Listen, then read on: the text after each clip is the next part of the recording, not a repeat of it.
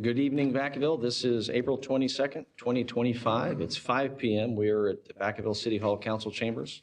This is a special meeting of the City Council of the City of Vacaville. Can I have a roll call? Councilmember Stockton. Here. Councilmember Ritchie. Here. Councilmember Silva. Here. Councilmember Freemount. Here. Councilmember Wiley. Here. Vice Mayor Chapman. Here. Mayor Carley. Here. I'll open this up for public comment. And seeing no one, I will close public comment. We will go into closed session. This item is for the position of city manager. And at this point, we will stand in recess until our regularly scheduled meeting. It begins at 6.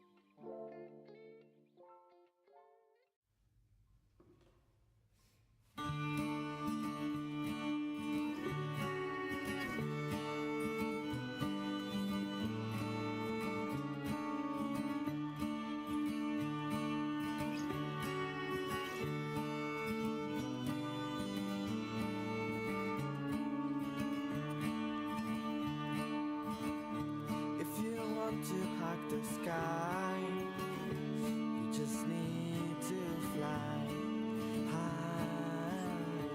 It will be cold for a while, but at the end of time, I will be on your side. Whoa,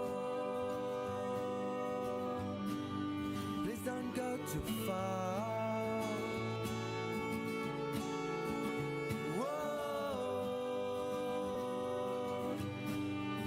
Don't go too far.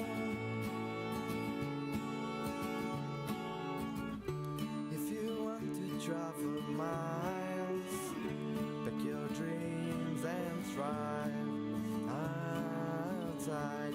I will be here for advice while you get into the wild. Whoa, please don't go too far. Whoa, please don't go too far.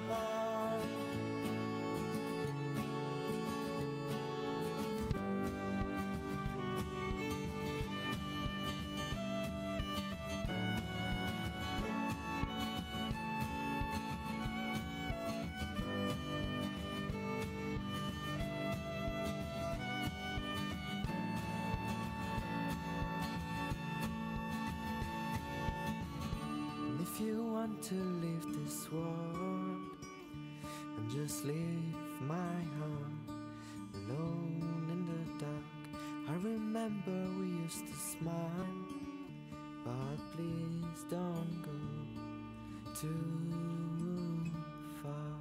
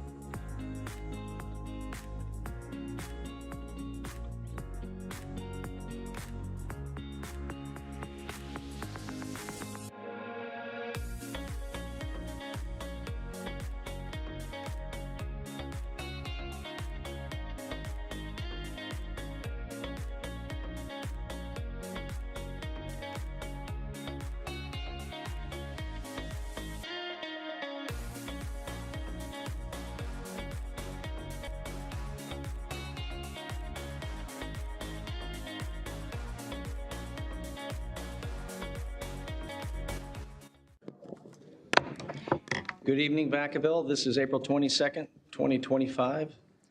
The meeting is scheduled for 6 p.m. We went a little bit long because of a closed session. There's nothing to report out at the moment. We will go ahead and begin our regularly scheduled meeting. May I have a roll call? Council Agency Authority Member Stockton. Here. Ritchie. Here. Silva. Here. Freeman. Here. Wiley. Here. Vice Mayor, Vice Chair Chapman. Here. Mayor Chair Cartley. Here. And on the approval of the agenda, Mr. City Manager, I think we're going to shuffle the order based upon someone who's en route. Yeah, we'd like to move business from the floor to go before the presentations. So will we do consent and then the business from the floor and then presentations? Is that how we can do that? Yeah, we can do that. Okay. So we'll slip in the presentations between item 6 and item 7. With that change, do I have a motion? Hold on. Sorry. Clarification. Yes. All of item 4 presentations, you're moving to, Yes. So we're going to go straight to business from the floor, and then we'll do the presentations right after that. gotcha. So, yes, sir. Yes. Okay, we'll do that next. Thank you. Motion approved. We have a motion and a second. All in favor? Aye. With that, we'll, if you're able, will you please stand for a moment of silence?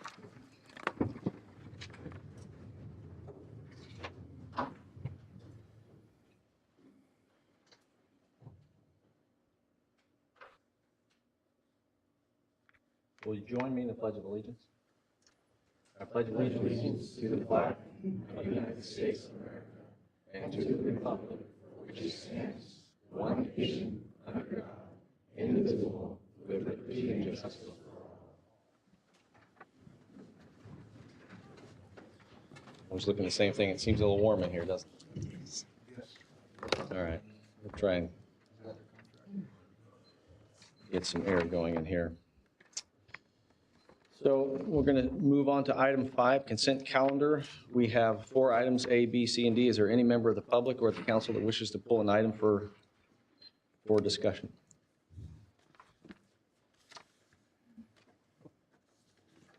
Seeing none, do I have a motion? Motion approved consent calendar. I have a motion and a second. All in favor? Aye. Opposed? All right, we're going to go ahead, and this is the rearrangement. We'll move on to item 6, which is business from the floor. This is an opportunity for any member of the public to address the council on any items that we have jurisdiction over, but that is not on tonight's agenda. You'll each have 3 minutes. Please address the council. And again, if there's something that's on the agenda, this wouldn't be the time. So this is only for items that are not on tonight's agenda. So please come forward.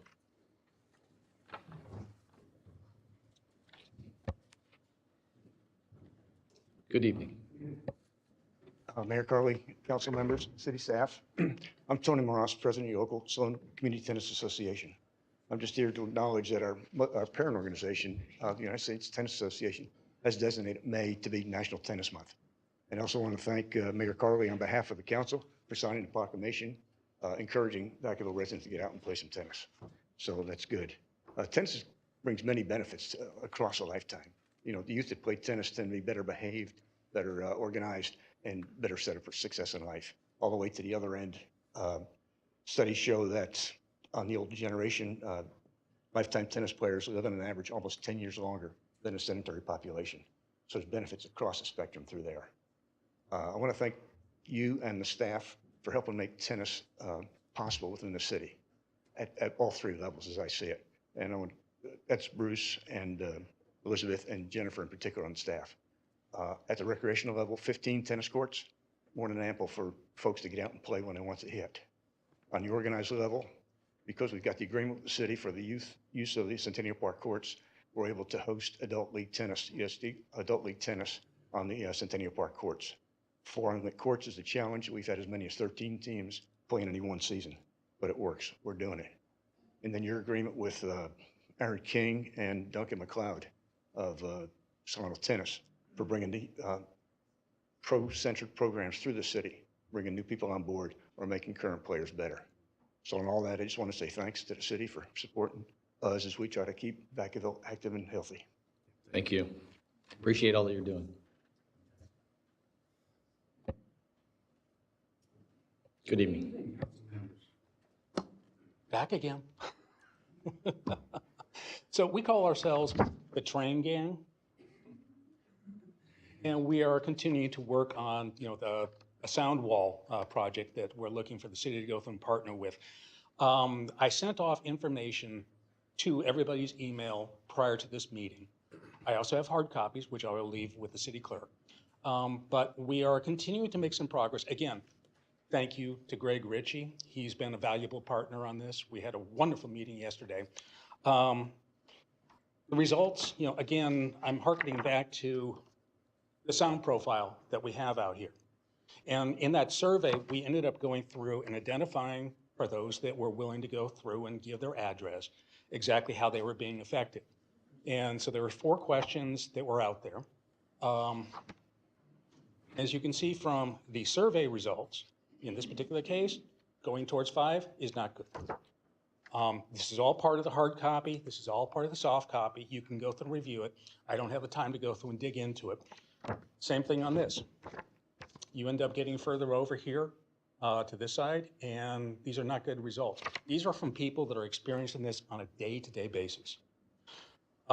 Similarly, on the last question, or next to the last question, same thing, all the way over here. Now, I'll deviate just a little bit because the other one is something we're pursuing with KB right now, which was whether their disclosure was adequate. Now, they took what had been given to them by their acoustical engineer, and they baked that into the disclosure document. We go way over here on the other side in the fact that it was not adequate. And so, we continue to work on trying to engage with KB. Right now, they've been somewhat resistant to go through and to do that, but we are looking to continue partnering with the city to be able to go through and affect that sound wall. This is extremely important to the folks that are in the red area. This literally is something that families cannot talk in their own homes. They end up having to put things on hold, and as I said, 30 times a day, 24 hours a day, 365 days a year. It was not adequately planned out, but we're trying to go to the point where we can end up having a positive solution around this with a partnership with the city. So I thank you very, very much for the time. More to come. The Train Gang will be back. Thank you. And you said you're going to leave hard copies. Yeah, thank you. Good evening. Good evening. Hi, my name is Sean Pointer, and it is a pleasure talking to the Vacaville City Council about dealing with the loud train noise in our neighborhood, Robert Ranch. As our last meeting, we are giving you updates, as Mike just did, on what we are finding out. I'd like to play the tape recording of the train noise in our neighborhood. This audio is facing away from the train tracks in a neighborhood's backyard. The last train noise you heard from the meeting was Amtrak. This is a freight train that always runs different hours of the day and night. You can imagine what it does to the children that live in our neighborhood when they're sleeping and how it affects them, their development. So I'd like to play the train noise.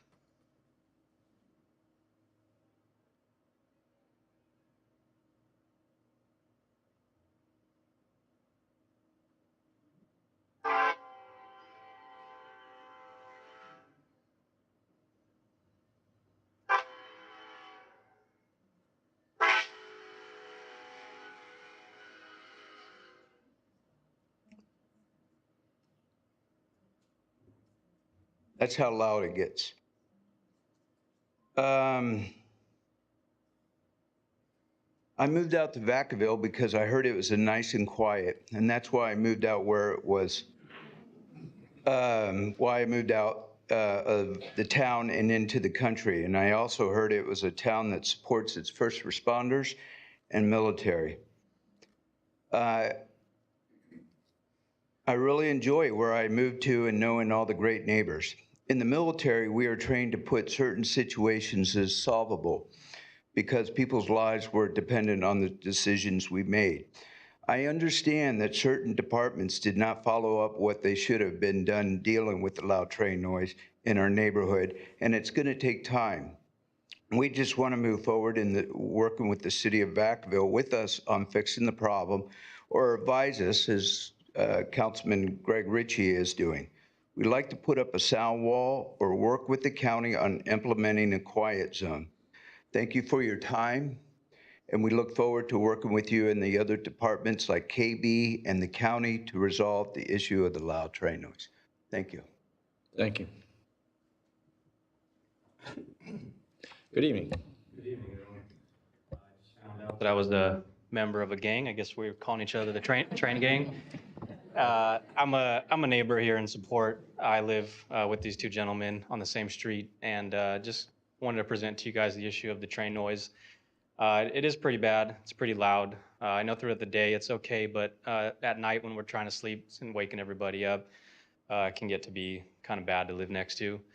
I just wanted to come and see if we could work with the city to find a sound wall or a quiet zone. The train itself passing through is not really the issue. It's more of the air horn that comes. So I don't know if that'd be working with the railroad themselves to find in like a, from this point to this point, having it be a quiet zone. Just want to present that to you guys as an issue and here to support my neighbors. So just want to lay that out. Thank you guys. Thank you. Good evening, everyone. My name is Craig Hunt. I'm with Blackline Communities, a builder out of Sacramento. I'm a lifetime resident of your town. I've lived here on Ulatis, out in the country here. Now I'm building here in town, downtown, 700 Park off Main Street. I wanted to thank the building department, City of Vacaville. Hopefully I'm in the right place here, right time. I wanted to thank you guys for all the extra effort, all the help you guys have given. We understand you guys are short-staffed and under budget and could use some help, and we're here to give it. We're here to build you guys a beautiful product. This will actually matter to me. I want to see downtown beautiful when this is over, and I'm very happy to see the city of Vacaville share the same values I do. So I really like that. Everything that I've heard out of this city has been very nice to hear. Everything that they've come to me with has been the concerns that I was ready to raise. So thank you. Yeah, thank you. Good evening. Good evening. I hope I'm not asking an unfair question because I know during this time the council can't respond. But it occurred to me, I seem to recall sometime last year, the council voted to do some deficit spending of like more than $10 million, if I'm not mistaken.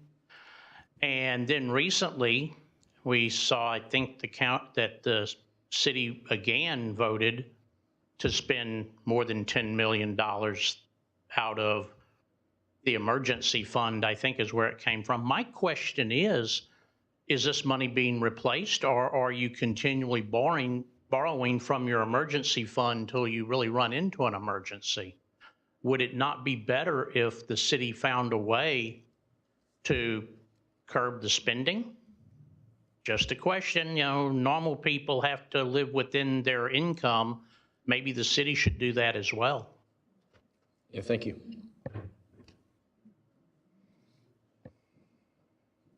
Good evening. Good evening, Council.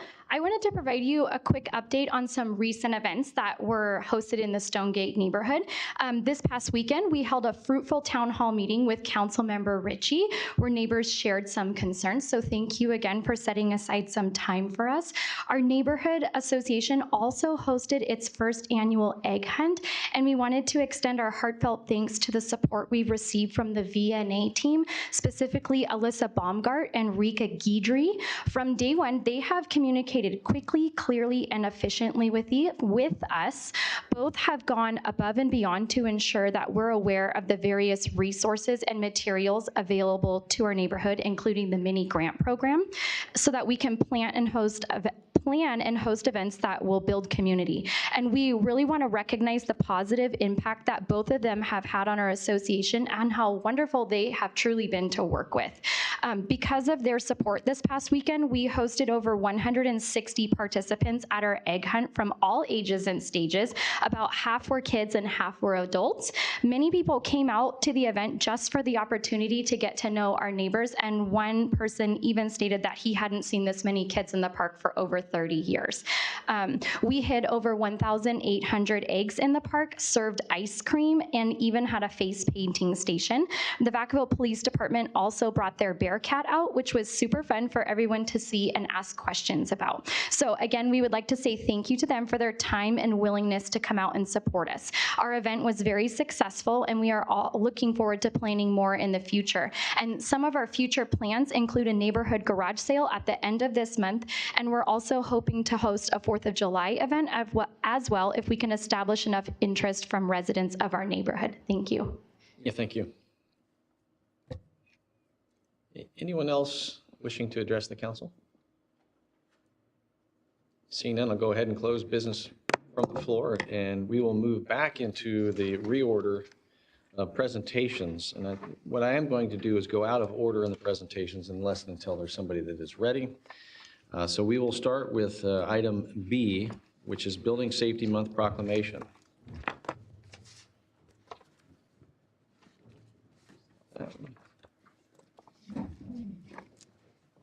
Thank you, Director Morris.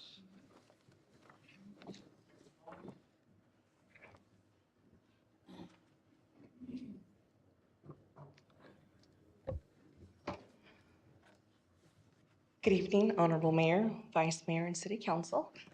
Tonight, I prepared a brief presentation on Building Safety Month.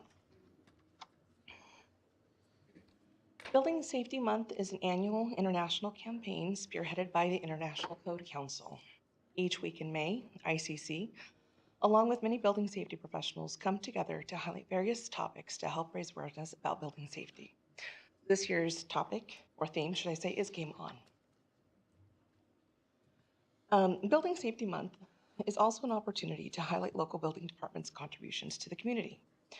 Although rarely recognized as a form of public safety, the services rendered by the building division truly are.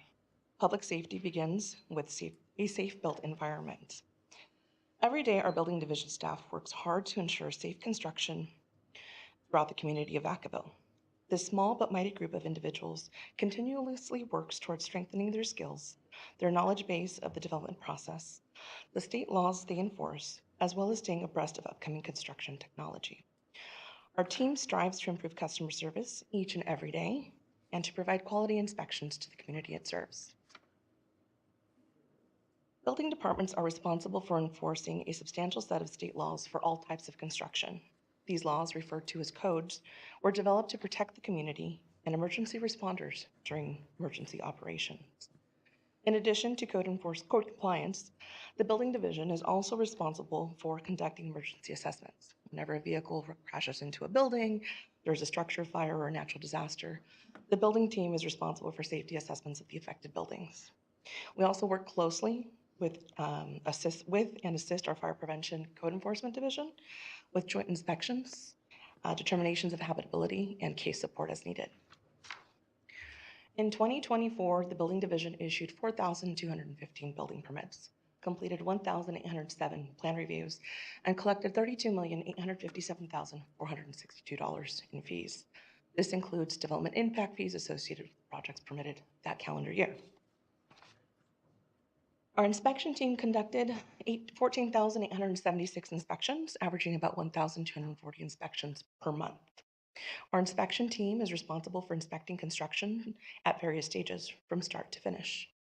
For example, some of our inspections begin with on-site underground utilities. They also include the inspection of all structural connections, all mechanical, electrical, and plumbing systems, accessibility through finished materials.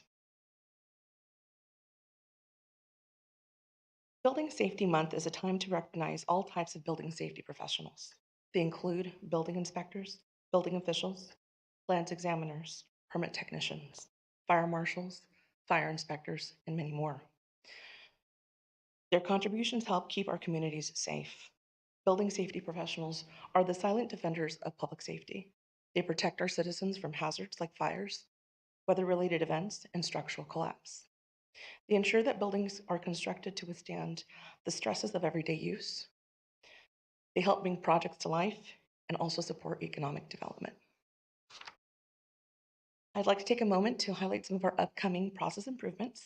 Our land management system reconfiguration will go live in mid-May of this year, allowing for digital submittals, digital plan review. 85% of our applications will now be available for online application. We strive to be at 100% before the end of the year.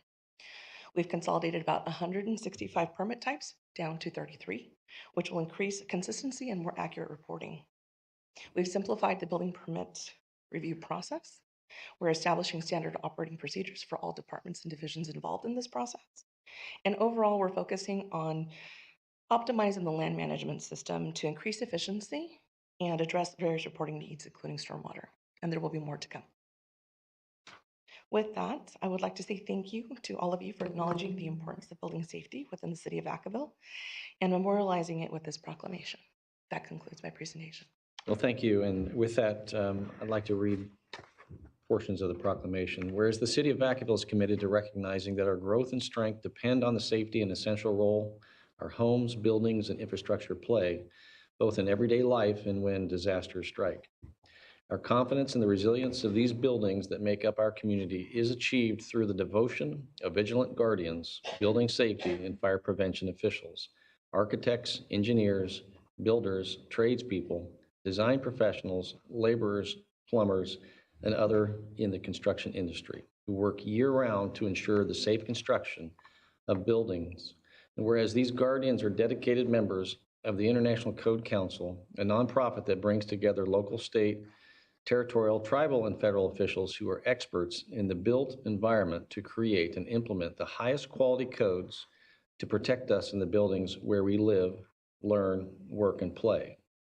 Whereas these modern building codes include safeguards to protect the public from hazards such as hurricanes, snowstorms, tornadoes, wildland fires, floods, and earthquakes. And whereas Building Safety Month is sponsored by the International Code Council to remind the public about the critical role of our community's largely unknown protectors of public safety, our local code officials, who assure us a safe, sustainable, and affordable buildings that are essential to our prosperity. The theme clearly this month is Game On and encourages us all to raise awareness about building safety on a personal, local, and global scale. Now, therefore, be it resolved that I, John Carley, Mayor, on behalf of the Vacaville City Council, do hereby proclaim May 2025 National Building Safety Month. So congratulations not only to you and your entire staff, but to all the stakeholders that make up the community for all the projects that we see. And hopefully, in May, we'll see an update on what was slide 8 that you went through rather quickly, right?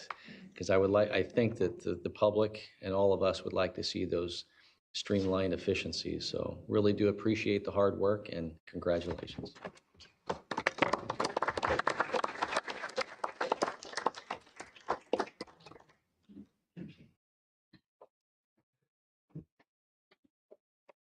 Right, next we're going to do the BioVille USA presentation proclamation. And our Economic Development Director, Don Burris. Good evening. Good evening, Mayor Carley, Vice Mayor Chapman, members of the City Council. This evening, we are happy to bring in front of you again our wonderful event, BioVille. I know that this is something that we've been looking forward to since we launched the Biotech Initiative. And last year was our first opportunity because of COVID and other things that kept delaying us producing this event. So this is year number 2. We have a great lineup of companies and speakers at the career fair, which is going to be this Thursday at Salama Community College. So if you guys are around, please stop in and shake a few hands and motivate a few students and others to really take a look at this industry. And this is really the industry of the future. So this evening we have here with us Matt Gardner, who is the chairman of the board for the California Biomanufacturing Center. That is the nonprofit organization that the city helped to seed at the start of our biotech initiative in 2020. So Matt is here this evening to accept the proclamation. All right.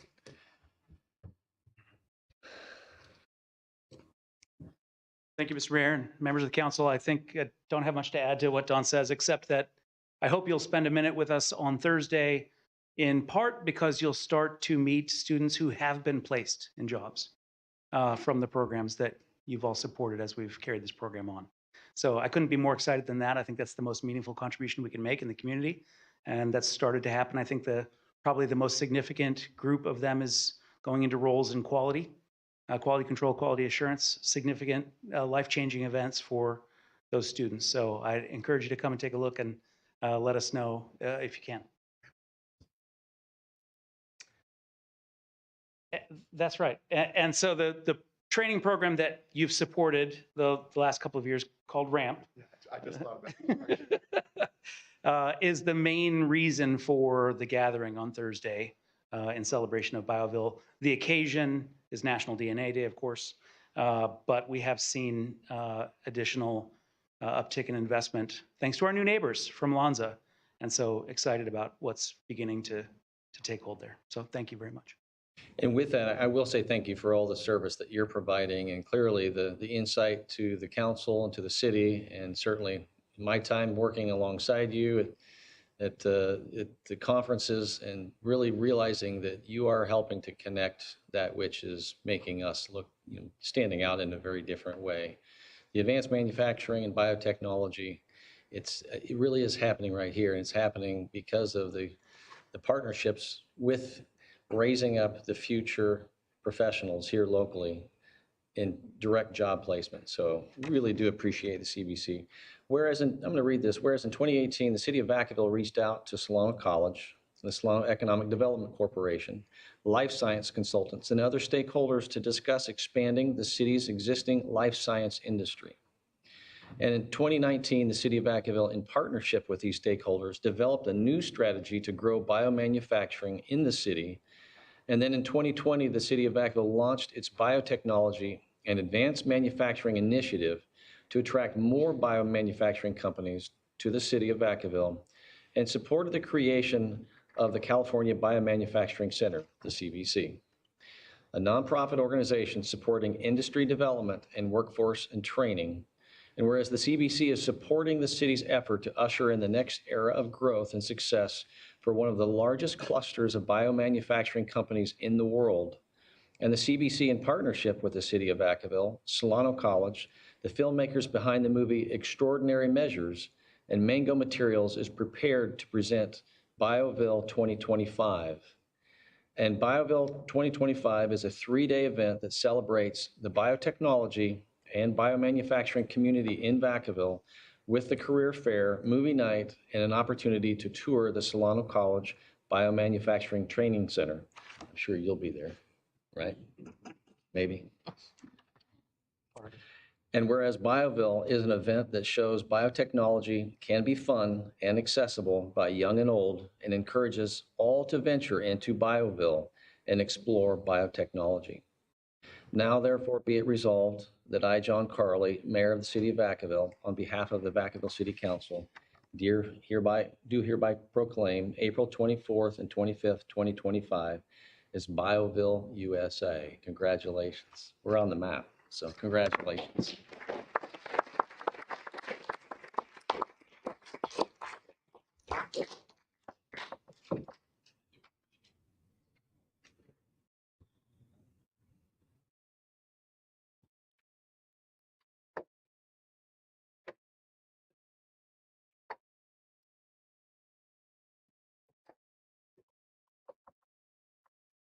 It is kind of special because the name Bioville we've adopted it. And so it is very unique that the fact that the last several years we have taken a vision, it's been branded by staff and the leaders in the community to create something that it's bigger than epic. It is, Vacaville's on the map around the nation and around the world, and I've seen it firsthand. And so we should be proud as a community to see what this is going to do. And it doesn't just start with the industries coming, it starts with the workforce, as several of us know. And that's why I made the comment, because whether we have a doctor or we have a professor on our dais, you actually teach it. And so you're seeing it firsthand. And so this is something that we should all be grateful for to have in our community. So thank you very much, and thank you for everyone that's part of this. So With that, we're going to move on to our final presentation, which is the California Medical Facility presentation. And I will turn that over to the city manager. Yes, thank you, Mr. Mayor. We have JC, who is the acting warden from the Solano State Prison, here to make a presentation. And we'll turn it over to her and we'll get it set up and present to council. You're going to stand, aren't you? All right. It's easier if I just. I'm Warden Cavaniello. I just took the warden seat at CSP Solano, so I'm the sister institution to the medical facility. My sister institution couldn't make it tonight. So I just want to just give a quick overview of just pretty much our institution. So California State Prison Solano is a general population facility. We're not a mission of medical or mental health like our sister institution, CMF. Our Solano employee population sits about 1,300 employees employed there. That's between healthcare providers as well as the sworn staff as well. We are a institution of 4 facilities. The population is a little under 3,900 incarcerated people. We do have 9 mental health crisis beds. That's a little piece of our facility. We house mental health incarcerated people who are going through mental health needs. Usually they're in this, it's kind of a mental health unit for about up to 11 days until they can get them leveled out, and then they will turn back to either their institution or the general population. We also have 6 medical beds for any incarcerated person who's dealing with any type of medical needs that needs a higher level of care. And then once they're treated and they're able to go back out, they'll go back to the regular general population. Let's see. So of the 4 facilities, 2 of those facilities are dorm settings. Each of those dorms houses about 200 to 250 incarcerated. The other 2 facilities are all cell living. They're all double cell. Again, houses about 200, 250 incarcerated as well. We have a large lifer and life without population at Solano. Currently, we are about, let me see. Give me a second, my notes. We have about a little under 1,800 lifers. Those are incarcerated who have the possibility of parole. We also have a large life without the possibility of parole population, which sits around a little under 500. We also have a very large youth offender population sitting at 770, about 770 youth offenders. That's between the ages 18 and 26. We have a lot of rehabilitative programs. I would say we're over 30 rehabilitative programs, anywhere from substance abuse, anger management. We have criminal and addictive thinking, domestic violence. We have a lot of religious programs. We have a lot of individuals from the community that comes in to serve the population as well. Let's see. Because we are a general population, we have an issue with gangs within our institution. We also have a program that talks to the population about just gangs and stuff like that and trying to get them out of gangs. Let's see. We do have a Great Paws on a Mission program. That is our dog program. It's a program from the community that came in. It's a grant program. They train the incarcerated individuals to train dogs. They are to support the members of the community, diabetic dogs. I believe we had 30 participating dogs. We have 9 that successfully graduated from the program. We actually held our first graduation about 3 months ago, and those individuals from the community who accepted one of those dogs came in and just told their stories. Really good program. The incarcerated takes a lot of pride in that program. Let's see. We have a large department rehabilitative program which focuses on substance abuse, victim awareness, mentorship amongst the population. As well, they go through an extensive training to where they receive a lot of these training to support each other within their own community, their housing units, with with drug abuse, substance abuse, stuff like that.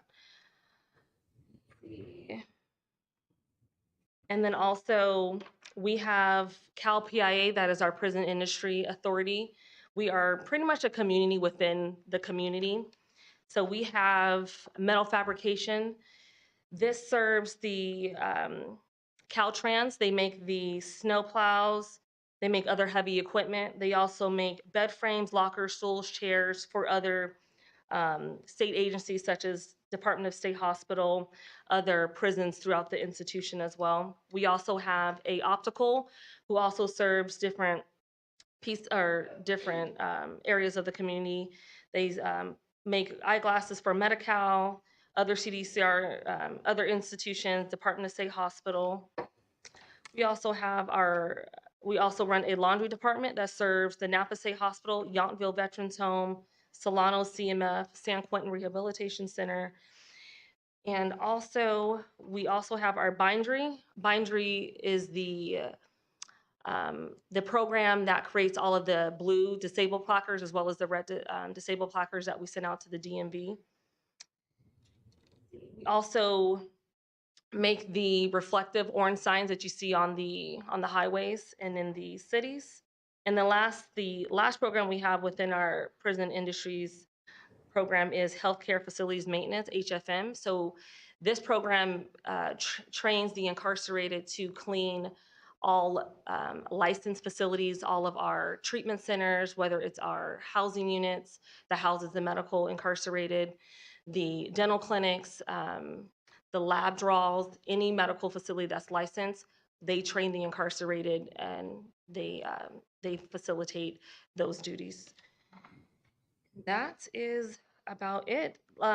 Lastly, just some of the goals that I have for my institution this year is focusing on staff wellness.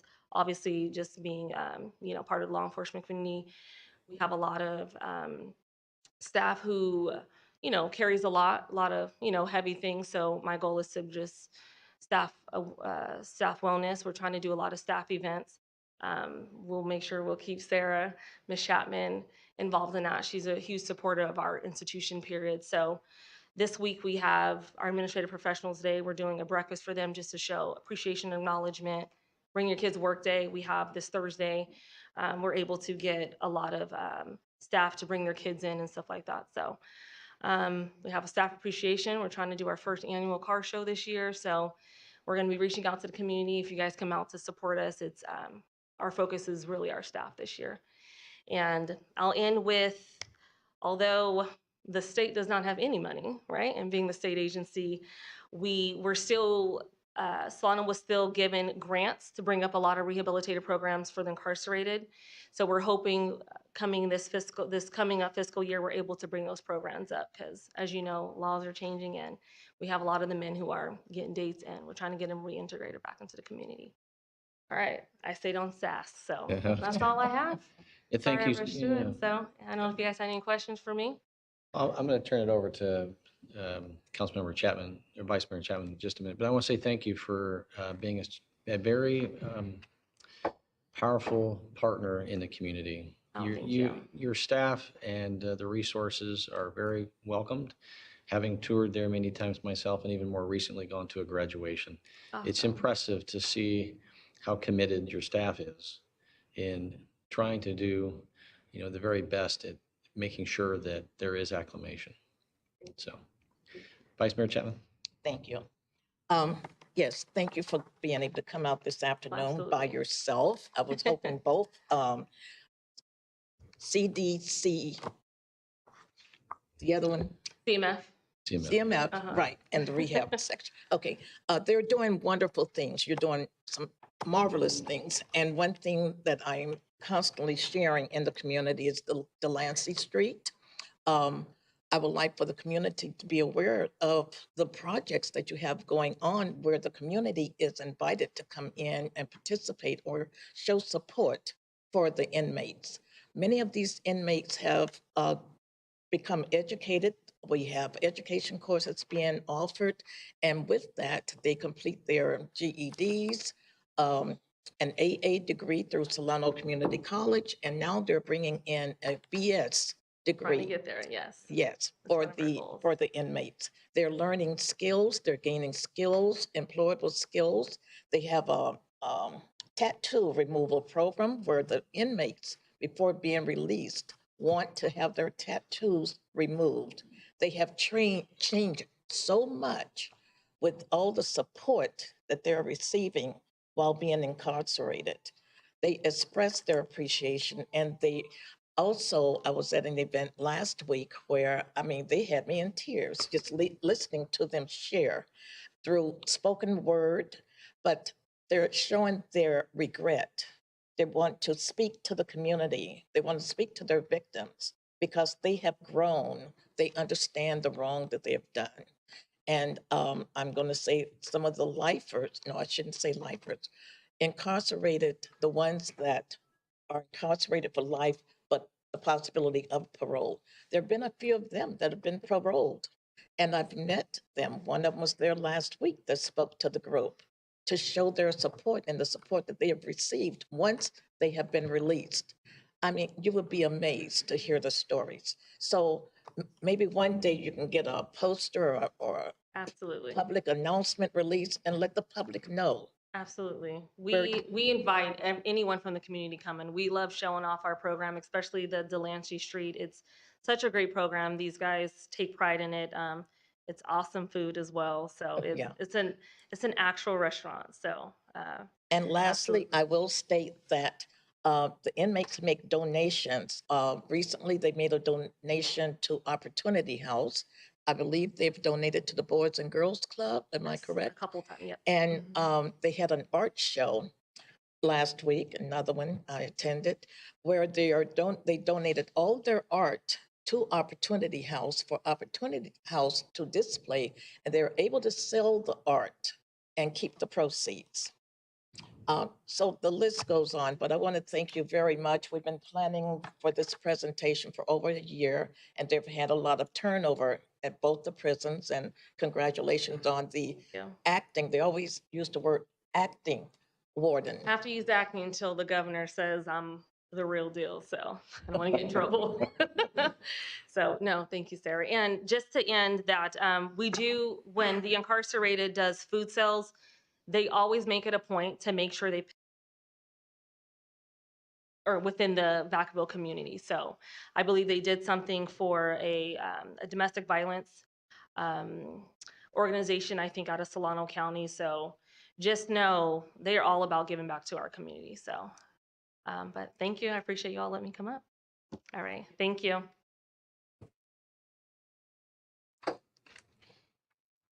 This system crashed. Oh, Councilmember Ritchie.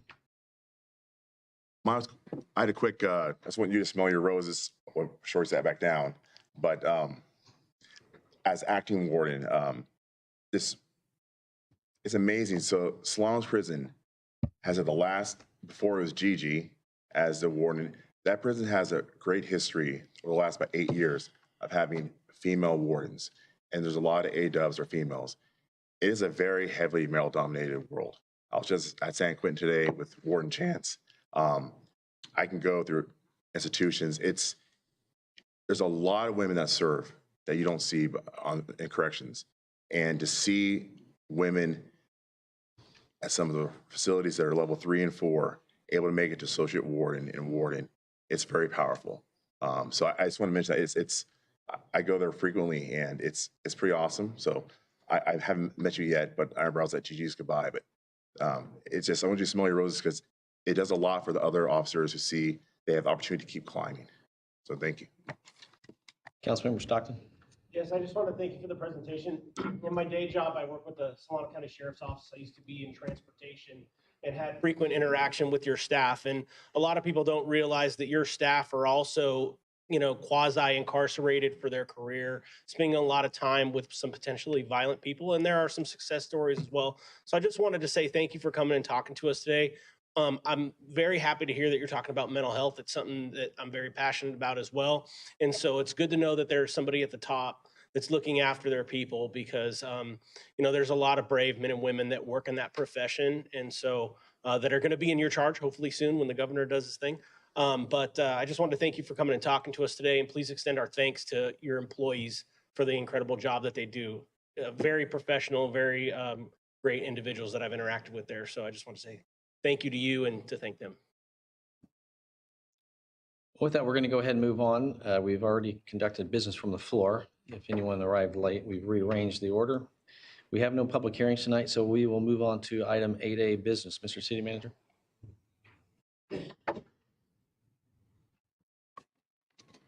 Yes, thank you, Mr. Mayor, Vice Mayor, members of the City Council. This first item before you tonight is a study session on sober living facilities and other non-traditional residential uses, is what we're calling that. Our team, led by Annie Branham from the City Attorney's Office and Jill Childers from your Fire Marshal, are here with the presentation for this discussion tonight.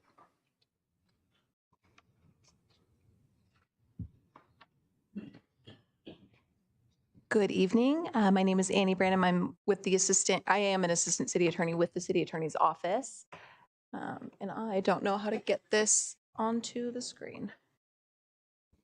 1 second, please.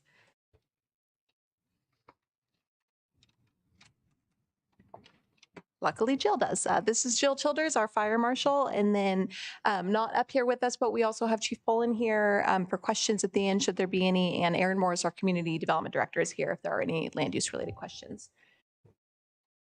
So we are here tonight for a study session to get direction from council on sober living facilities, but also more generally non-traditional residential uses.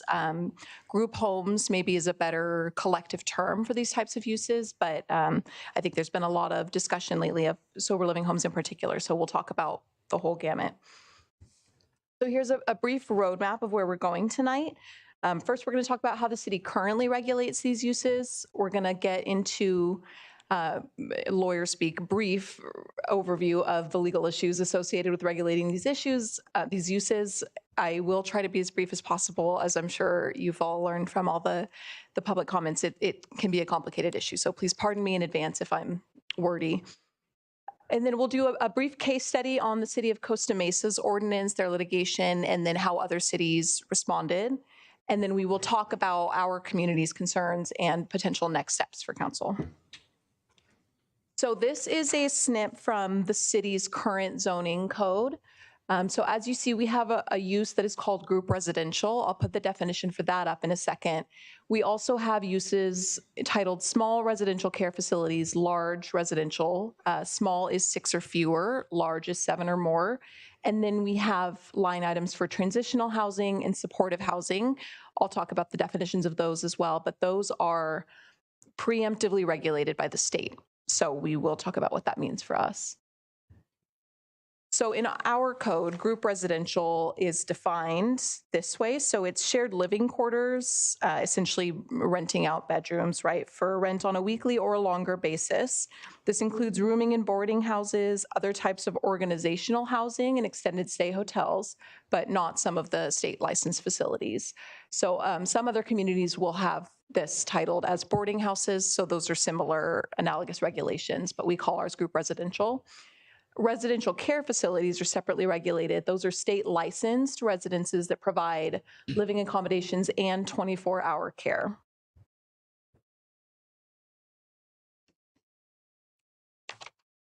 Transitional housing and supportive housing, these definitions come straight out of state law.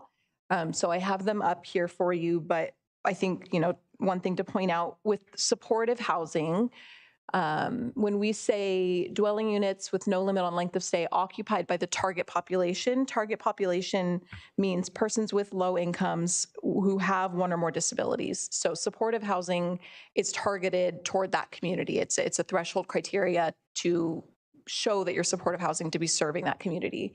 Transitional housing is a similar different use. Housing units that have a predetermined endpoint for residential occupancy, they're meant to be turned over to other participants in the type of program that are using the transitional housing. So again, these are state regulated terms.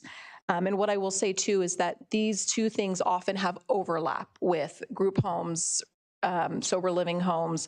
it is possible, if you think of it as a Venn diagram, to be a group home and a supportive housing use. And in that case, the more restrictive standards would apply. So the state has told us how we regulate supportive housing, and so that's how we would regulate that use.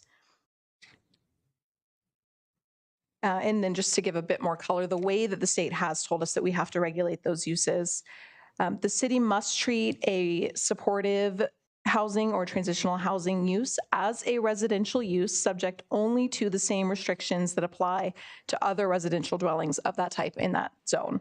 So a single family home in an RL neighborhood here in town that's bought and then repurposed to house a use that qualifies as supportive housing must be treated like any other single family home in that same zone.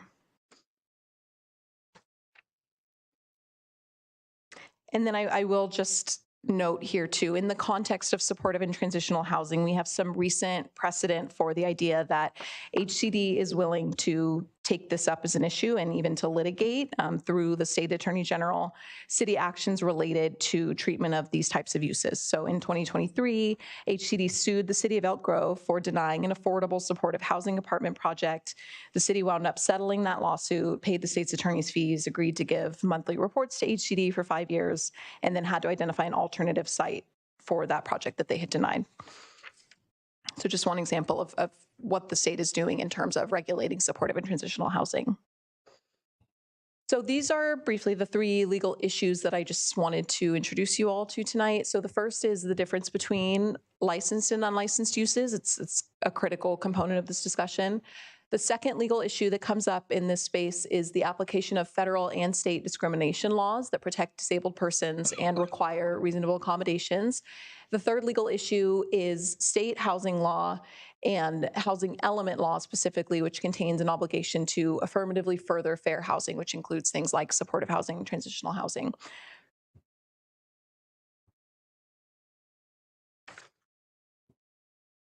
So I pulled this chart out because I just wanted to point out that when we talk about licensure, many and maybe even most group homes do not require state licenses. So this is an example of all of the statutes that call out when a license is required. So for example, children's day centers, that is a very specific term, right? Assisted living facility, that's a defined term. Adult residential facility for persons with special needs. Those are uses that require licenses because of the type of care that is provided. Often you'll see drug and alcohol recovery and rehabilitation facilities, although that's not the entire universe, but it's an example of an unlicensed facility. So that's when we hear sober living home or halfway home, that's most often what you're talking about is an unlicensed home because they're not providing the type of 24-hour care on site that would trigger the licensure requirement. DHCS is the state agency that licenses these types of facilities, and I just pulled this out from one of their FAQ documents where they say what is the requirement to get a license for this type of sober living facility.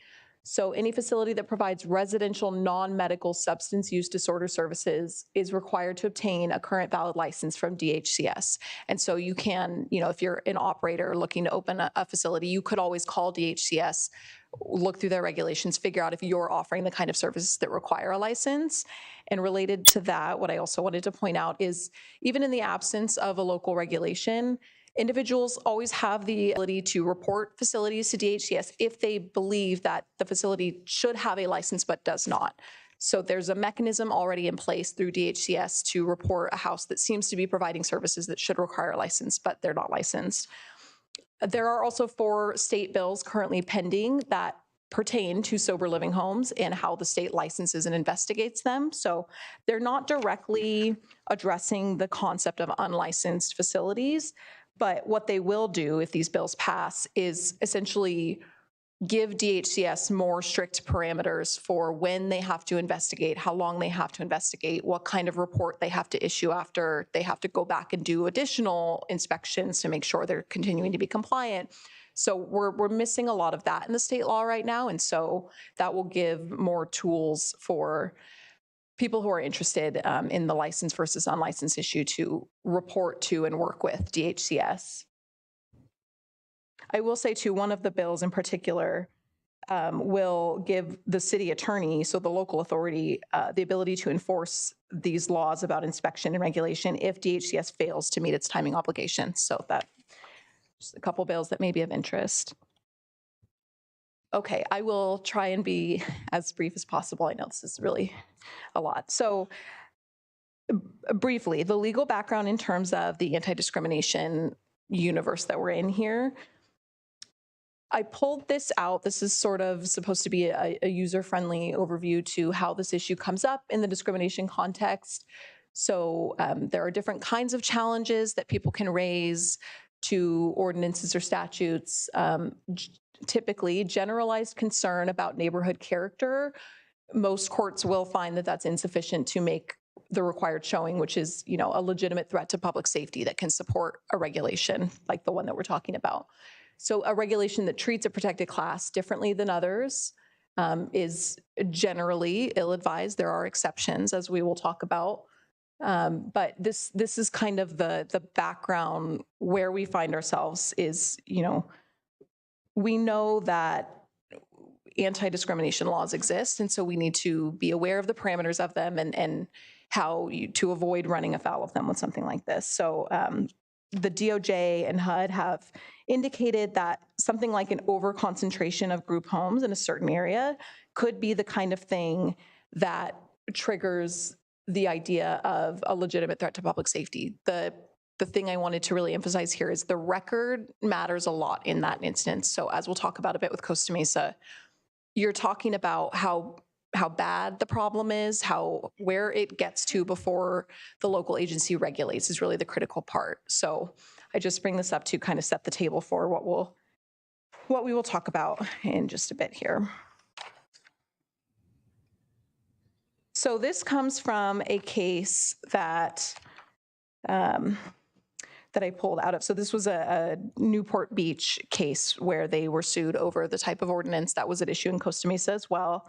And I just pulled this quote out because it specifically talks about the fact that courts will look carefully at the record that supported the decision that a local authority made. So in that case, they talked specifically about how the residents of these homes were referred to, whether the council was giving the lending credence to those opinions, or whether they were taking a balanced approach to the issue. So we know that this is something that comes up in the court cases, and it's something that we just want to be aware of. The court has also reiterated, and this was in, again, the Newport Beach case, that a jury could infer from a public record that private citizens' hostility toward this use type in general could be what motivated the city to initiate legislative and enforcement efforts, which could go towards proving discriminatory intent.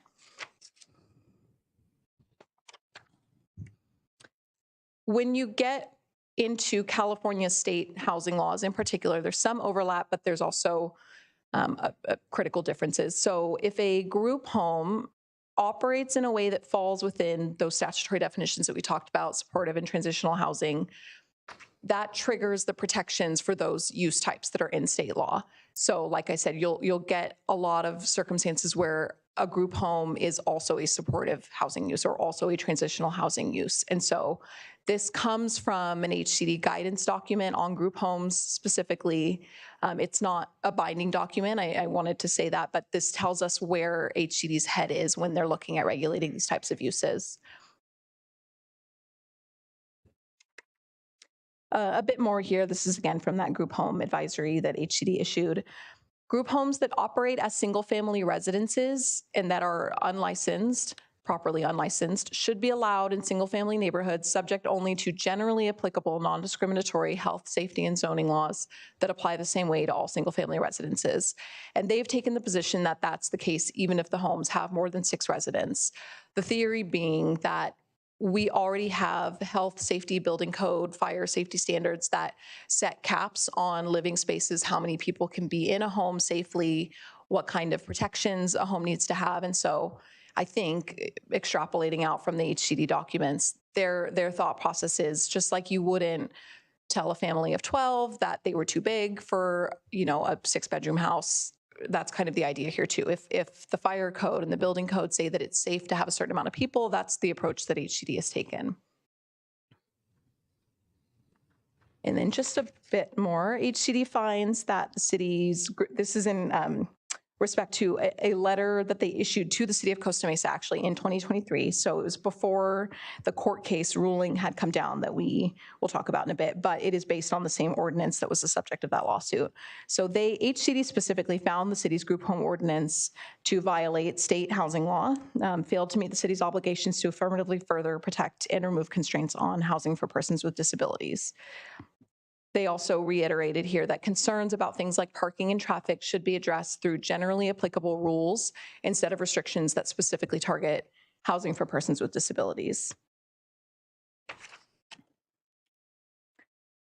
So this is also from the letter that HCD issued to Costa Mesa.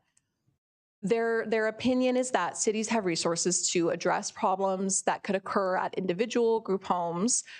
For example, we have public nuisance laws on the books, right? And so HCD has kind of weighed in and said things that constitute a public nuisance or that violate building or housing or fire safety codes, if there's fraud by an operator, if there's illegal activities occurring on the property, that the city can address those issues through code enforcement and public safety processes that it already has in place, or if it wants to beef up those processes that it has, but make them generally applicable.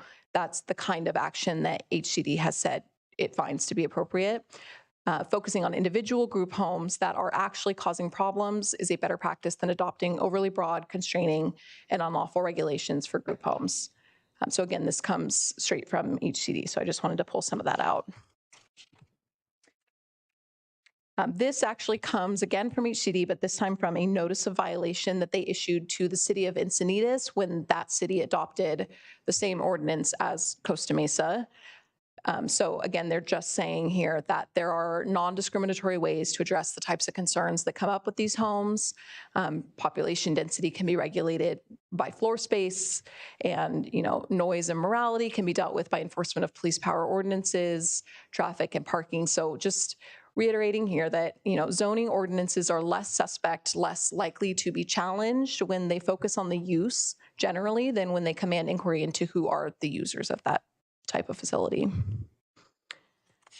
So in brief, I just wanted to lay out here the risk that other cities have gone through this process when HCD finds that there is a violation of state housing law.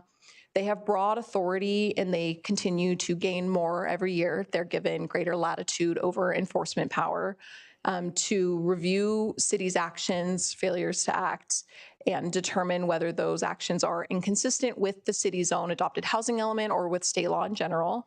If they make that kind of finding, they can revoke housing elements, they can pull funding, they can refer a case to the Attorney General, they can impose financial penalties, and as particularly relevant, they can deny an application for a pro-housing designation or revoke it even if it's already been issued, which has to do with funding that might be available to the city.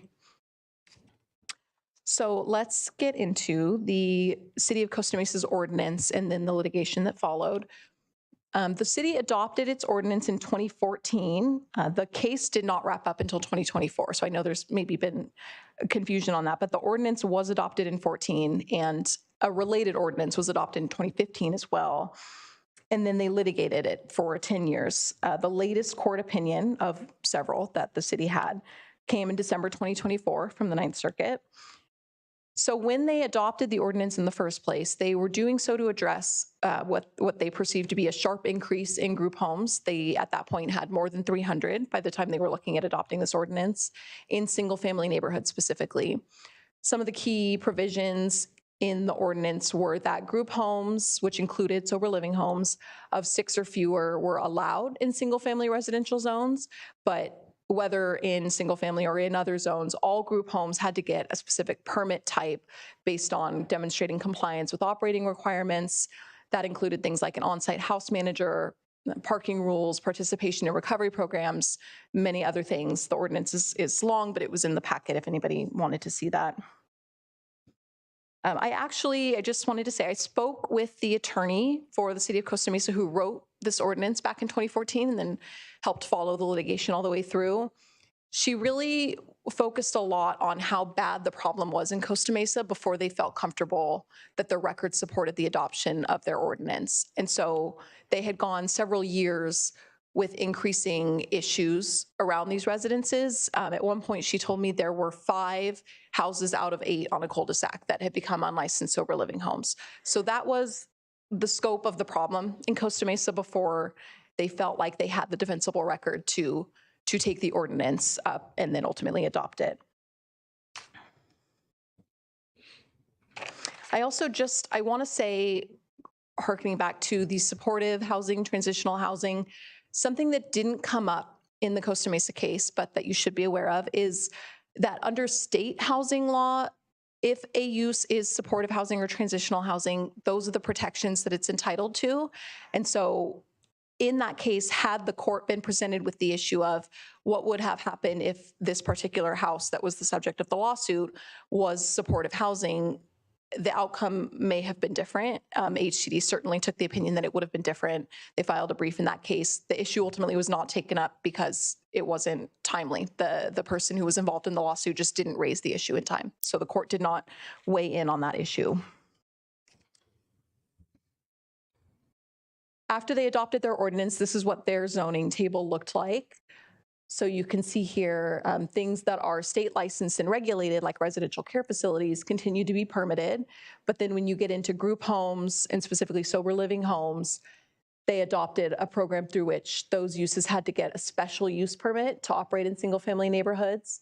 And then when they got bigger, up to the 7 or more range, they had to get conditional use permits, and the bigger ones were not allowed at all in their R1 zone. Costa Mesa's ordinance also specifically identifies, well, their municipal code elsewhere than this ordinance identifies the definition, the state definition for supportive housing. And so I think they recognize that there's a possibility that, there are group homes and then there are group homes that are also supportive housing. And so it may be that this group home regulation is only applying to that small sliver of houses that do not fall into the definition of supportive or transitional. These were some of the things that the city required the applicants to submit before they could get issued a special use permit. They had to give things like the house managers and the owners information, a copy of group home rules and regulations, intake procedures, a relapse policy. And again, this is specific to sober living facilities. I've listed them all here, but there were permit criteria that the applicants had to meet to be issued the criteria or to be issued the permit. So I wanted to lay those out here. And then even with all of the regulations that the ordinance put in place, the applicants were permitted to seek relief from strict application of all of those rules by submitting a separate application seeking a reasonable accommodation, which is required under anti-discrimination law. So they went through this whole process of adopting the ordinance, right? And then they had to build in the reasonable accommodation policy in order to not run afoul of anti-discrimination laws. Now, we have that process in place already. Our zoning code already sets out how we handle requests for reasonable accommodation. So just wanted to bring that issue up. That was something that came up in the Costa Mesa case. One of the features of their ordinance that is discussed by the court and other cities that have adopted it is the timing of when people came into compliance. So everybody, current operators and prospective operators, had 90 days to get so current operators who were in place at the time of the ordinance had 90 days to get the required permit. They had then 1 year to comply with all the other operational rules, and then the city prioritized reducing any large houses that were in the single family neighborhoods down to 6 or below as the main thing that they wanted those houses to do before the year was up. And then they carved out, if houses had leases that were longer than a year, they could work with them on that.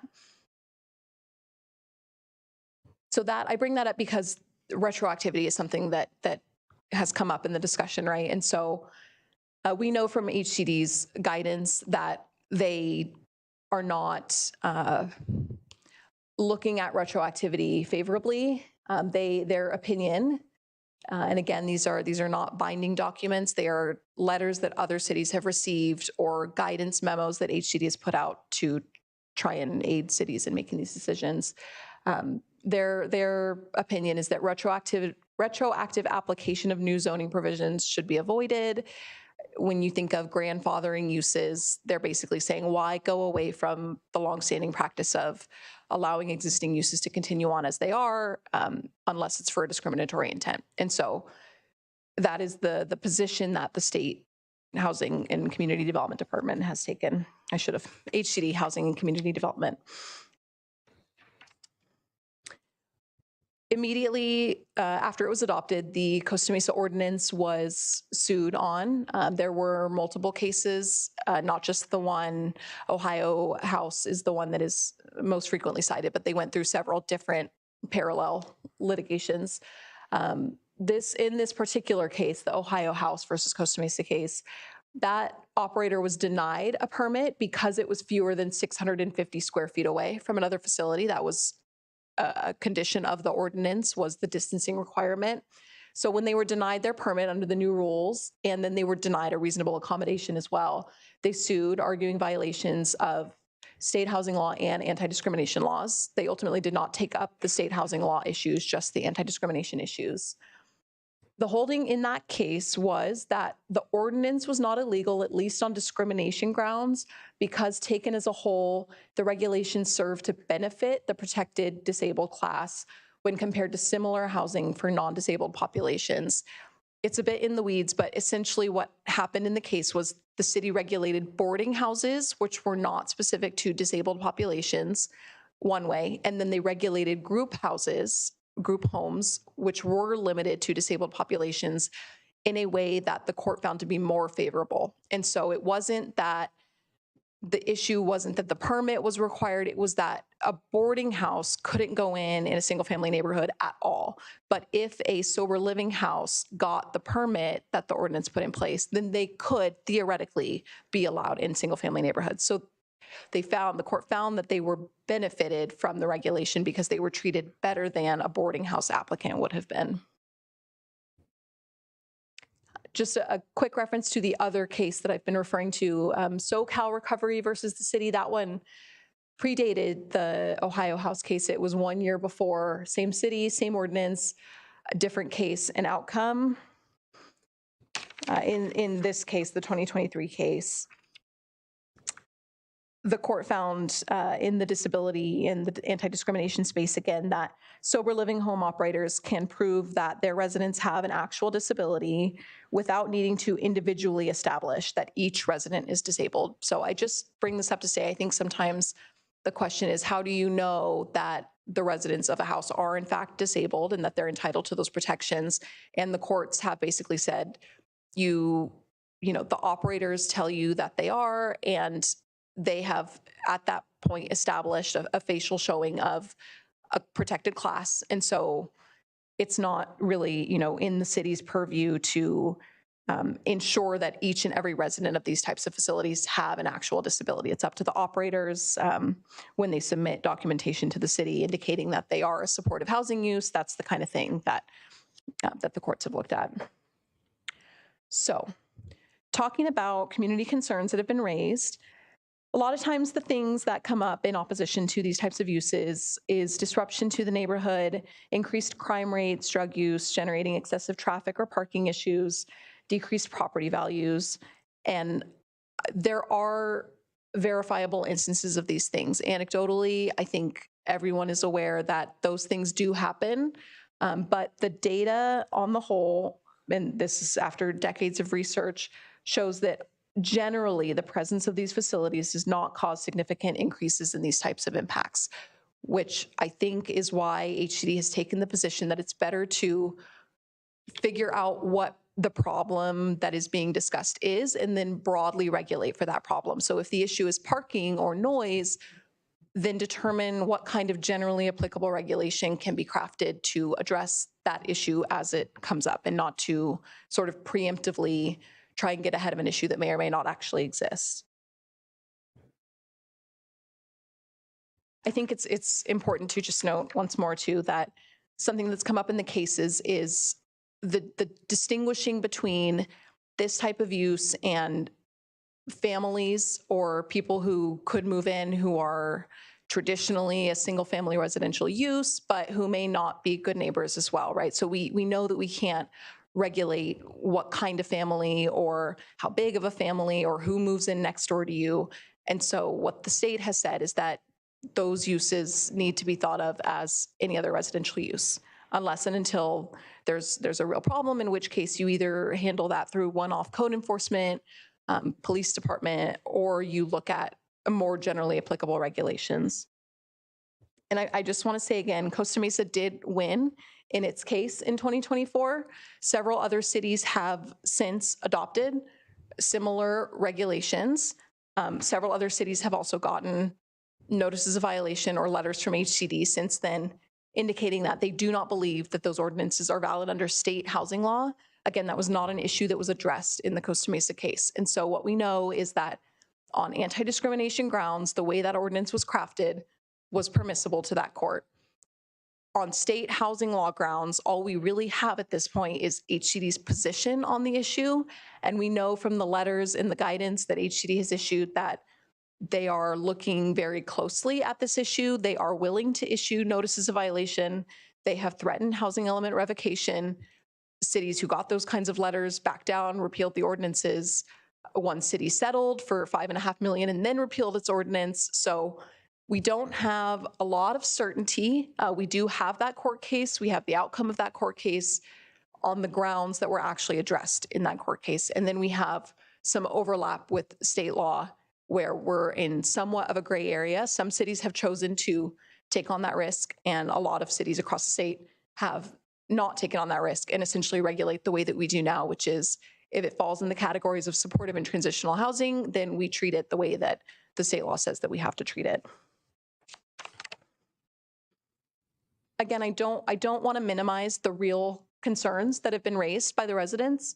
We do have some options that I'm going to present on the next few slides to address these kinds of issues. Code enforcement, police department involvement, those are things that I think nobody here has a problem with offering.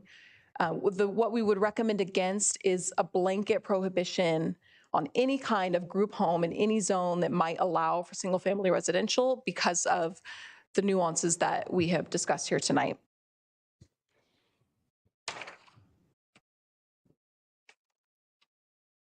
Okay, so some of the options, and again, tonight we're just looking for direction, your thoughts, where to go next.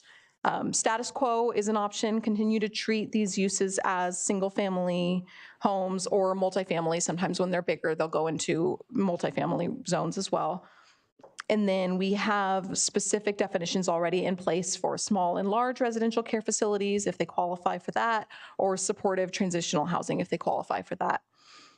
That's option one. Option two is to wait and see how other cities address this potential gap between what we got out of the Costa Mesa case and then what we know about how the state is weighing in on this issue. And so the reason I say wait and see is not to just push this issue off to the back burner, but I know for a fact, in particular, a city down south, Fontana, that is represented by a very reputable firm that specializes in housing law. On May 8th, they are taking an ordinance to their planning commission on this exact topic. I anticipate that the ordinance they are taking will specifically be looking at what they can take that was good out of the Costa Mesa ordinance and that was upheld by the court, and what they can do to make the ordinance defensible on state housing law grounds. So I think that if there are teams of people who are working on that issue, and we're only a matter of a few weeks away from seeing how they're proposing to address it, it may be in our benefit to see how that pans out, see if we like that approach, bring it back to you, see what you think about it, and then make decisions based on that. The larger the pool of information and data and resources that we have to pull from, the more protected we will be, the more insulated from legal challenges if we can get a handle on how to synthesize the potential issues across, the anti-discrimination issues, but then there are also state housing law issues. Okay, believe it or not, that is finally the end of my presentation. Thank you for your patience. It's a complicated area. I'm sure you'll hear that from all the public commenters as well. But we are available for questions, thoughts, feedback. I'm certain there'll be several of those. Thank you, though, for the preparation.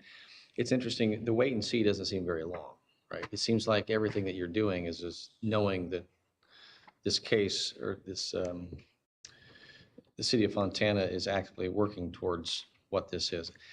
Just a couple basic questions here, though, is I appreciate the public's comments. I appreciate comments that have come in even in this last week that help shed the light on the timing of this. This has been over, nearly 10 years.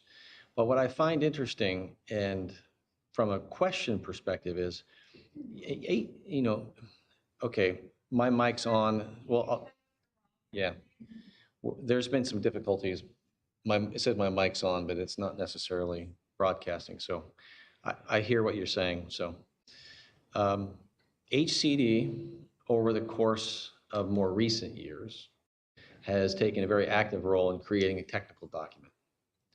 The Attorney General Bonta, who I clearly have a lot of knowledge and experience in working with, they have made it very clear of their view of this.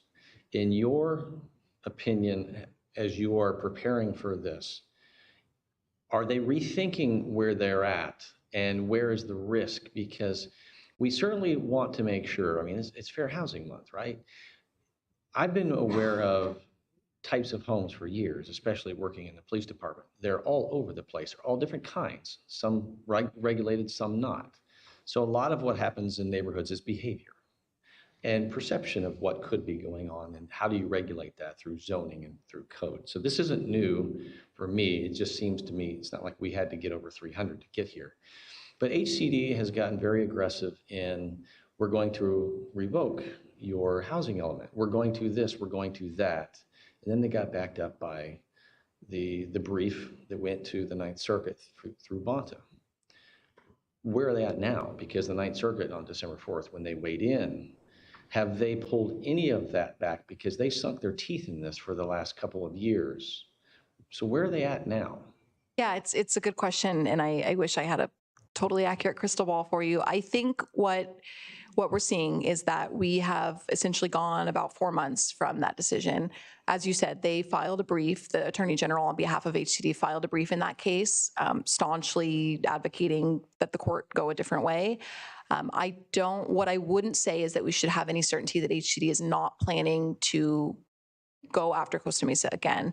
I checked actually just before we came in, Costa Mesa's housing element has not been certified by HCD, and I suspect that a big part of the reason is because of this lawsuit, the way that it was shaking out, and then looking to retain what amount of control they did still have, which was over their housing element. So I think they're probably withholding approval on that ground.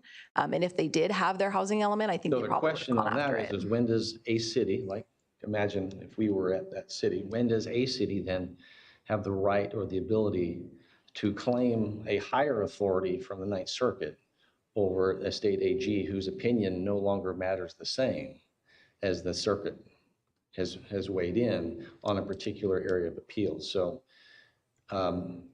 it's a rhetorical question, because they can't indefinitely withhold a housing element because they don't like the outcome of a Ninth Circuit. It's the law, unless it's overturned by the Supreme Court, which I don't think it will at this point.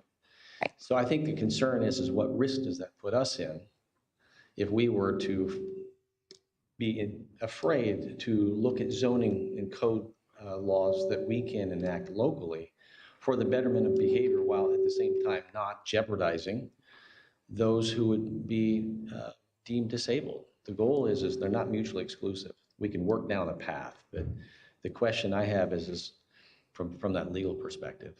Yeah, and I think you see that in Costa Mesa's ordinance, the text of the ordinance, and why it was the one that I think ultimately got upheld, because a lot of other cities have ordinances like this. Most of them took them from Costa Mesa's because it was an early adopter of this kind of regulation.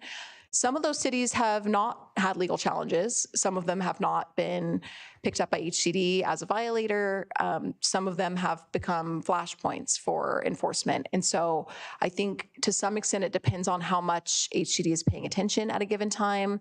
Costa Mesa had other things going on that made HCD particularly interested in following this case through, I think. So I think you could very well see that cities adopt ordinances like this, and then they have not yet been challenged or had any kind of enforcement action by HCD. Whether that is guaranteed to always be the case, or whether you can have any certainty that won't come up. And again, I think the problem is because the state housing law issue didn't make its way into that case, HCD will continue to feel they have not been expressly told by a court of higher jurisdiction that they can't enforce state housing law. There was a definite holding on the anti-discrimination issue, and I think that gap doesn't really serve anyone well to have that lack of certainty. And I don't think HCD has pulled back, but nor do I think they've, come out even more aggressively since then. They haven't proactively, as far as I know, taken any additional action against Costa Mesa since that case. Yeah, thank you. Councilmember Freeman. Yes, I just had a question for you. I'm curious, around Christmas, I was over in Cordelia, new housing development over there, like maybe 5 years old. And we were made aware during a brief visit there that we were parked too many cars in front of this house, and based on HOA, that we had to get it into the driveway, or we could face or the owners could face a $200 fine or something. I don't remember the exact details of it. But so my question is can developers now in new communities, can they impose HOAs that that don't adhere to the HCD? I mean, is that something that can be built into new communities, or can homeowner associations be created to address some of these issues? And then are they still in violation of HCD? I know it's a big question, but I'm just curious. Yeah, no, I hear you. And I think the answer to some extent is that HOAs, as the really local governing body of that neighborhood, have some power to do things like adopt a parking restriction in the neighborhood, as long as it's applied equally. That's always kind of the key. There are certainly cases where HOAs have tried to skirt state or federal anti-discrimination laws by including some kind of provision that would only affect certain houses in the neighborhood. And that's been pretty consistently shot down as not a permissible use of HOA authority. So there are local control things that an HOA can do, so long as they are applied equally to all houses in that neighborhood.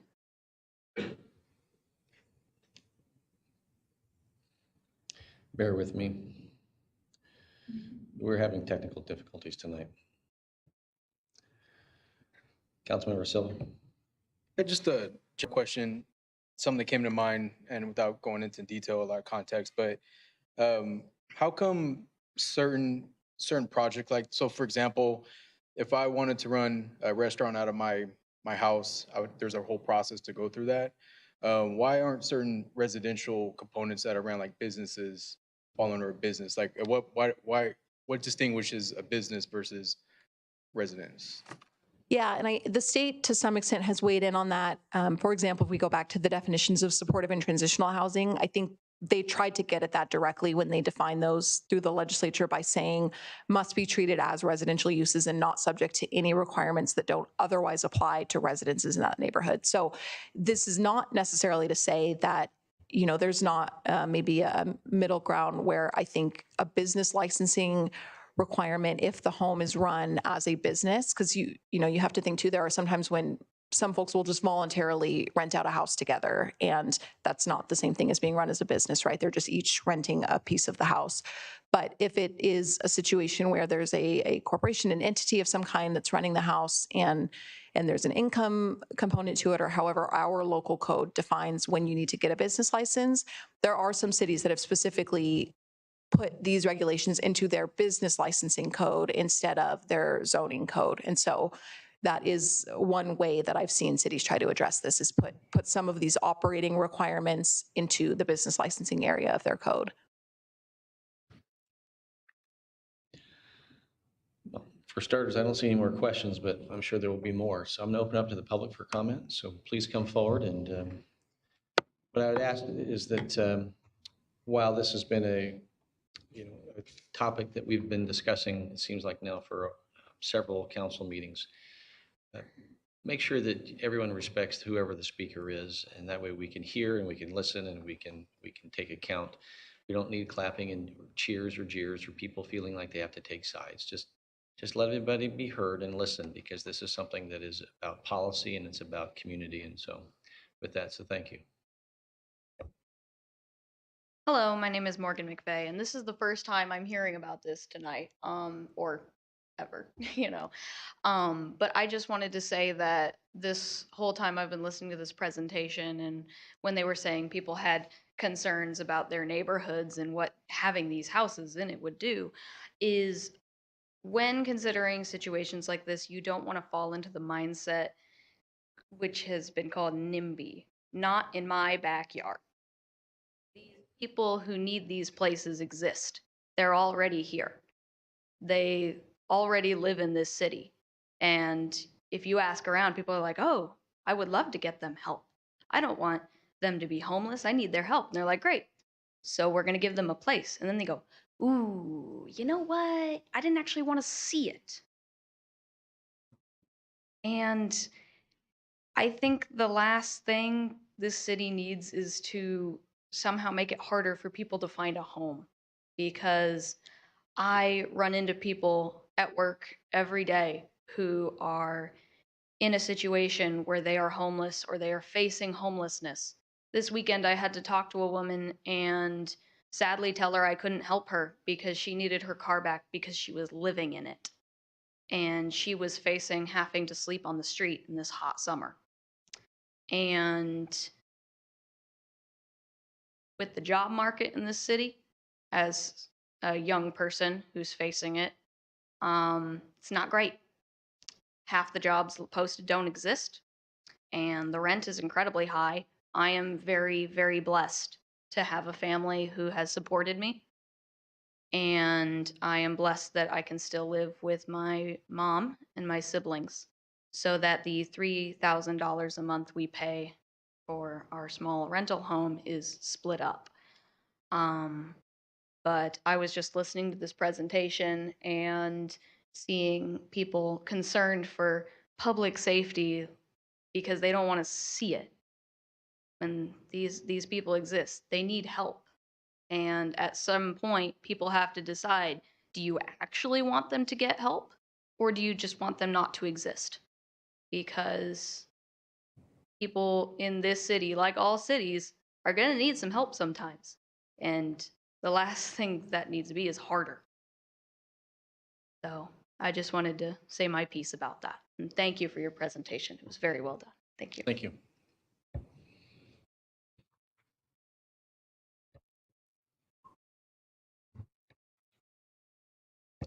Trying. Give me a second. Trying to turn on your mic. It's just give me a minute.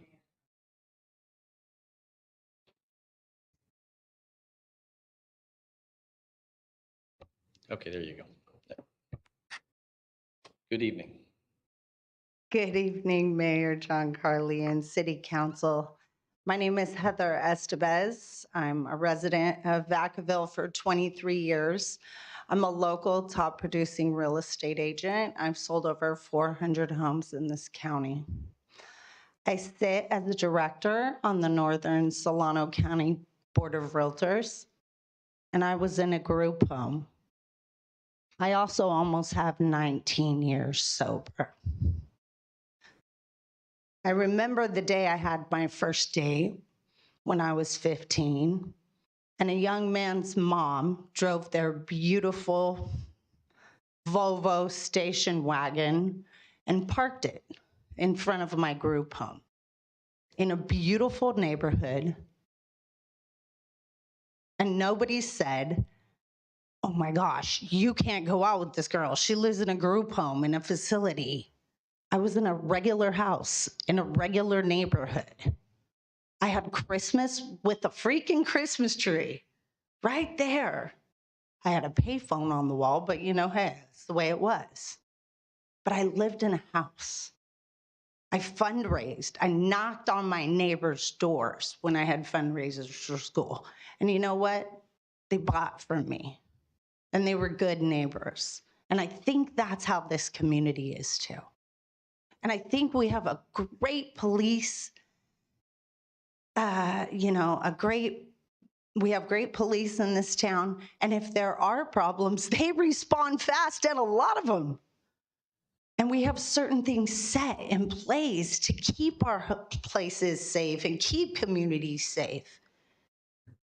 And I didn't always have the ability to wake up and go to sleep and not get in a bottle. I didn't always have people trust me to take their children around the globe on mission trips or help them buy a home. Or how about take care of their parents' homes after their parents have left? Because I had places to get well that were safe, to get better, and I had good neighbors that when I knocked on their door, they said, "No problem, kiddo, I'll buy that popcorn." And I think we're that community. I think we stand for everyone to have a place to live. And as someone who took advantage of those houses in regular ass neighborhoods to get well, to get sober, and also just to have a place to freaking live as a minor, they deserve a chance, and they can live in my neighborhood. Thank you. And if anyone else is wishing to speak on this, so we're not waiting, you can go ahead and be prepared for the person that's.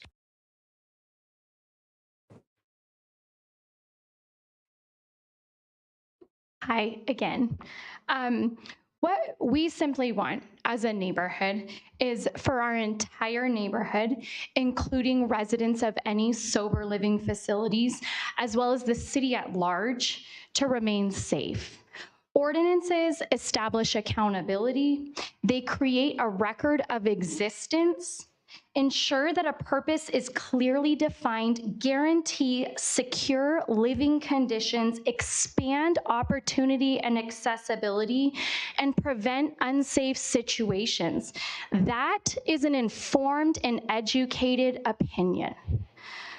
While we are advocating for the city at large, tonight the room is filled with many from our neighborhood, and I'm asking people from our neighborhood or anyone else in the room who would support any sort of ordinance regarding this issue to please silently stand or raise their hand.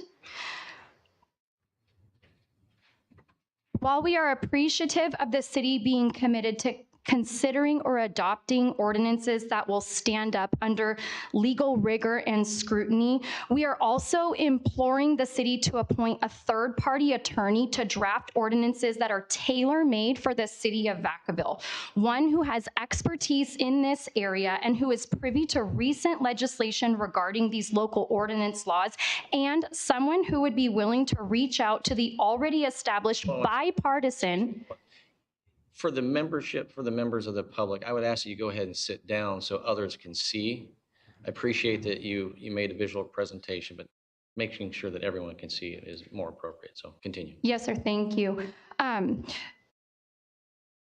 We are imploring the city to appoint a third-party attorney to draft ordinances that are tailor-made for the city of Vacaville, one who has expertise in this area and who is privy to recent legislation regarding these local ordinance laws, and someone who would be willing to reach out to the already established bipartisan sober living task force who has resources available to assist cities with this specific task.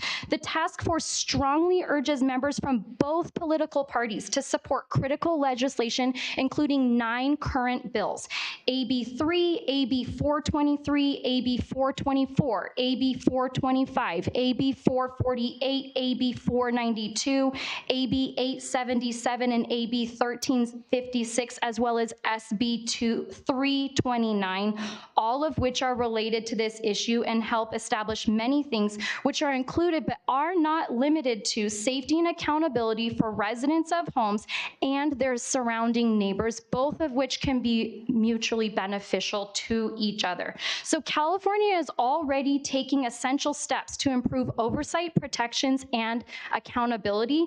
And we as a city expect the city itself, the city of Vacaville, to be proactive before there is a problem and to adopt good public policy. Once again, thank you so much and have a great evening. Thank you.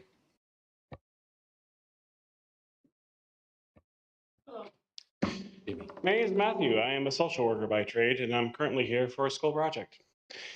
I always seem to come here at these times. I don't plan on it, but it does. So I just have a question. Are room and boards part of the group homes, or is it just group homes? Direct the questions to the council. Oh, sorry. We can answer these questions as a full group. So go ahead with the question again. Are room and boards counted as group homes, or?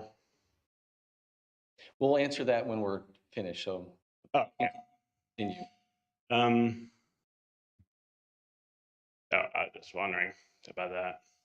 I work at a shelter for the past 3 years. The income that they usually can get is around $900 or $1,000. They can't afford an apartment unless if it's a affordable housing unit, which takes a long time to get, even if they could. So really the only options out there are room and boards, group homes. And if it sounds like it's a kind of preventing more from happening, that severely limits their ability to find additional housing. Now I get the thought of safety and whatnot, but there's nothing you can do to guarantee the safety of other people moving into your homes. So it's just outside of what's already in place. You know, we have cops, we have firefighters, we have all those other little things, and other codes and regulations. So yeah, it's I understand it's hard, but just keep that in mind. There's not much out there other than room boards or group homes. Okay, thank you. Because they can't clearly afford anything else. When this is all over, I will ask staff to answer that question. Thank you.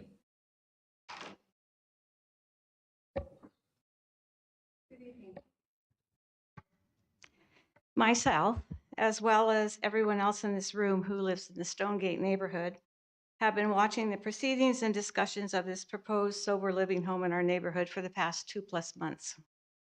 I would just like to take a minute to add to previous information that I have shared and remind you of or reiterate a few other comments. First, it was very nice to finally meet with and hear from our elected District 2 representative, Mr. Ritchie, this past weekend. The evening was cordial exchange of questions, answers, and information. I especially appreciated Mr. Ritchie sharing, without being prompted, that he did not have any past or present financial or business dealings with Mr. Lamb, and in fact, only knew of him as they attended the same church.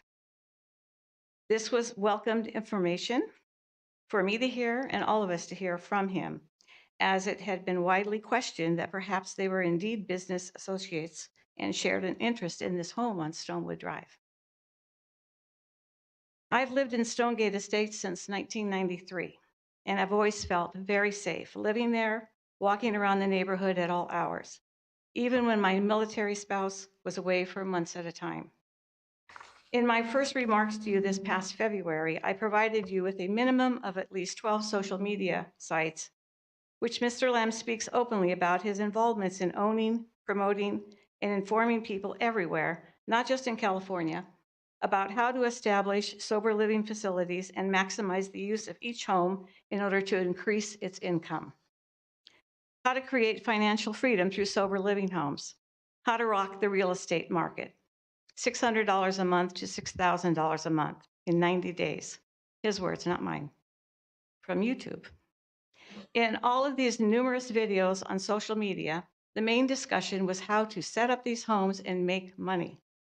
Very little time was spent on discussing actually helping people, which is important. Second, I remind you of the Reporter article in March in which Mr. Lamb was asked about the backlash to his housing of sick residents and how it made him feel. And his response which was to state he did not believe the reaction was necessarily indicative of the larger attitude of the city. He said, "I don't think this speaks for the community as a whole. I think this is one neighborhood." And he further stated, "I understand that change can bring uncertainty, but discrimination and prejudice have no place in our community." My response to Mr. Lamb in this setting, very openly, was to declare my unhappiness at his comment about our neighborhood and to inform him and tell all of you that our neighborhood is filled with hardworking people, young and old, folks actively working and retired folks, as I am myself. We are a neighborhood of business people, tons of law enforcement and first responders, doctors, nurses, dentists, and many other forms of medical personnel, military, active, and retired, and teachers like myself, retired, working across the spectrum of education, all kinds of educators. Thank you. The time's up. Sorry. I'll let you go longer, but there's a lot of people here tonight.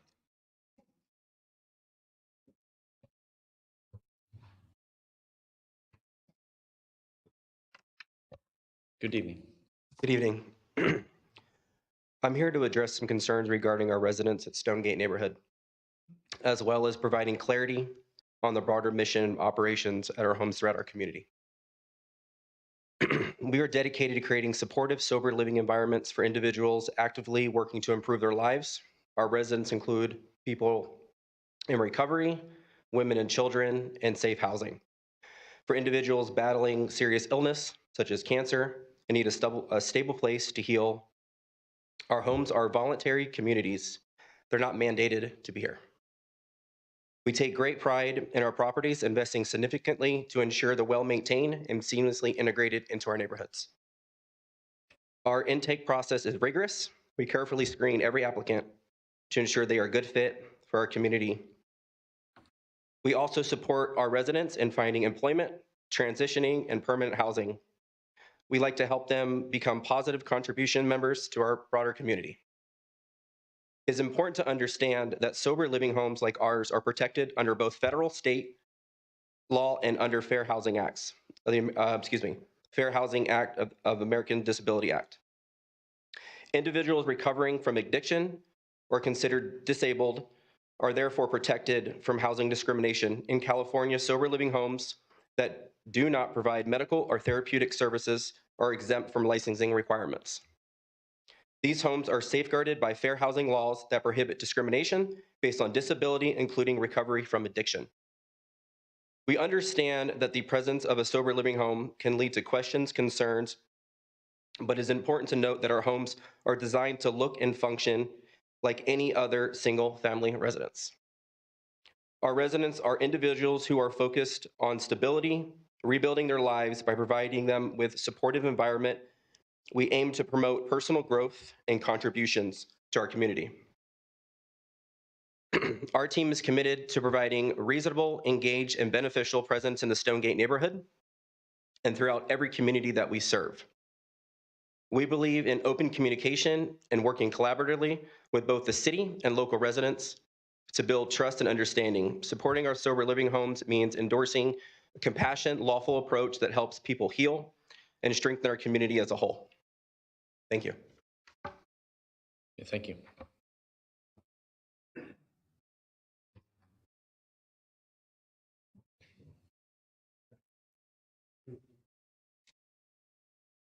you doing? My name is Richard. I've never spoken in front of nobody in my life, but I would like to say that I'm one of these people that stay at one of these places. I've been a productive member of society since I was 16 years old. I've had my own business pretty much most of my life. And just because of a simple little accident that made me disabled, I had to go through operations.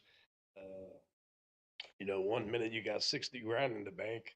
After a year of waiting for operations, you got nothing. You're paying 5 grand a month for your rent.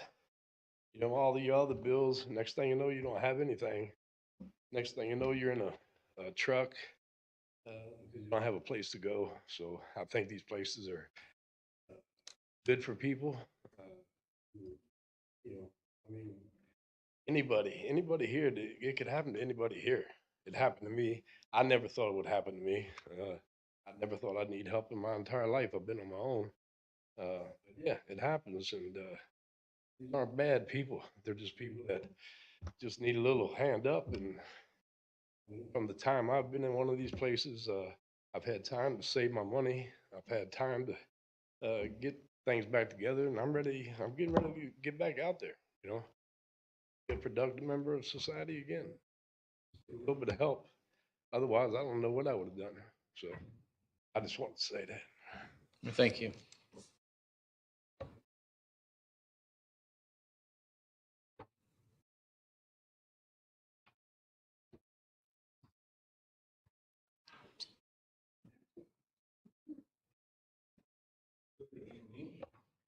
How are you guys doing today? Landon, glad to meet you, Mayor, City Council. I went ahead and wrote mine down because I wasn't going to just come off the cuff.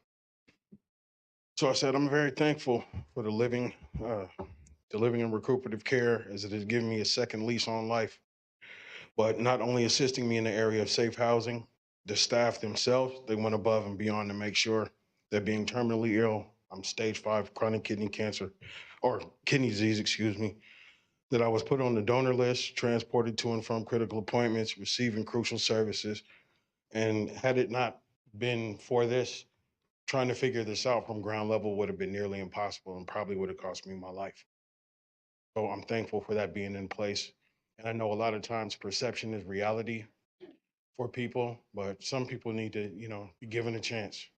That's all I have to say for now. Thank you, guys.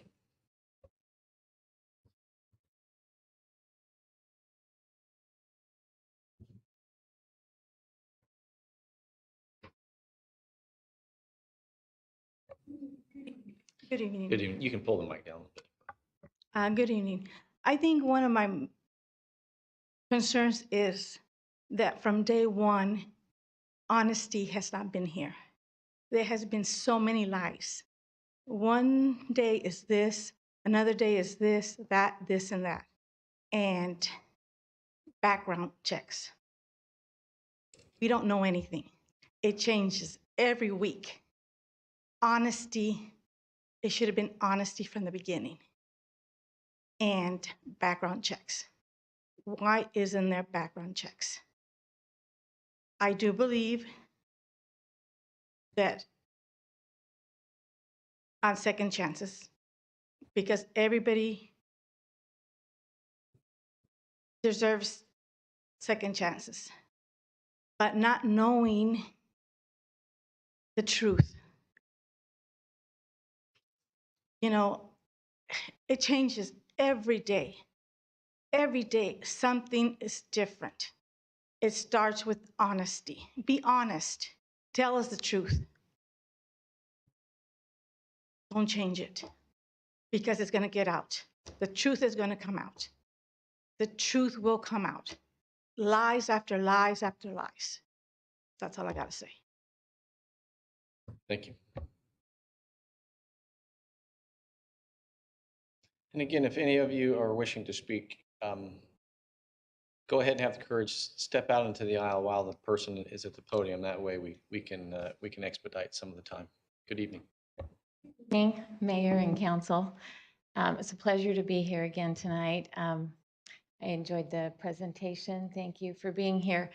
I just want to say that we have been, as I've mentioned before, in the community for almost 40 years in this safe and beautiful community. No one in this room is advocating that we don't want to help people. I grew up, my father, for free, when we were teenagers, developed a gathering place in downtown Provo. And after school, my friends, teenagers, we would paint, and it was for people that were rehabbing from drugs and alcohol. He did it for free. He wanted to help, and he got some city help, but he wasn't making an income off of it. He really and truly wanted to help people. Sadly, because there wasn't ordinances in place, it very soon became a party place, and it went downhill pretty fast. They didn't know how to keep up with all that was happening within the home without ordinances. When I saw what was happening in Costa Mesa, I was thrilled. Those are excellent ordinances. That would be great if we could adopt some of those, some of the parking, you know, some of the concerns we have for the safety. I think that everything Caitlin said tonight was excellent. Thank you so much. I could second that. I think everyone that's here for this could second what she's trying to say. We're absolutely not trying to say we don't want to help people. We do. We love that. Everyone needs a second chance in this entire room. Not just the people that have spoken, we all need second chances. So thank you for your comments. I appreciate that. I really do. But we need to have ordinances for their protection and for ours, safety ordinances. The other problem, I guess, that I have is that Andrew Lamb has so many YouTubes on it really appears to be more of a money-making thing for him. How to 10 times your income. He makes over $1 million having 10 sober living homes. Maybe something you could do, Andrew, would be to put some small, tiny homes on your own 2 acres in Solar Hills, and you could help people that way too. You know, you could have some on your own property as well. You know, there's all kinds of ways that we can help people, but we need to have that. But he says, you know, are you ready to 10 times your income and your impact? Our monthly membership. So he has a monthly membership where he teaches people how to do this to cities that don't have the ordinances in place. And it's really quite quick. You can do it in 90 days and you can make over $1 million. You buy these homes and you put 12 people in a home of 5 bedrooms. Now, one other last thing that I want to point out, and this is crucial, is there is a huge difference between a residential family where 1 or 2 parents are caring for their children versus 12 adults that are rehabbing and together that are unrelated. There's no comparison in the living. When you're a parent, you care about your children. You're setting a good example. You're setting rules. You really are invested lovingly with your children. But when you've got 12 adults that don't know each other and are rehabbing, there can often be obviously crime. And I've seen it. I've experienced it because of the experience that I have as doing that, as helping my father growing up. So thank you for your time, and thank you for all the people that commented. I'm with you. Thank you. Thank you.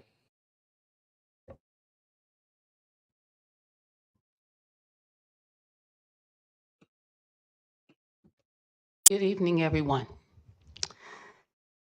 This is dear to my heart. My name is Angela.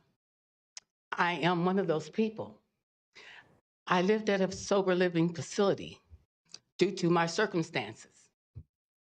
And if it wasn't for that facility, I would still be living in my car. I'm sorry.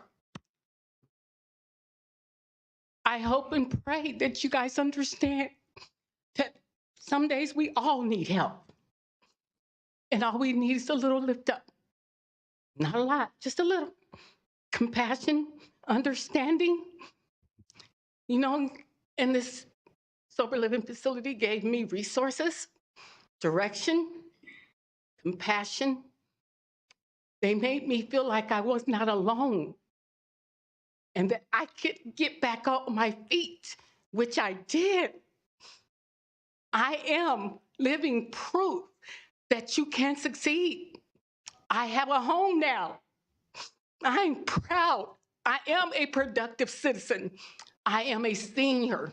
I am disabled, but I am proud. And I will always say I lived in a sober living facility and what they did for me. I understand everyone's concerns, where they live at. I understand your concerns. I would have the same concerns, but I am living proof that it does work. It does help. So please give us a chance. That's all I ask. Thank you. Thank you.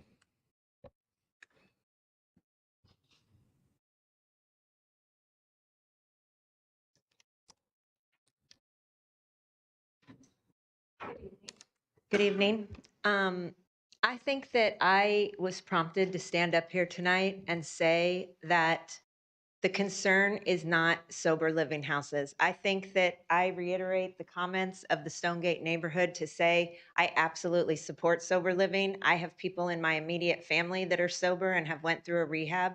I think that the concern is the guidance and the regulations around it. I will tell you and be completely honest, I was not aware of this situation until about a month ago. And in reiterating this lady's comments, I had to Google you, Mr. Lamb, and figure out because I wanted to understand why is my neighborhood concerned. And I spent hours upon hours reading your YouTube videos and watching your promotions. And I think that what concerns me as a homeowner in Stonegate is that it really seems about the money.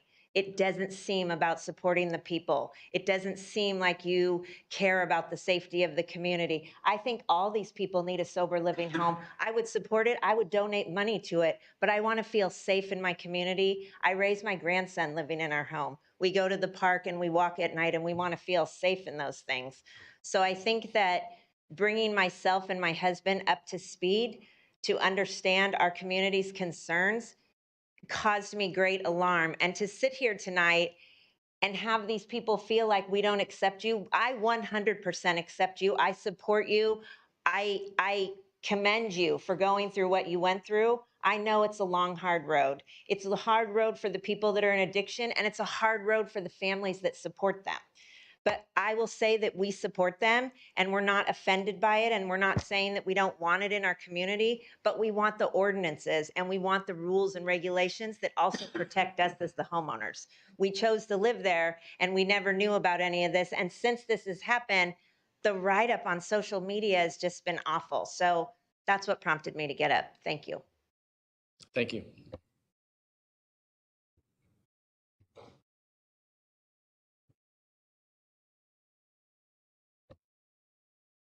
Good evening. Good evening. I'm Andrew Lamb. You've seen me once before.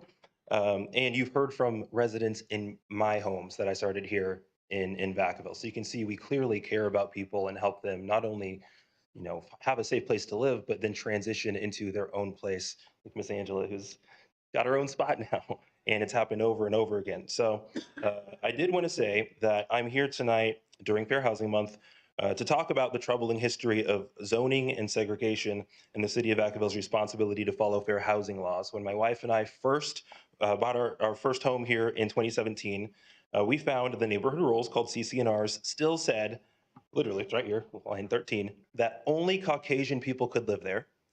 And unless you're a domestic servant of the white person who owns the home, then you could live there too. And there's no updates, no amendments, just a cover letter from the title company saying it's illegal to say that today. The only reason this rule can't be enforced today is because of state laws that forbid it.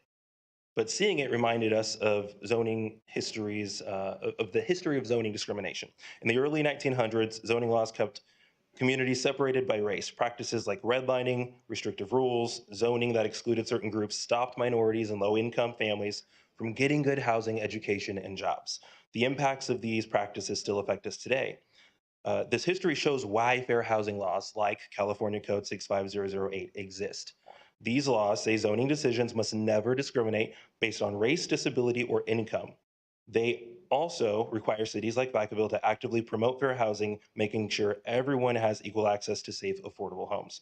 Other state laws, including SB 330, the Housing Crisis Act, Senate Bill 2, also require Vacaville to address discrimination. SB 330 prevents cities from creating unnecessary obstacles to building affordable housing. SB 2 demands that cities find and remove unfair barriers to housing, especially for groups like people in transitional and supportive housing. So tonight, as we hear about sober living homes and consider ordinances affecting other types of uses, recuperative care homes and whatnot, it's important to remember everything that was said regarding the Ninth Circuit's opinions on discrimination and discriminatory impact. We've heard about the quotes from city council meetings. There's been similar quotes in these meetings previously saying that those people shouldn't be allowed in residential neighborhoods. They're only allowed downtown, or that's what it should be. Those are discriminatory remarks. Any action taken based on those remarks that are adopted as city policy would be discriminatory intent. And I don't believe that that's anyone's view here on the city council.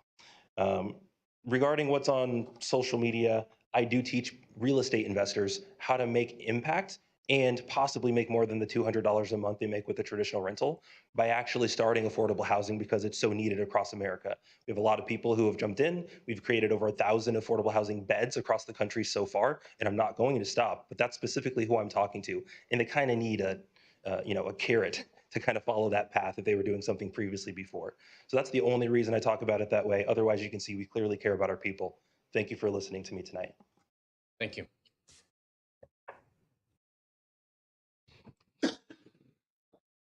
Seeing no one else, I'm going to go ahead and close the public portion of this discussion, bring it back to the council for any comments that the council wishes to advise.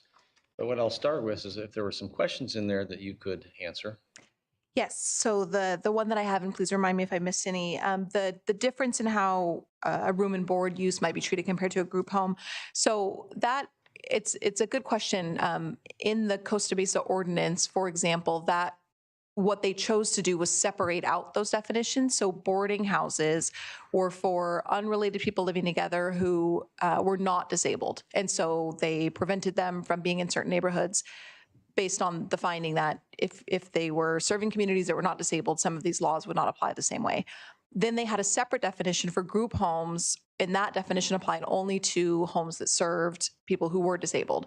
So that's an example of how one city chose to break it apart. In our code, which I can actually go back to quickly, the way that we have it now, we just have one definition for group residential. And then as you can see, we lay out here the neighborhoods where it is allowed. But transitional housing, supportive housing, residential care facilities, those definitions trump what we might otherwise break out. And so it's just some cities are cognizant of how those things interact, and some have tried to make the effort to break them out to the extent that they thought that was feasible. So you'll see different all over California cities handle this issue of boarding houses, group homes, sober living homes. Sometimes they lump them together, sometimes they break them out, but that's just a local decision that's made. Given all the legislative actions looking at Sacramento, would it be prudent to break those out, given that there's going to be a lot of definitions that may or may not be passed, but it would be specific to some of these types of housing? Yes, so one of the things that I think I neglected to mention at the end, option-wise, of the bills that are pending that might affect this area, I think the council certainly could advise staff whether they would like to take a more active position on that as well. So there is, of course, just waiting, seeing how that pans out.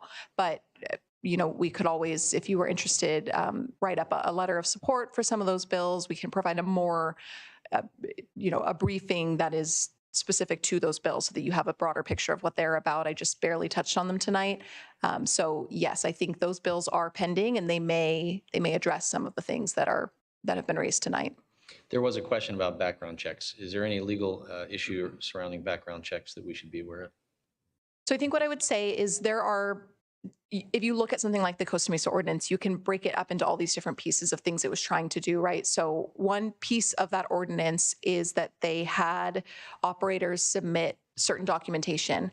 My understanding is even in cities that do not regulate the same way, that these operators have those things in place for their own purposes. So for example, good neighbor policies, quiet hours, relapse policies, staying sober policies, things like that. It depends on the type of use, of course, but I think many times those things are done with or without the regulation. And I don't want to speak for the operators or the clients of those homes, but I think taking that piece of the ordinance and trying to find a way to do a regulatory oversight of the good neighbor policy type things, I think that might be something that we could work together on and come up with something where the city is looking at what the facility is doing to ensure those things. One of the other questions that I didn't have earlier is a seemingly, for lack of a definition, there seems to be a commingling of home usage types, right? If we hear with disabilities, I mean, I know myself, there's homes in Vacaville right now. There's one down the street and I live in an HOA, right? They're regulated. So these things do exist. The key is to manage and monitor behavior. Also, the question before was, it's like there's a business, but it's a residential. So you can't discriminate against this, but there is a back end to this that's being operated. And I think that's why we're seeing these bills coming forward, so that there is some more local oversight, both in behavior, it could be crime, it could be anything, right? From parking and the challenges. And so I don't think that it would be, from my perspective, that's not outrageous to say, there does come a time, whether there were 300 or there was 10, it's okay to have local ordinance zoning controls so that there is some, I think it was slide 15, if you could go back to slide 15, it was very clear. Focusing on individual group homes that are actually causing problems is a better practice. Well, the problem here is adopting overly broad, constraining, and unlawful regulations for all group homes. But to target and be specific for certain types of behaviors and actions and activities, I do think is reasonable. That's my belief. I would hate to see that the good uses of a group home to be thwarted because of bad examples of that. And what I'm hearing, which may or may not exist in fact, but it certainly exists within our community based upon the responses, is motive. I hear motive. It's like, what is the motive behind the use of a home? And it's not offense to anyone who would come forward. Is it sober living? Is it those who are on medical treatment? Are they commingled? So can a sober living actually have someone who's just a recovering drug or alcohol addicted person along with somebody who's in treatment at a hospital? So is it so broad that there isn't any regulation, or where do you see that going? Yeah, so there, again, to go back to the, some facilities require licensure, and then they have to, of course, set themselves out as, I am a small residential care facility. They get the license. It's contingent upon them meeting certain state standards. When you get into the uses that are unlicensed, it is sort of a melting pot of different things.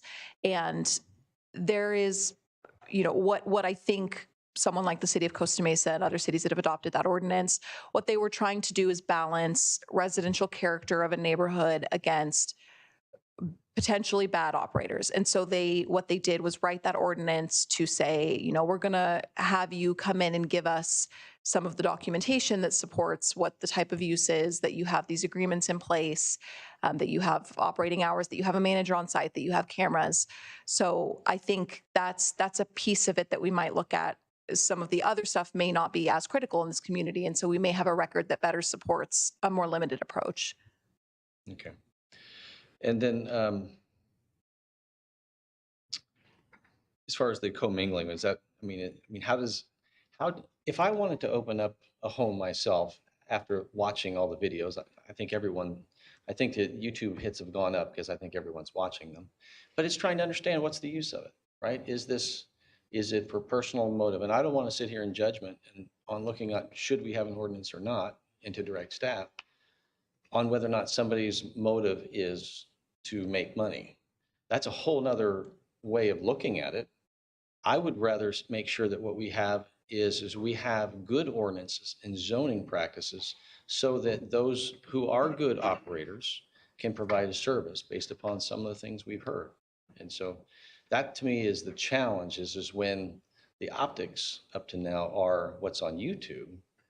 And so my concern is could I open something and just say, you can't look at me because I've opened up a sober living environment, but I'm taking funds from a state operator over here because they're dealing with drug and alcohol abuse, and funds from an operator over here that needs housing because I need care for chemotherapy. And you can't ask me, but I'm just going to operate a business, and that should be facial enough for the state. You see where I'm going with this? So comments? I think something that the courts bring up in many of these cases, because of course the Costa Mesa case was not the first to look at an issue like this, right? Something that's brought up a lot is you don't know in a neighborhood what's going on inside the four walls, right? And so I think sometimes it can be hard to defensibly differentiate between an offsite landlord who's renting to a family who may not be good neighbors versus an offsite landlord who may be in this type of situation. There's not any state control now to prevent commingling or multiple types of uses with an unlicensed facility. So I think that's why you see those concerns. There's not something specifically in state law that says you can't pivot from one to the other. I don't know if it's good business to commingle them. Maybe that's a limiting factor to the operators, but I think that's sort of the status of where we are and what the courts have said. Yeah, thank you. Thank you for answering the questions. Councilmember Ritchie? Thank you so much. So hopefully my voice is gonna make it. First and foremost, I really appreciate everybody coming out on on Good Friday. You know, it was my district, but one of the things as I was driving up and I saw the park full of people, it doesn't matter what district it was. Like I would have showed up for any part of Vacaville. I think that's the feeling. The first feeling I had when I came out there was this group and sea of people that did not look like me elected me to represent them. And I gave information heading into this. QR code worked for some people, different for others. I tried to fix it afterwards. But it focused on fair housing at state level and California and the federal level, which a lot of this, our meeting was a record short because I knew this. It's interesting, fair housing. I don't think anyone in that park had a negative connotation or a alternative motive of those people. And I know everything we say here will be viewed by AG Bonta and everybody. But it was a great feeling being in the park. Everyone had passionate, true meanings of safety. I'm a 6'5", 300-pound black man. And I'm just in a sea of people that just truly want to feel safe. It wasn't about people look like you, Greg, or those people coming. Like it was amazing. And I want to make sure that it's not just a Stonegate thing. This is a Vacaville thing. Everyone has a right to feel safe. And when it comes to fair housing, the rules are, as Andrew Lamb said, redline. A lot of the things, the kind of sins of our fathers, are really affecting us now, because the rules are really tough. And I try to emphasize that. It's really tough to regulate certain things because the rules are so opaque and there's overlapping circles. But one of the things that I think we need to look at is how do we make sure that there's good actors that support people like Miss Angela, to do the right thing. And if you have no regulations, it's the Wild West. We need to make sure that people feel empowered and safe to live and have a chance to prosper in these homes. But safety. If you, we need to find regulations. We have, our ordinance are really at zero. We have codes, R1, R2, whatever. But we need to figure out how to start piggyback off of what's already going on in other cases. Maybe elect you to reach out to find a third-party affiliate of another law firm or those services to help give us a boost on how we can properly navigate through the litany of California laws without causing a problem, being seen as bad actors or this negative stigma city, or those people in Vacaville are trying to do something wrong. Create ordinances. One thing comes to mind, the IRS. I mean, if you have a payment app of $500, they want your money. At some point, we have to establish maybe ordinance for having a home-based business. If you make over X amount of dollars per year, you have to file taxes and report that as income for any place of employment. Maybe at some point, regardless of what the classification is, if you are in a residential neighborhood and you have a business license filed with the city, there's a subset of rules and regulations that you might have to adhere to and follow. If you're to run a home-based business, is there health and safety? Are you doing arc welding? Do you have a body shop? Do you have chemicals next door? I had the same problem in my house. My next door neighbor's house caught on fire. They were asleep. I had to run down there, kick the door in. They were upstairs asleep. He was running an auto body shop. It was too much information out of his house. It was unregulated. You guys came, and they had tanks taller than I was. So you need to know what's next door. So I know the real risk and fear. I have in my own house. It was auto body. If he was licensed, they would have known, hey, these are certain things you can and cannot do in your residence. I think having ordinances, so if you have a home-based business, regardless of what tier or silo they choose to do, if you want to do this, here are the things you need to have: a handbook, rules, regulations. You need to at least ask these certain questions. You might find out, hey, one of your tenants might be on the Megan's Law list. This is not the right place for them to be because within a 200-foot radius, you have 4 houses with children under 18. It's not going to work for you here. Sorry. You can only use this usage, or that cannot be used. Like, if you don't have those zonings or regulations or variances, it creates a free-for-all.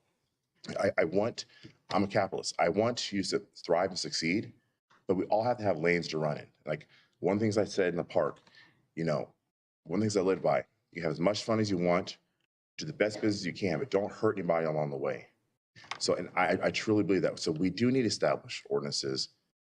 I think if you're doing it for free, it's a whole different story. But if you're going to make money in California, God, there's so many dang laws. We have to find something where you can come to the city and attest, I'm going to do this type of home or this type of business at this address. So here is the rules I need to adhere to. And I attest I will adhere to these rules.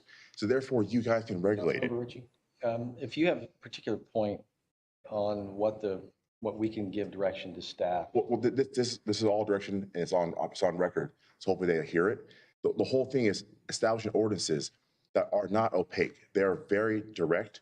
My ordinance already said, I want you guys to please start the process, piggyback off the case already going to get a jump start. I want you to align yourself, find a third-party attorney to help out, or contact the other cities' attorneys to get a boost so we can catch up. Establish ordinances, use the opportunities already going to make us stronger, faster. Build ordinances that run businesses in residential neighborhoods that can have certain things to hold benchmarks. So, that's my guidance. And I will say, on top of Councilmember Ritchie's comments, that I too, in the staff report, it's pretty clear. At a minimum, staff recommends to direct the preparation of an update to zoning code. I think that's become very clear so that we can be prepared for what the state's doing.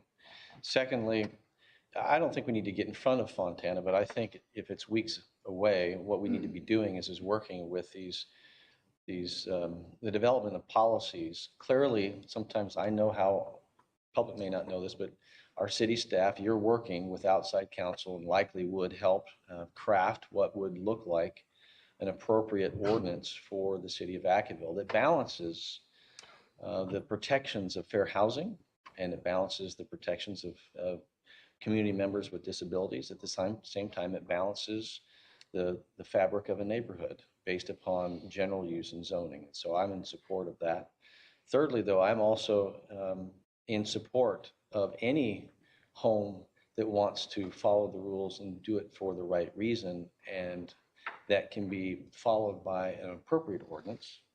I would also further say that I'm in support of looking at some of the language that is before the Assembly and the Senate for signing on letters in support. Councilmember Stockton. Yes, thank you for the presentation. I think you did a very thorough job. I think you were very fair. And I think ultimately from the comments, what I believe I'm hearing from everyone that spoke tonight is that it's not a situation where people are 100% against these in every atmosphere, in any neighborhood. These are just bad. I think what people want to know is, are they safe? And they want to know, are the people who are in these facilities safe and receiving the care that they need? This situation is so much bigger than one neighborhood or Mr. Lamb, right? This is a bigger conversation with really important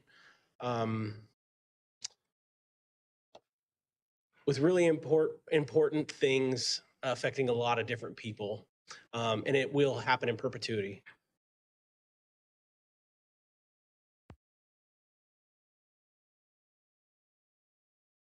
Are going to matter. And so a couple things.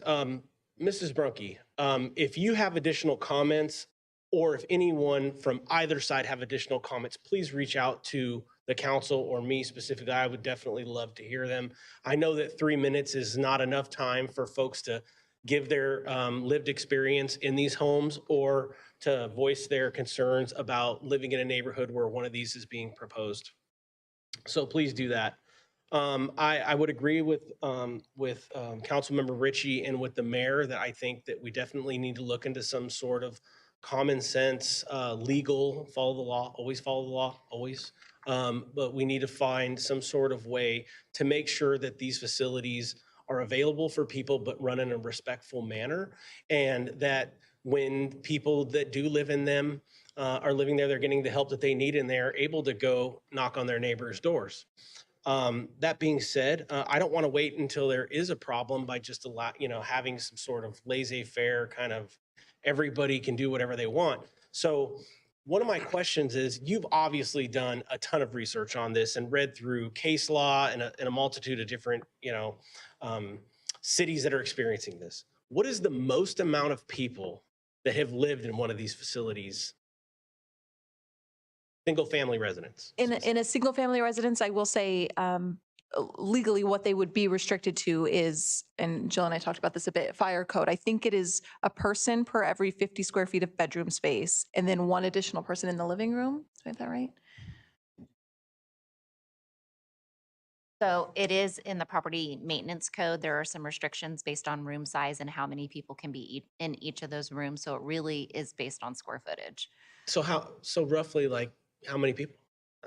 So say if you had a 6-bedroom house and each bedroom was 100 square feet, you could have 2 people in each bedroom. You could have 12 in a 6-bedroom house based on square footage, based on generally applicable property maintenance code rules.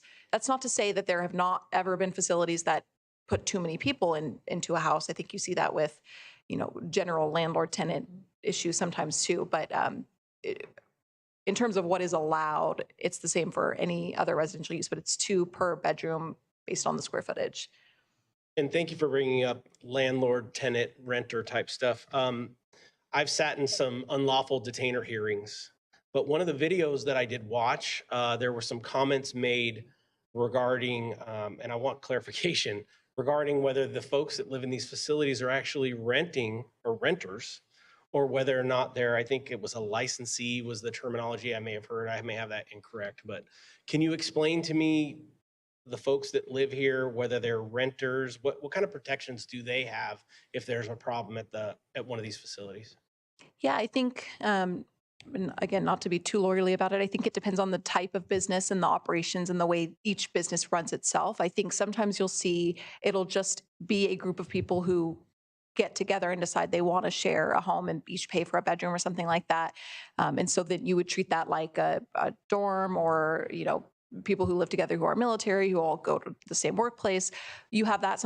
You sometimes have an off-site owner who functions more like a landlord, and the money. Talking about specific to a sober living home. In a sober living home, yeah, well, and again, you might have people who independently choose to do that, but the money may be paid out of pocket from the people who live there. The money may be paid through the hospital. Well, I guess if we're talking about sober living homes, there are funding sources outside of the individuals sometimes. Sometimes they pay out of pocket, sometimes they don't. I'm not actually sure. It's a good question about what kind of protections. Are they treated like a tenant, or are they subject to some other area of the law once they live in the facility?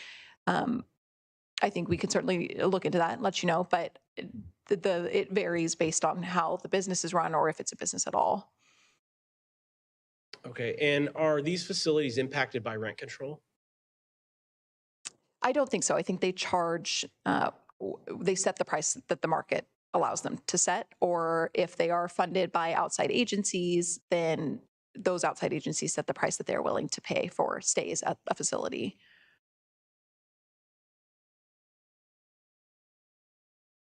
I guess that's one of the reasons is, affordable housing is a conversation we have all the time, right? And so if they're building these facilities, but you could put 12 people in there, but they're making 10 times the amount of money that, that kind of can throw some things off. So those were my questions. I think ultimately we should see what happens if it's so close, and we're going to have more information. More information means that we can make a better, more informed decision. But that's my direction. Yeah, and if it's helpful, there may be more comments, but I do know for sure, unless the item gets pushed, which hopefully it won't, but May 8th is the date that we would be looking at having some more information for you on Fontana's. That's going to come from a firm that the city has worked with in the past, and I think would be willing to work with again if we like that ordinance, to borrow from it or to reach out to them and see if they can help us more specifically look at what that would be like for Vacaville. But that's May 8th is the date on that, so we're happy to provide more information. Yeah, thank you. So first, all the folks that came up and shared their testimony in overcoming obstacles, thank you. Those stories are important. Likewise, the community that shares everything that they've been through and what they work for, those are important as well. I think for us, like we as a council, it's always tough on how you balance what what people have invested in, and then when different changes come up. Nobody likes changes that they're not influencing in, or things that they feel that are being strongly imposed upon them. But I do feel that it's our council's responsibility to ensure that we support good policy that in itself protects both those who are working for a better life with those who have worked and earned that better life that the others are working towards. And so so to kind of just summarize that, I do believe that we continue to see when there is a lack of accountability, whether it be from state laws or local laws, of how we see this pendulum constantly go back and forth. And in that sense, a lot of times those laws were amended or implemented to protect, a lot of times it does a disservice towards helping those folks out. And and then you have to go sometimes generations before you actually see a significant change in that. So I think for me, supporting some type of common sense protection that both protects the residents who are trying to improve their life, particularly protects those who invested in that neighborhood, as well as, again, it holds people accountable. The word we'll use behavior, because a lot of times from my experience, that's what it comes down to. I think that that's going to be the tricky balance to achieve. That said, I think it's also important to consider that, I'm curious to know if there was a dedicated facility or dedicated place for the different services that we've talked about. Last meeting, we had a different project that came up. If there was a site for that, to where we're not looking at running, micro enterprise kitchens out of homes, or other residential programs, such as being suggested tonight at homes, that would be a challenge. And those are things that I think the state, within sometimes in their capacity, might be able to better help with and really help out our communities. Thank you. Do you have the feedback you need? I think so. If I'll clarify just to make sure, would you like us to come back at a certain date or as soon as it makes sense to identify whether there may be some things that come out of the forthcoming ordinances that we can borrow from? Okay. Well, I suspect that more to come, but thank you for the presentation. Thank you for the public's comments and the feedback. I think we're on a journey. We certainly want to be fair to those who are in need, but also in ways that we can have some regulation and oversight. So thank you. With that, we're going to take a 10-minute break, and we'll re-adjourn shortly.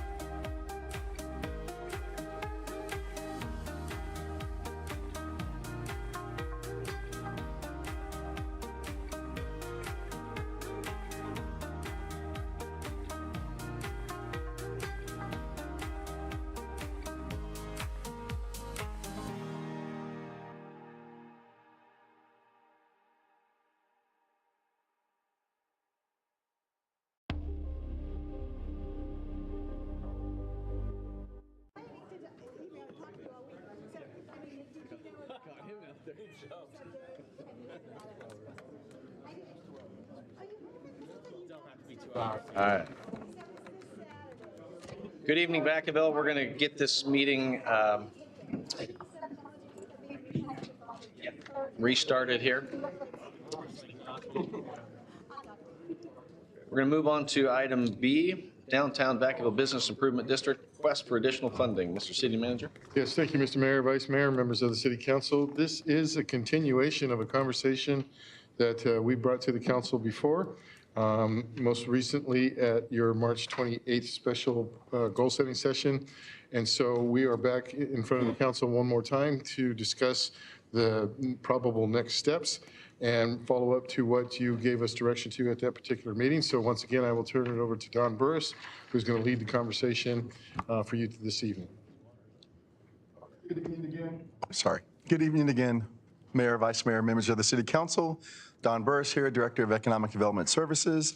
As the City Manager said, this is a continuation of a conversation that started at the February 25th meeting with the the Downtown Vacaville Business Improvement District's annual renewal. And at that time, they did make a request for additional funding for fiscal year 2025 and fiscal year 2026. By way of background, at the March 28th City Council priority setting study session, the council, along with the executive director of Downtown Vacaville, had a robust conversation regarding the financial stability of the organization and the city's financial ability to support the organization's request for additional funding. As a result of those conversations, the council expressed interest in a hybrid approach to support the organization's financial stability and requested that the Downtown Vacaville Business Improvement District leadership develop a revenue generation plan to stabilize the organization. Direction to staff was to look at a hybrid approach that would allow for the city to hire the executive director as a city employee. For the purpose of evaluating the council's directive to explore a hybrid approach, staff aimed to stay within the planned budget amount of $150,000 for any potential alternative to be considered, thereby eliminating the need for additional funding. This evening, leadership from the Downtown Vacaville Business Improvement District is here to discuss the organization's needs for additional funding and present several scenarios of the services the organization can provide at various levels of funding. So I'd like to ask the Executive Director, Leslie Silver, to join us and begin the presentation. With her is also Board President Adina Schwartzberger. Don. Thanks, Don.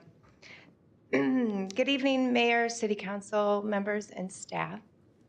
Thank you for the opportunity to speak with you again tonight. I'll be addressing questions raised during the special budget session in March, and I also want to share my support for the proposed hybrid model for our organization. I believe this model offers a sustainable path forward, one that not only eases financial pressures, but also creates a stronger, more effective partnership between the city and the business community. The model doesn't change the mission of the Business Improvement District. I remain fully committed to advocating for our business owners. My role will continue to be rooted in representation, collaboration, and championing the growth and vitality of our district. This partnership allows us to do that with more resources, more reach, and more efficiency. Transparency, ongoing engagement with bid members, and a deep commitment to our shared success will continue to guide everything I do. Slide 2. As you know, over the past year, we've been working hard to improve the organization to better serve downtown businesses and the greater community. This is a quick review of the points you've heard in our recent presentations. We've been addressing our financial instability, as you well know. We now have a 501c3, which will help us in finding alternative sources for revenue. We built a strategic plan through the Main Street program and training that I took part in last year. We're focusing on our marketing with a focus on our website and social media. We've moved to a year-round farmers market. and business incubator program that's thriving. And finally, we are in the process of rebuilding trust with our stakeholders. As we know, our strength lies in the relationships, and we continue to work to build a strong community downtown. Now to address your questions, which I will review really quickly. We have revenue generation strategies. We've looked at what we can achieve with an additional $75,000 that we're requesting for fiscal year 24-25. We've also looked at what we can achieve with only the $150,000 that's already committed to our organization for the next fiscal year. And of course, what we can achieve with an additional $170,000 for fiscal year 25-26. Slide 3. I will not go through all these details. The last presentation, I think, took a lot of time. But I will say that the $75,000 in additional funding that we're requesting for fiscal year 24-25 is to keep us afloat. Without the additional funding of $170,000 for the next fiscal year, the 75 is not going to keep us moving towards the Main Street approach. This alone can't do that, but this tied into a greater support from the city will allow us to follow the Main Street approach. The 75 alone will just keep us afloat for a short amount of time. We did ask for initially the funding to affect us for 24-25, but the 150 is what was committed at the time. So we were asked to come back to council later on if we felt we still needed the additional funding, which clearly we do. And you can move on to the next one. So if we were only to keep the $150,000 for fiscal year 25-26 and not get any additional funding, the organization would be reduced to just the executive director running the day-to-day. We wouldn't have support staff. We wouldn't have our regular office hours. We would have to reduce our financial audit to just a review. We would not have our legal support, and we'd have limited oversight for nonprofit fundraising and management. We would have to lower our Main Street expenses. We would focus on our contract with the city, and we would work on our fee for service with the city. That expense reduction would be $112,800, and we would just be working on a very minimal budget. One person running the office, not a regular staff in there, and just slim pickings, I guess we would say, for the year. Next slide. You can move on.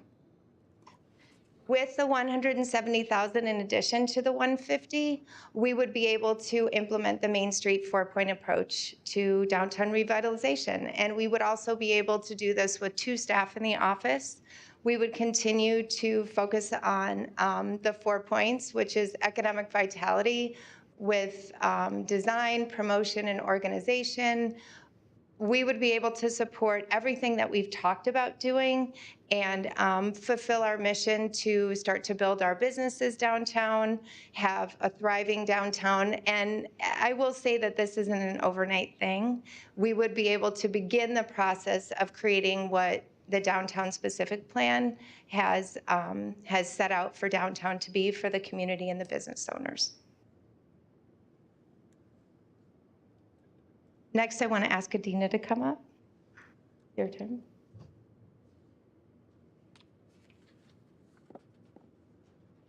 Good evening, Council. Hopefully this is a little lighter topic than the one we dealt with a little while ago. After decades of party planning, the Downtown Vacaville Business Improvement District is poised to implement strategies to raise the bar for downtown and to be a resource in the implementation of the City of Vacaville's downtown specific plan. But there is no quick fix. It takes time and money. As you requested, we have identified several potential revenue generation strategies. However, that does not help us today. For the remainder of the 2024-2025 fiscal year, we have asked for additional funding of $75,000. This would prevent us from using additional EIDL funds to finish this fiscal year. We already owe $40,000 on that loan and prefer not to go deeper into debt. A side note, our original $320,000 budget for the 24-25 year is the same, or for the 25-26 year, is the same we presented last year, but we were told that the 150 for fee-for-service was fixed and to come back in January 25 if we needed more. Well, we need more to do the job you've hired us to do and to do the job our members expect us to do. For a 2025-2026 budget, you have been presented with various options to continue funding the organization. The bid's major issue at this point is making payroll. One option for the executive director position to become a city position. This would relieve the pressure and allow us to continue 25-26 with the current fee-for-service, including the assessment fees. However, if this hybrid approach is the city's desired model, this position would need to be created with assurance that its primary duty would be to the DVBID, its board, and its members. I understand that it's typically a 3 to 4 month process to create a new position. If this determination cannot be completed in a timely manner, then we request our full amount of an additional 170 until such time the city and the bid can explore supporting a hybrid model for fee-for-service, assessment fees, and a City of Vacaville funded executive director position. Goal 10 of the downtown specific plan is to prioritize planning, improvements, and actions that advance the vitality of downtown. And the bid is specifically mentioned in Policy 10F on the downtown brand as part of the downtown retail strategy. And Policy 10E on funding includes securing adequate funding to implement downtown programs. At the strategic planning session on March 28th, the City Council decided that the bid is a priority. Please show us that we really are a priority by providing the resources we need to do our job. Thank you.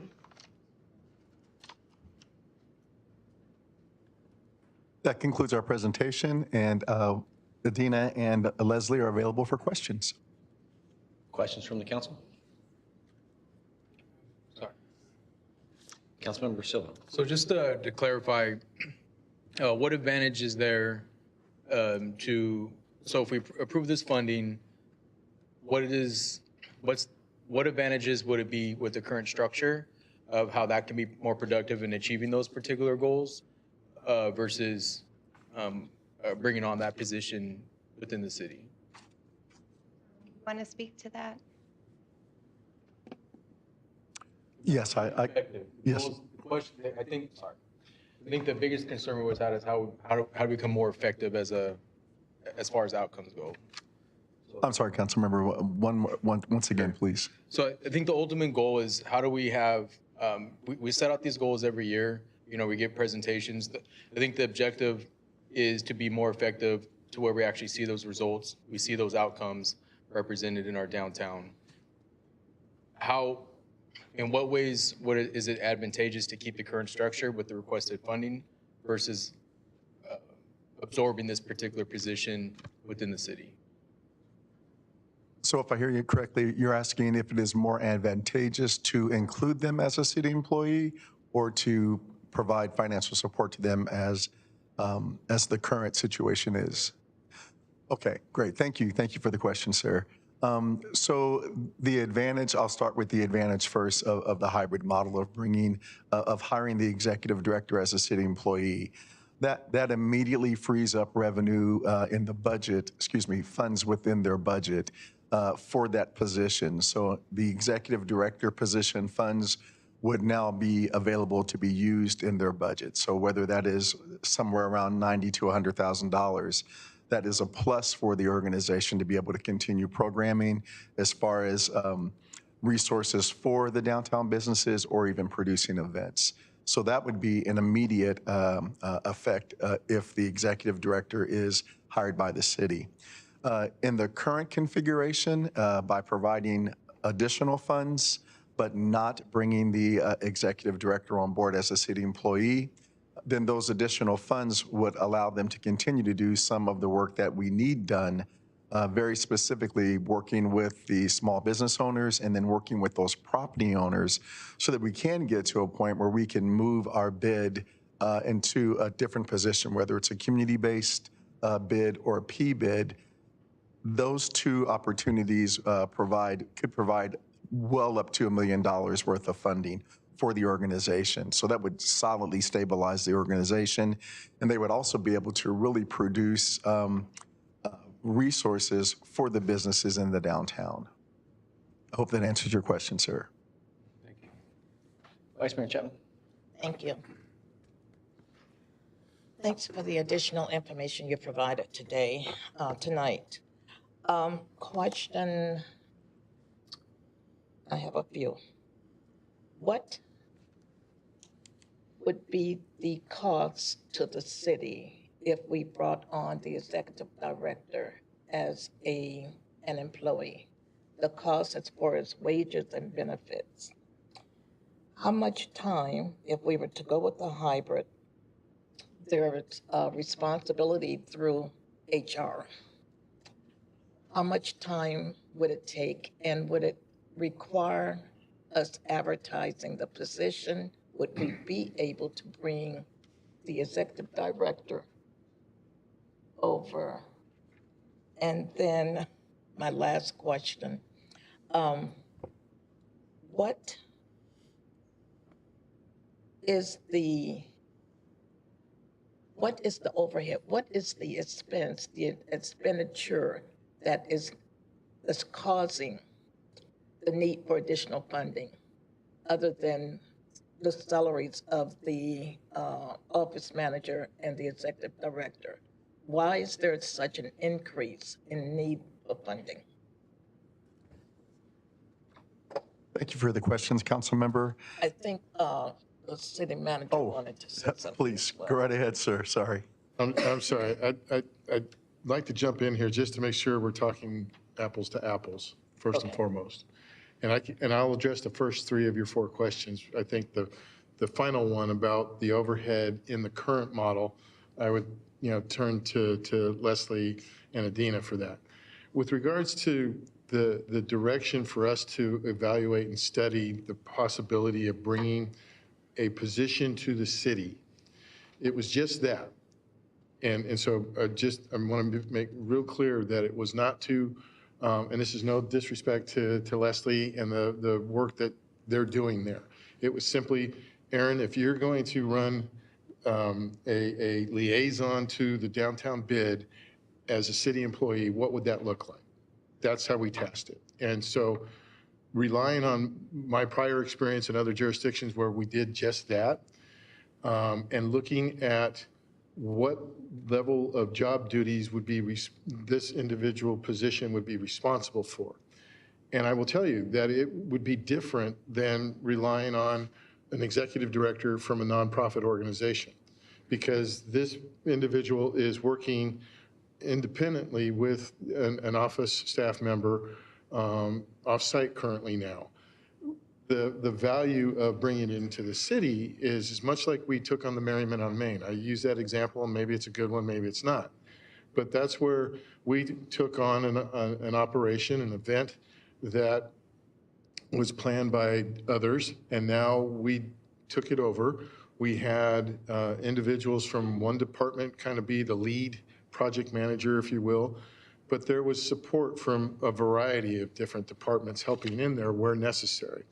So that is the value of, I see it bringing it into the city from the standpoint of resources. But while they may not be direct costs, there are definitely indirect costs, associated with that assistance. But and I don't want to get into the line item details because they are different positions in my mind, and that's what the staff report presented to you. We suggested a certain level position that is commensurate with recreation coordinators that are coordinating programs for the city, aquatics, fields, service, because they are project managing for a specific group. We see that as being something along the same lines in this case. But that individual would report to a division manager, a department head, or whatever. They would have administrative support, they would have legal support, et cetera, et cetera. So it's definitely different than Ms. Silver's situation. So the task that we took from the direction from council on that March 28th meeting was not to say, okay, how do we bring Ms. Silver into the city? It was to, what would you do? And here's the other important piece that I need to clarify. within the constraints of your budget, $150,000 going forward for the next fiscal year, how would you make this work in terms of serving as the bid? So the position that we've identified with salary and benefits would be within that mark.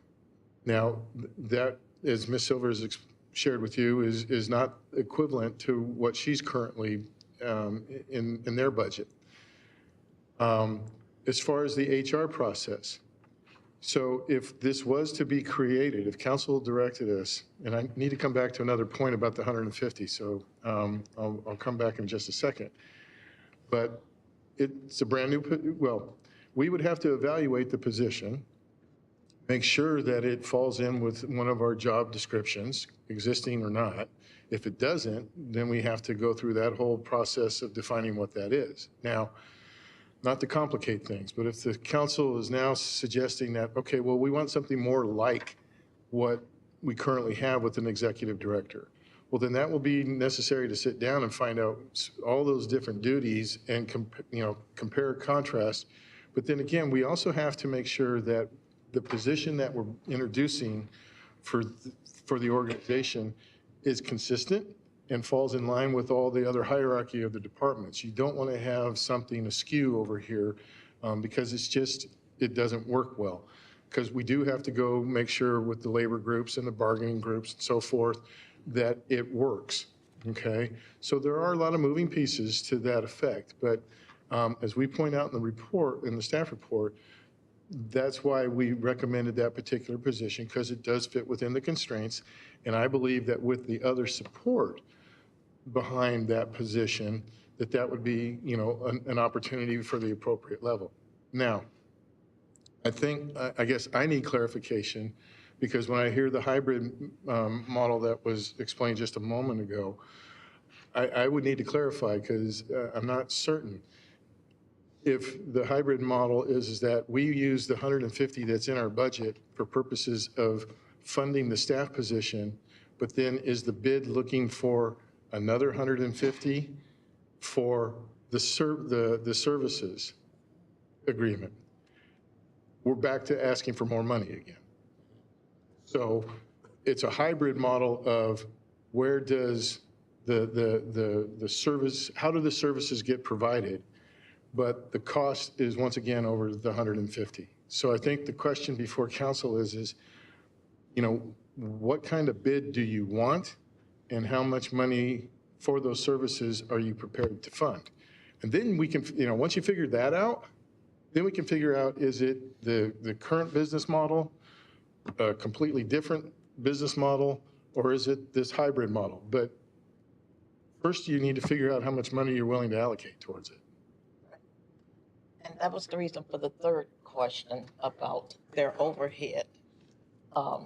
Because I was thinking there would be more money required beyond bringing the hybrid model of bringing her under the city. So that was the reason for my third question. Okay, so.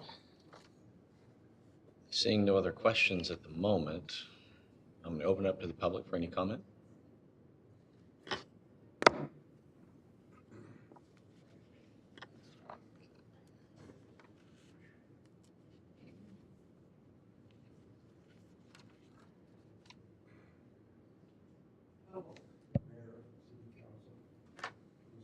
City business before the council is tough business.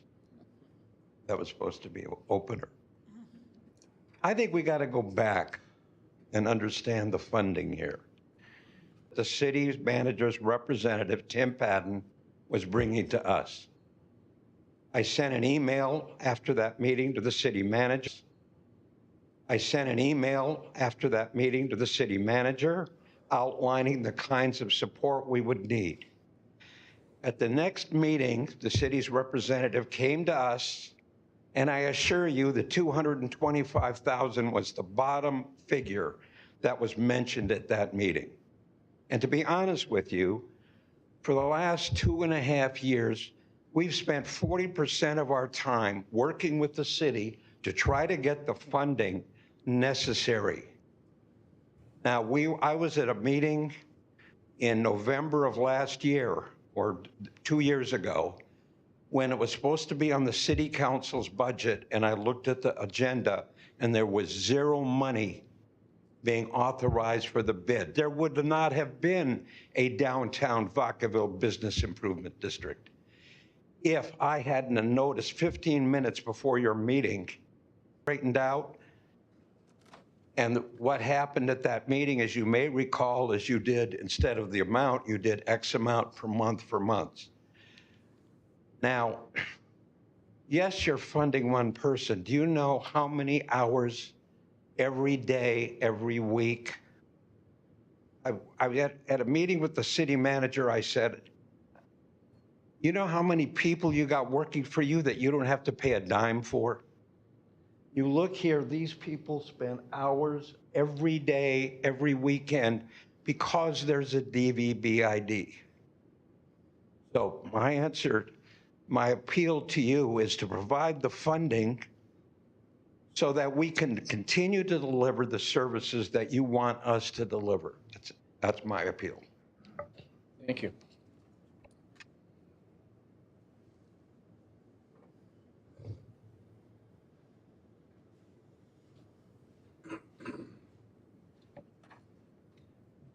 Hello, I am Morgan McVeigh, and I have stood up here before to defend the DVBID in the past, and I am coming up here as a voice from a younger generation who has had a lot of experience in downtown in the past.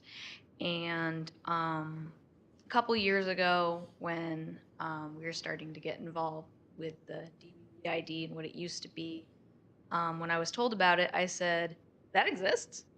Because they were doing so little that the general public did not know they existed. What existed was a concept, not really doing anything for the businesses or the community. And then these people stepped up to the plate, and they came forward and said, we can do more. And you all supported that initiative because downtown is really important. And over the last couple years, downtown has really thrived under what they have done in DVBID. And I just want to say, as someone who works in downtown, it's very important that the DVBID is run by someone who knows what it's like to try to work in downtown every day and sees that what the daily needs are, and being able to see downtown actually grow into a real downtown in what you imagine a downtown should be, a place where people can get together and learn about each other, community, and meet people. It's I say, they're looking for lunch. I send them downtown, go to Los Reyes, go to Merchant Main, wherever, I decide might be good for the menu today. So, so the people in your bid are your ambassadors for your town. A lot of our businesses are destination businesses. We bring in people from Auburn, from Pleasanton, from San Mateo. I have customers from all over Northern California. And they come here for my business, and then I send them to other businesses. We are your ambassadors. I can't say that enough. But what we've seen in the last several years is, COVID would hurt us all. And we were shut down. We couldn't sell. We couldn't make revenue. There would not the resources available for small business owners that there should have been in place. We were scrambling. We recovered. And our bid suffered because we were unable to make any revenue because we couldn't gather, we couldn't sell beer, we couldn't do all the things that we did to make money. So we had to take out an EIDL loan. Now we're in debt. And along the process, the city has offered ideas and said, okay, I'll comment more later. Any other comments or comments on the council? Great work, but there are a lot of businesses that either are unreachable, don't return calls, or aren't as involved I think this being on the agenda has certainly led to many phone calls of some of these folks that don't want to participate in the bid. And so there's part of me that recognizes there's a significant need for an organization to look out for the interests of the downtown businesses. There's also something to be said for when something is beneficial or working well, people want to be a part of it. And so I guess what I'm trying to find is that sweet spot of, because if it's only $40,000 to $50,000 that people are paying to be a part of the bid, if we're able to alleviate those costs in a way that still allows people to voluntarily participate in the bid while still having some sort of function that exists to provide you to continue with the mission in some format, I would be interested in knowing what those options are to organize it that way.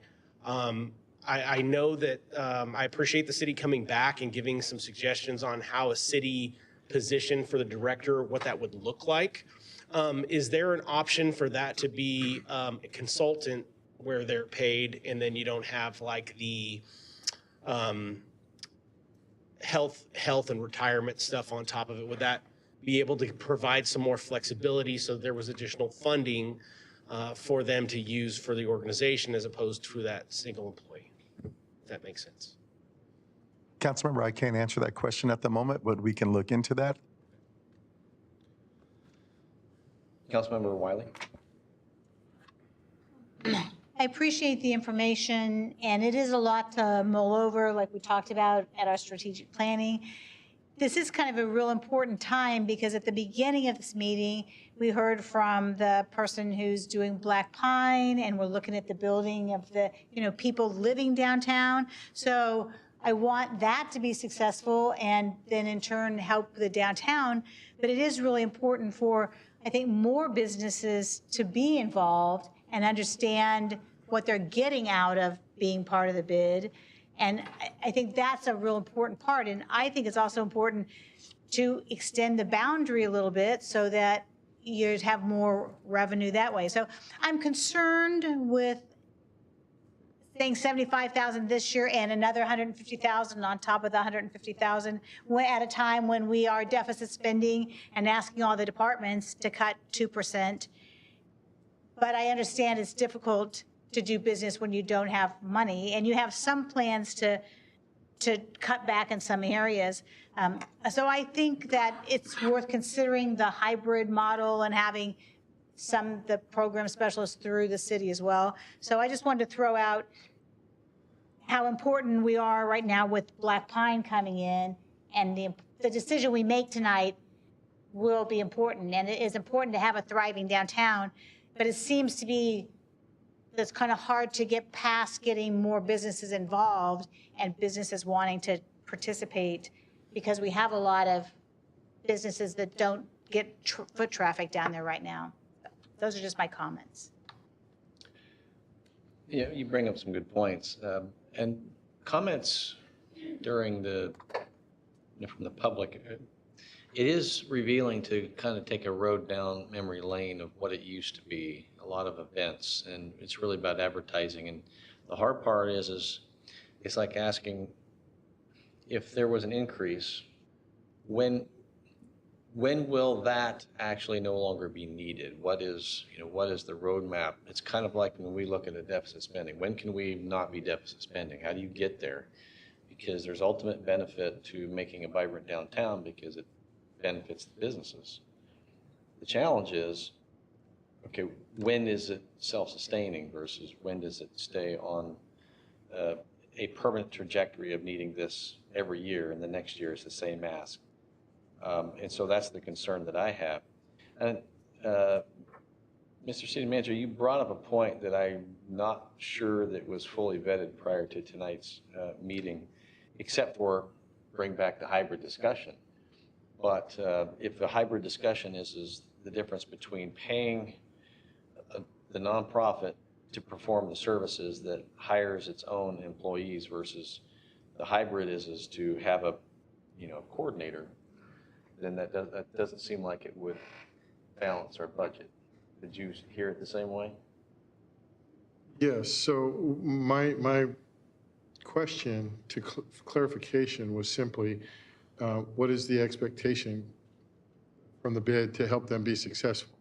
But in response to the council's direction to us from the March 28th meeting, for me anyway, what I heard clearly is there was concern about deficit spending and how do we work within our existing financial situation to put some sort of business model for a bid function for downtown. So that's why we were working within the 150. And I think to the bid's credit, their presentation shows with the extra money, without the extra money. And so, here's a lot of services, here's not so much services. And so, again, to me, this boils down to, it's real unfortunate because the work that's being done every year, in my mind, I know that there's frustration, that we've been haggling, but I think we're really on the right track. The problem is, or the challenge is the timing. The management agreement with the services included in that, to me, are on point with where we were always hoping to get. But for those services, there's additional cost. But as Councilmember Wiley, mentions, I'm having to ask every department for budget cuts. And so the timing of this is not conducive. So again, there's lots of good dialogue that still needs to be had, I think. And whether the staff is working for the nonprofit or working for the city, we can get to that after the fact. In my opinion, you decide how much you want to invest in this. Councilmember Stockton. Yes, can you go back to slide 3?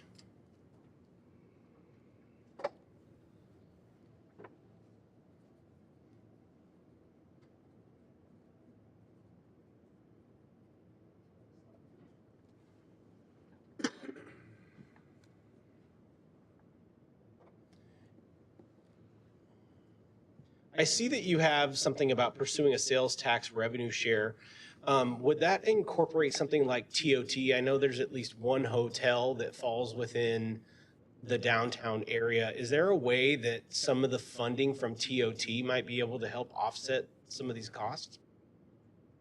Yeah, I'm sorry, Councilmember, I can't answer that question. I would need to confer with our finance director to see what that looks like.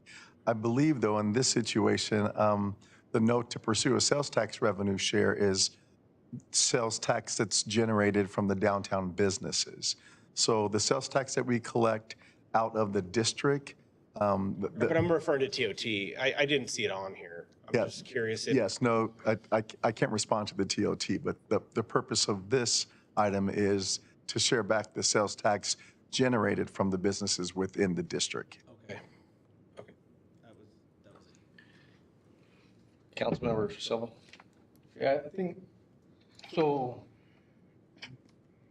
I don't feel that council, so might be speaking out of line here, but I don't feel that council as a whole, just based on the questions, based on like questions that are referenced, I think like certain emails, like, I don't want to pay my bid fee.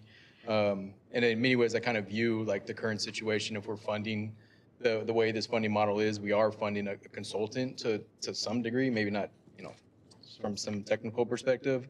But in there, like, I think what continues to get lost is like, we keep getting pulled from these different constituent, grievances or issues. And I think ultimately, like, I think we all realize you get out of life whatever you put into it. So same concept with the bid, like you're gonna get out of it what you put into it.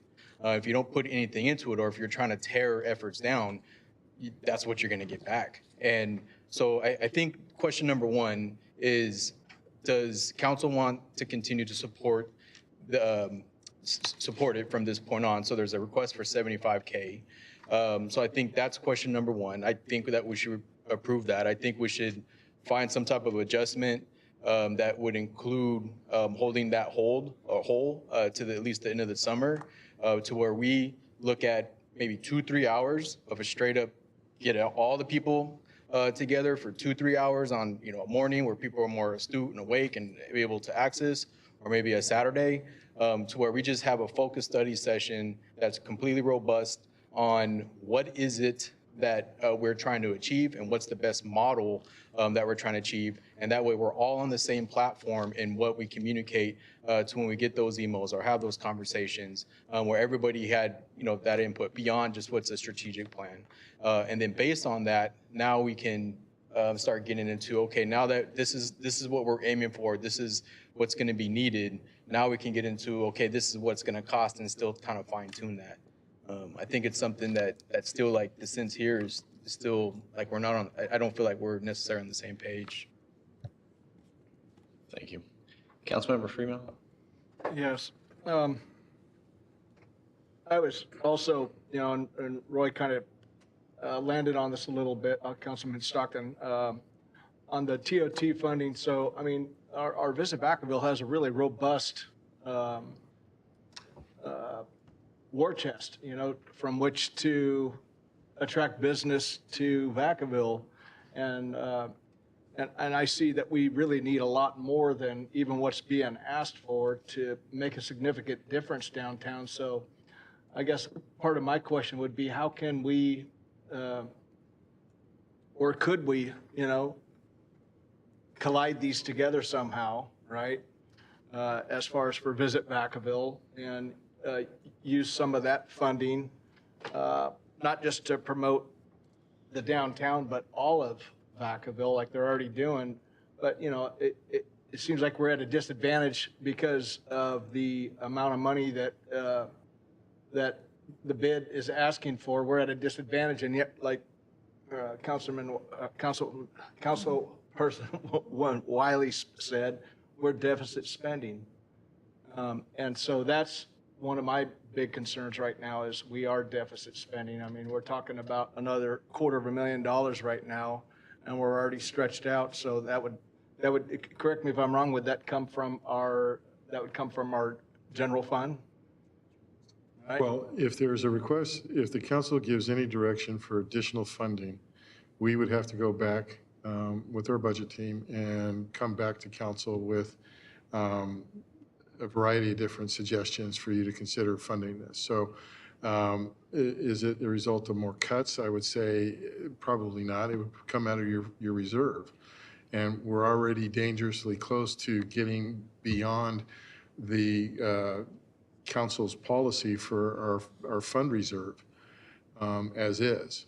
And so going further into that makes it even more challenging. Remember, we have that general fund reserve policy of 16 to 25%.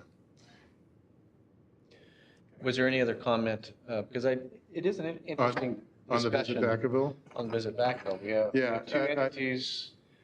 I wish that they were in a robust fiscal position, but I know in talking with the executive director for that branch, they are too looking for additional funding sources to help them with their marketing efforts and their programs.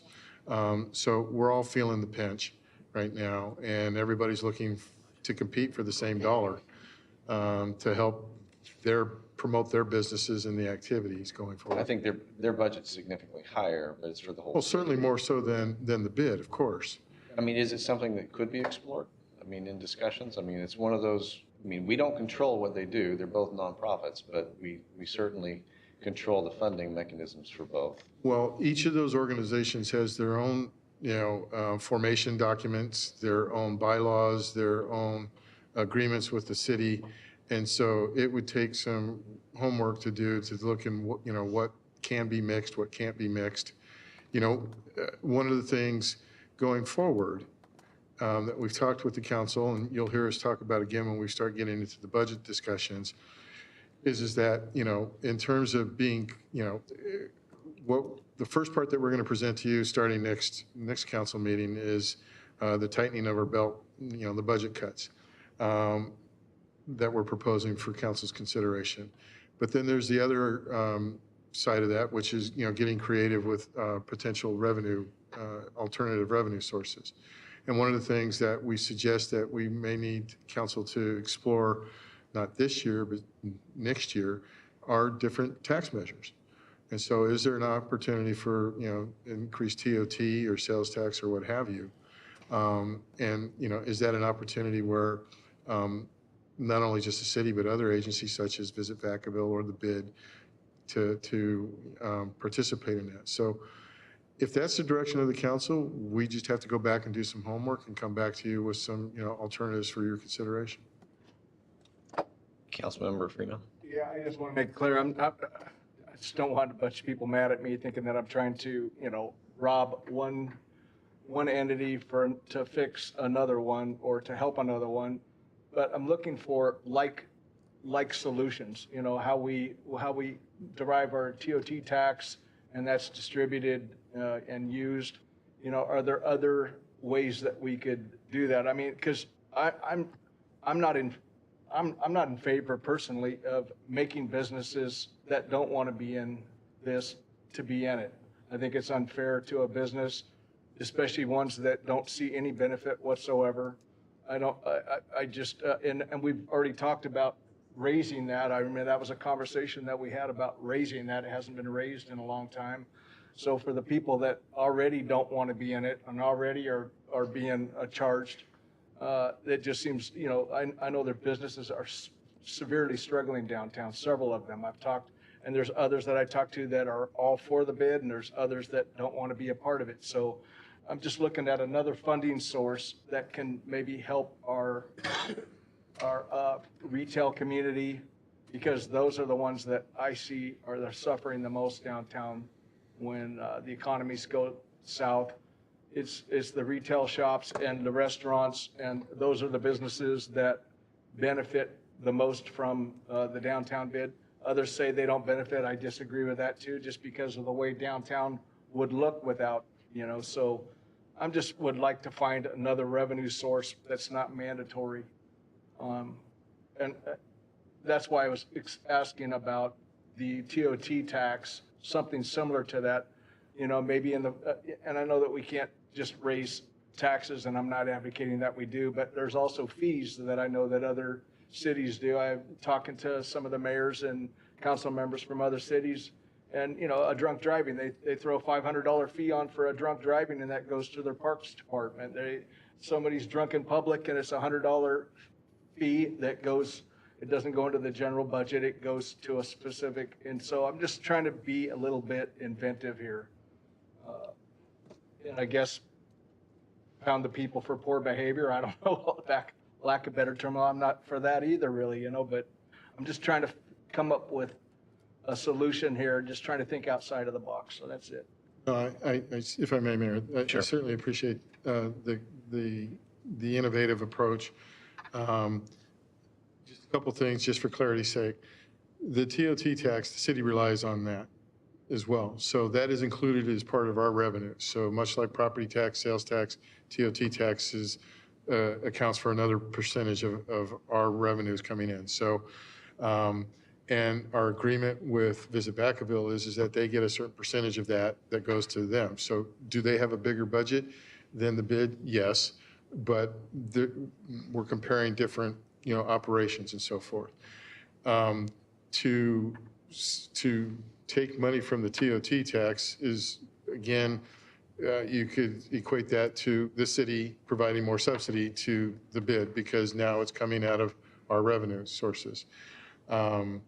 So it's a challenge.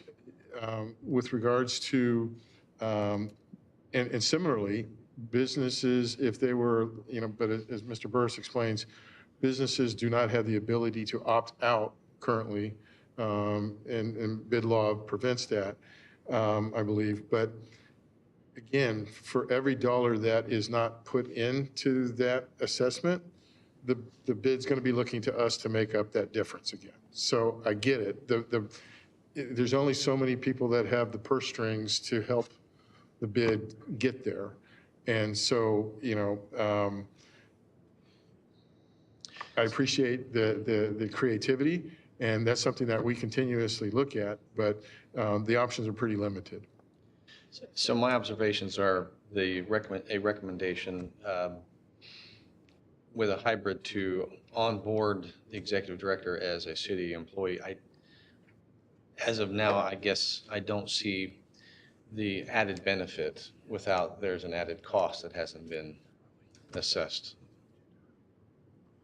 If it seems like that there's still the ask, so we still don't know what the actual number would be. Well, what we presented to council in the report is a level of position that could be funded within the 150. That's that then that 150 goes that we away. believe with additional support from other city departments has the potential to achieve desired results. But so that is not to say, though, that that position is the equivalent of a nonprofit executive director position, which Ms. Silver currently fills. And then there's the other side of the matter is, so the 150 that we have budgeted can cover a staff position to be finalized at a later date if the council gives us that direction.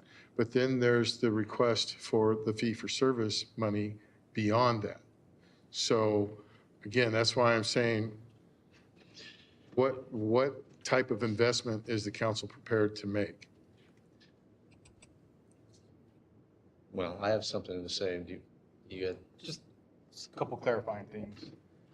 I think one of the, the bid in combination with the strategic plan, in combination with the council direction these past few years, like we've done a lot of improvements on that particular projects that in themselves are not owned by any one entity. And, a lot of times we hear about concerns about certain people moving in or certain behaviors moving in that in itself can be drive down our property value. But everything we've been doing is try to increase the property value. We put tens of millions of dollars into downtown. As was mentioned, the bid law concept in itself doesn't allow it to be voluntary based on the parameters. If we make it something that's voluntary, I think by default we make it to where if we want that element to continue, we make it by default that the council has to continue to support that fully. So I think, because in the end, like if you make it voluntary, like who would, well, if the city's gonna pay for it, we'll have the city pay for it. So, and we know how that could probably go. How much is Don, how much are the fees, the bid fees? Approximately $55,000 a year. No, per business? Oh, on average, about $125 per business. Per year? Per year. 125 per year, $125 per year. Thank you. So my suggestion was still stands. But yeah, I'm happy to hear. Go ahead with you. Oh, sorry. The suggestion that I have for council to consider, again, like we're still talking about different ways. How do we fund this? What's the outcome? What are we going to get out of it? I think it's worth a while, a much deeper dive discussion to we're on the same page. My thought is that let's hold. So there's a plan that's being suggested. Let's fund it to the end of summer, or make a suggestion that we fund it to this the end fiscal year? Well, the fiscal year ends January 30th, correct? July 30th. June 30th. June. I'm sorry. What did I say? You said January, but. Oh, I'm sorry. June. That's why. So I'm sorry. So June, the fiscal year ends June 30th. I don't.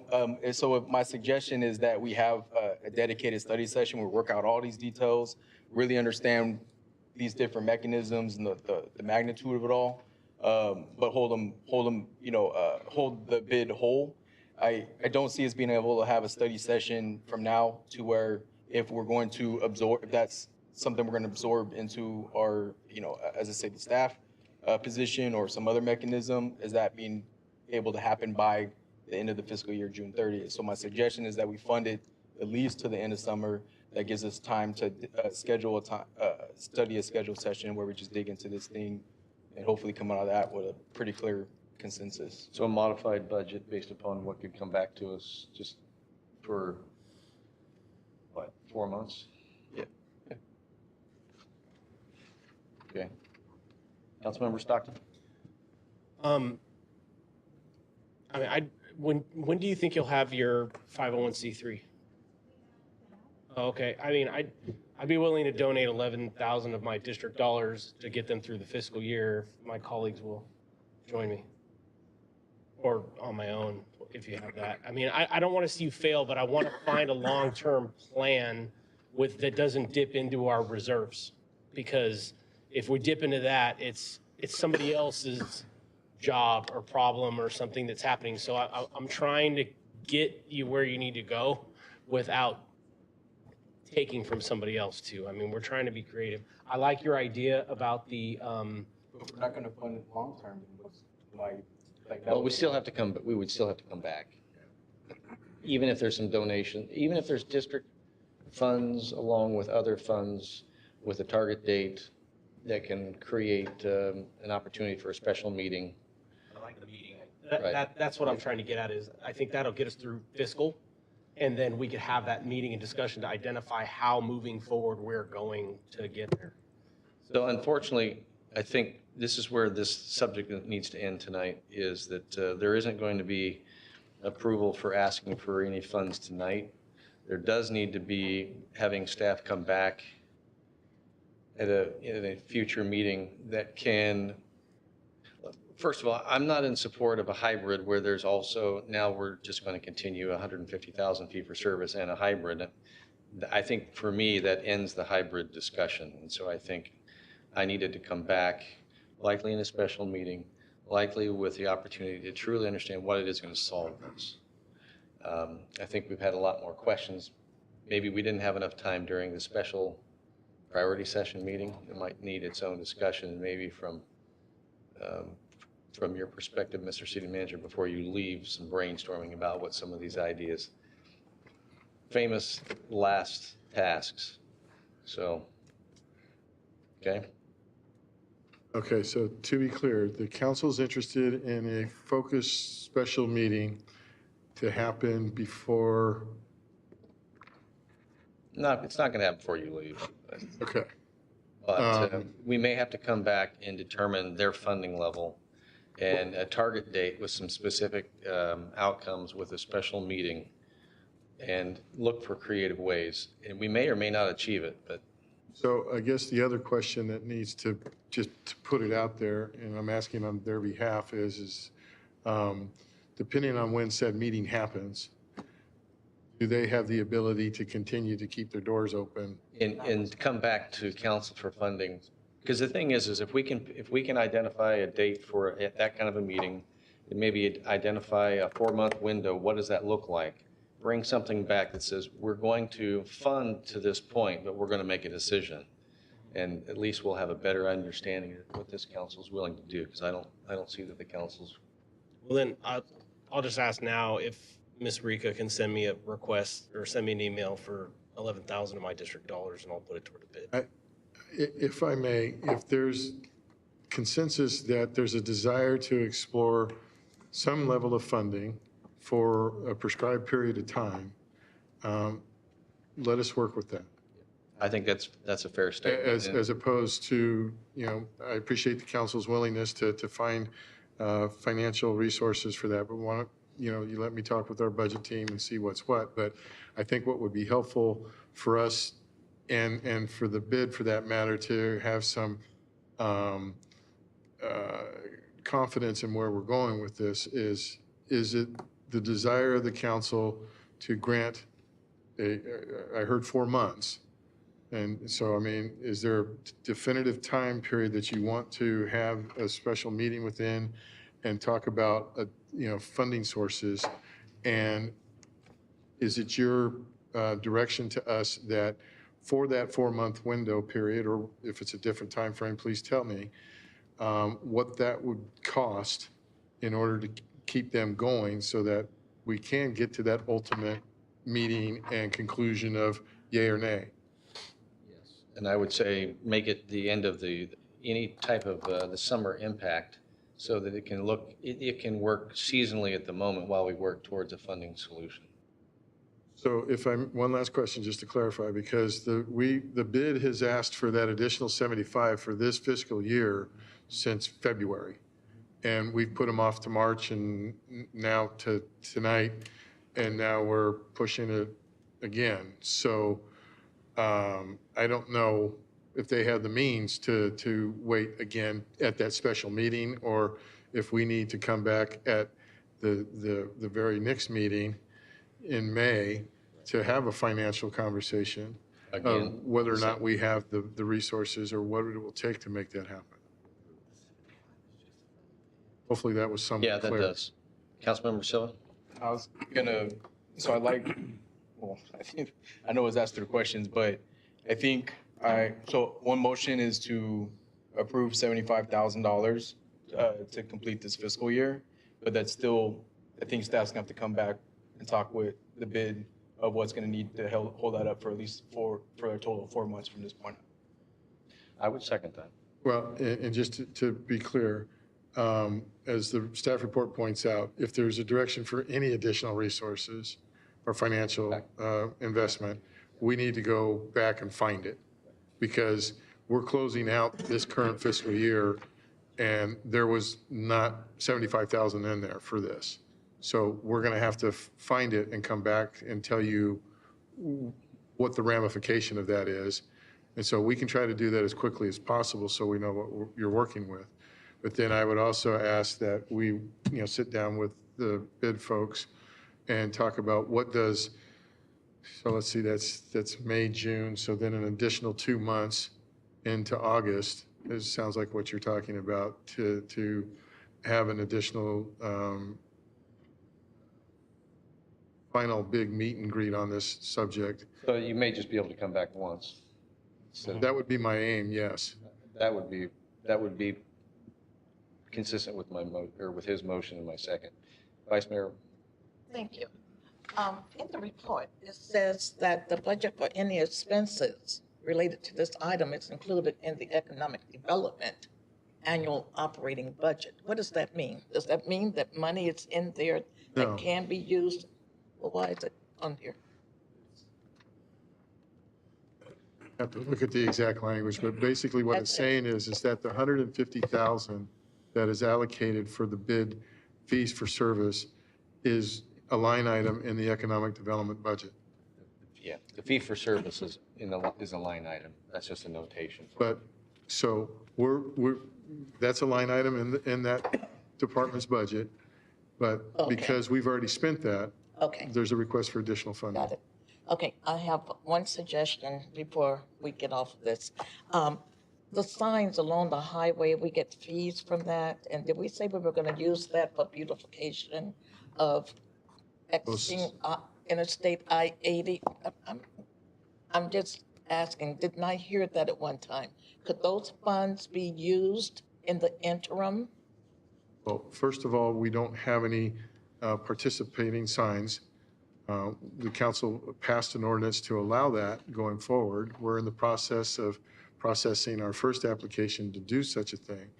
And you are correct that there was a proposal made to utilize any revenue from said electronic billboard signs to go not into the general fund necessarily, but go towards the ongoing, the establishment and then ongoing maintenance of our on-ramps and off-ramps, because we heard loud and clear from council a while back that as the gateway to our city, when Mr. Burris brings, prospective, businesses into town, we want to have a good image.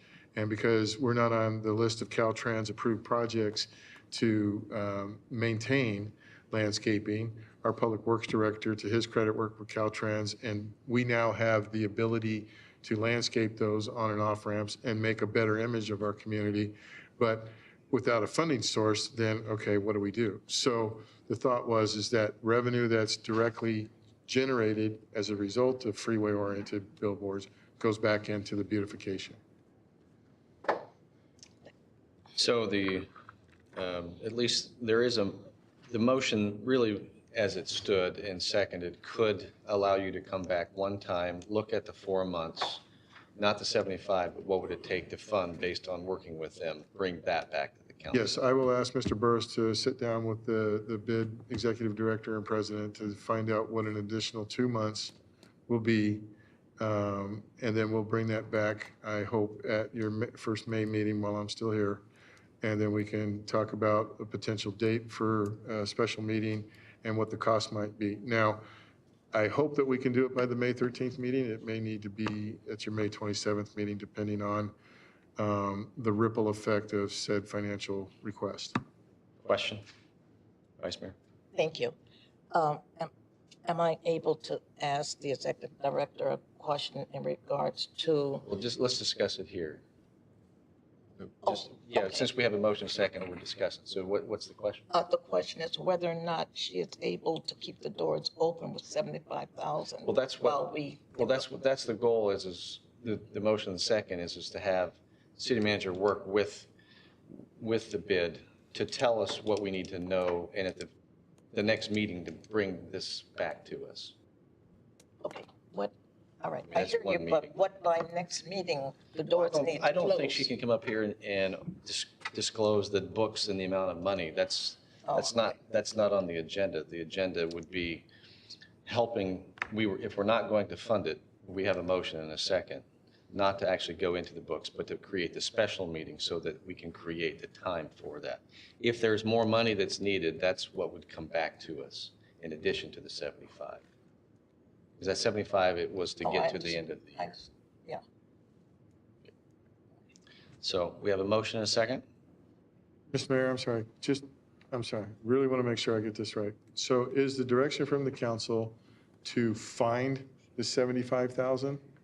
To come back, well, you would have to find the 75,000 so that it would be voted on for approval, or it may be more than that if it means to get it to Correct, 4 but months. this council is interested in us finding 75 to keep them open to the end of this fiscal year.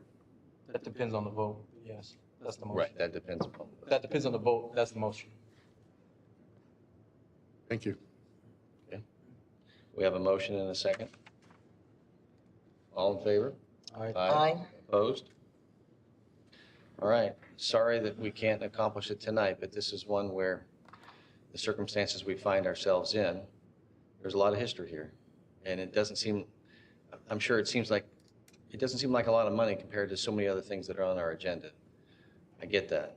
But it is trying to find a long-term solution here, and it's not an easy one. We're wrestling more than just money. We're wrestling with the success of downtown. So. All right, I know it's getting later.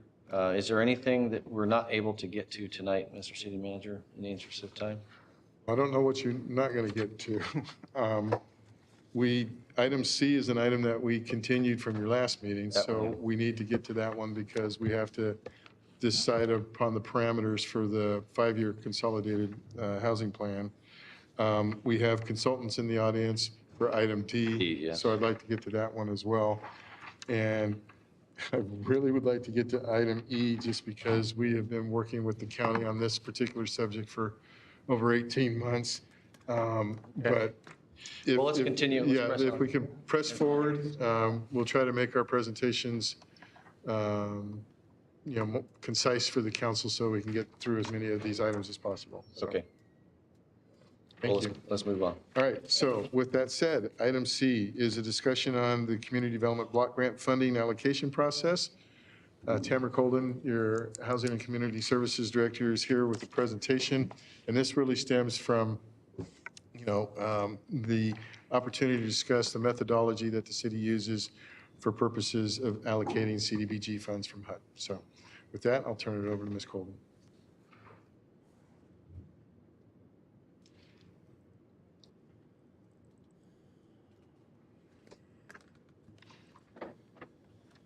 Good evening, Mayor Carley, Vice Mayor Chapman, and council members.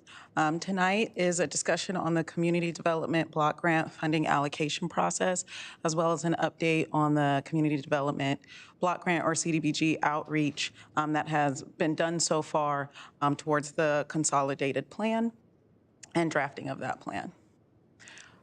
Tonight, I hope to receive feedback on the process for making the Community Development Block Grant funds available to the community and determine any changes in the allocation method that are desired by council. Just a little bit of background, CDBG funds are federally funded annual grants. The city of Vacaville has been an entitlement community since 1988. That means that HUD allocates or awards CDBG funding and the city does not have to apply for them. Those funds must be used to address the priority needs identified in the 5-year consolidated plan and include but are not limited to things such as acquisition of real property, rehab or of residential or non-residential structures, public services, economic development activities, and so on. Each activity that's funded with CDBG funds must meet one of the following national objectives. So that's they must benefit low or moderate income persons directly.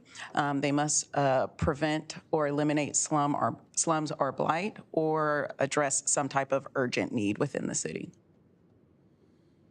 The 2020 to 2025 comp plan identifies the following 2 priorities that were set during that time period, and that's to support public youth services provided by the Neighborhood Boys and Girls Club, as well as Loving Kids, and to improve public facilities and infrastructure. Each year, historically, the city of Vacaville has received approximately $500,000 annually to address the priorities in the CON plan. As of right now, we do not know exactly how much the 2025 through 26 allocation will be, so the numbers used during this presentation are just general based on that $500,000 assumption. CDBG funds are restricted to a couple of categories. So first is public service. So of the $500,000, only 15% of that, or approximately $75,000, can be used towards activities that provide a public service. 20% is used toward planning and administrative costs related to administering the program. And then the remaining typically has gone to projects throughout the city. During the consolidated planning period, the city hosted 2 public community meetings listed here, as well as targeted outreach meetings conducted to stakeholders and community groups. In addition, an online survey to the public was made available from the end of December through the end of February of this year, and the city received 190 responses offering insight into the community's perspective on homelessness, housing, and other areas. The top-ranked 5 housing needs in Vacaville, according to survey responses, were down payment assistance, senior housing needs, construction of new affordable rental units, rental assistance, and energy-efficient improvements to housing.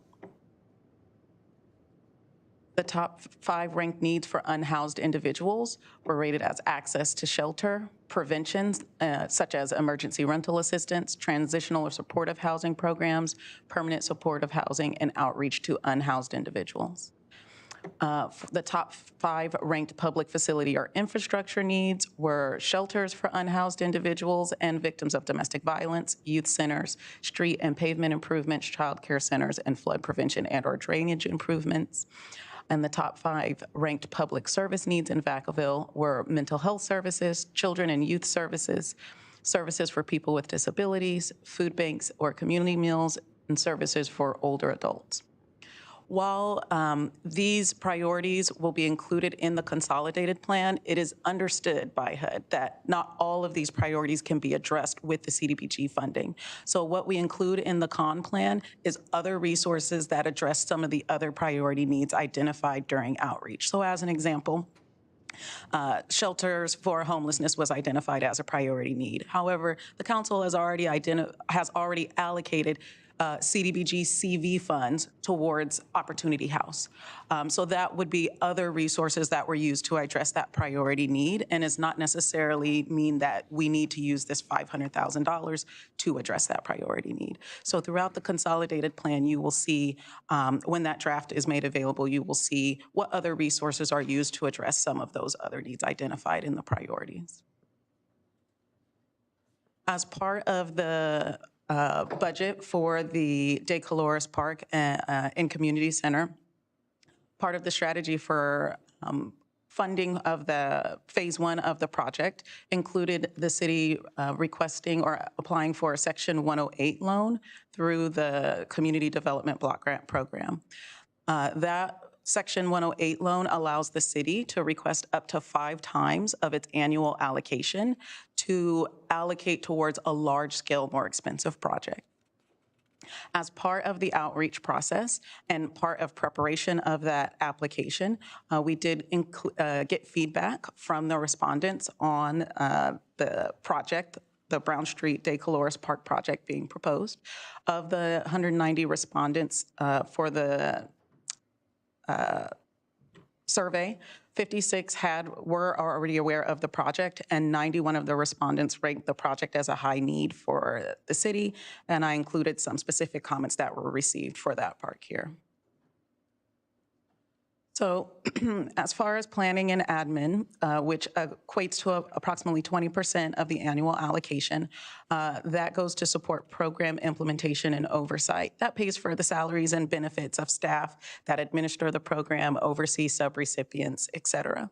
What's being considered this year and what's being included in the consolidated plan is to also use some of that allocation towards a fair housing contract, which was identified in the Housing Element Program 28 as a need for Vacaville. For public service allocations equating to approximately 15% of the allocation, the previous con plan period, 2020 through 2025, identified allocating that 15% towards the Boys and Girls Club and 11 Kids to address the priority need of youth services for the city.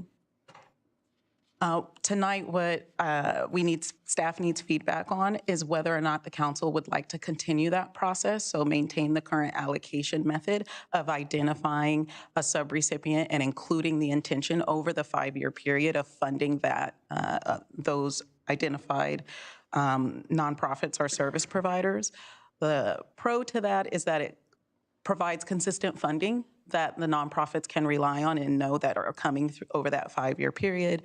It provides consistency for staff to streamline the process of allocating those funds each year. And in other jurisdictions, they even provide multi-year contracts that are renewed each year to solidify that that funding is going to continue to support that nonprofit for that activity. But it does limit other nonprofits' ability to apply for funding to possibly provide the same service or a different service that's identified as a priority need in the con plan. Council could also consider implementing, council could consider implementing an open application process each year in which staff would receive responses to an RFP. The staff would then have to evaluate those responses and make awards and draft new contracts each year for those activities. Or council could consider a hybrid approach where some funding goes to an organization consistently while other funds are made available through an open process. As a reminder, this is 15% generally equates to about $70,000 to $75,000 a year that is available for public services. So for federal grant funding, that is very extensive on the requirements for reporting and documentation. Smaller grants usually are not very feasible for nonprofits when it comes to federal funding, so that would be one of the cons to keep in mind, that if you start breaking up the funding dollars, it might not be advantageous to a nonprofit to apply for a smaller grant amount. The remaining funding allocation of approximately 65% usually is about $325,000 total. Historically, those funds were used for public infrastructure or ADA projects throughout the city. So as an example, you might remember that CDBG funds were reallocated from Day Colores Park to our pilot sidewalk repair program that benefited low and moderate income homeowners that needed to repair sidewalk violations. There was an ADA accessibility project funded with CDBG funds quite some time ago in front of City Hall to make the sidewalk ADA accessible, so it could fund projects like that. Out of this funding for the Section 108 loan repayments, we can pledge future CDBG allocations toward a repayment. So that would equate to approximately about $200,000 each year, which would leave about $125,000 to go towards those projects. For the fiscal year 25-26 through 27-28, it's being proposed that that funding be used towards the De Colores Park and was included in the revenue projections to complete the park. But for fiscal year 28-29 and 29-30, the proposed options that council can consider is to earmark or save those fundings to use towards a larger infrastructure project. So the funding awarded each year does not necessarily have to be spent in that year. It can roll over to next year and be added to additional CDBG funds awarded to complete a larger scale project. Council could consider implementing an open allocation process as well for an activity or infrastructure project that would address one of the priority needs identified in the consolidated plan. Or council could consider identifying small-scale projects annually. Again, as mentioned, when we funded the pilot sidewalk repair grant program with CDBG funds, something like that, small-scale projects on an annual basis. So I realize I went quickly, and that's a lot of information. However, tonight, council is being asked to provide feedback on the process for making community development block grant funds available and determine if there's any desired changes to the current allocation. And then that information will be used to to finish the first draft of the consolidated plan that will be brought back to council on May 27th and made available for public comment for a 30-day period leading up to that meeting on May 27th.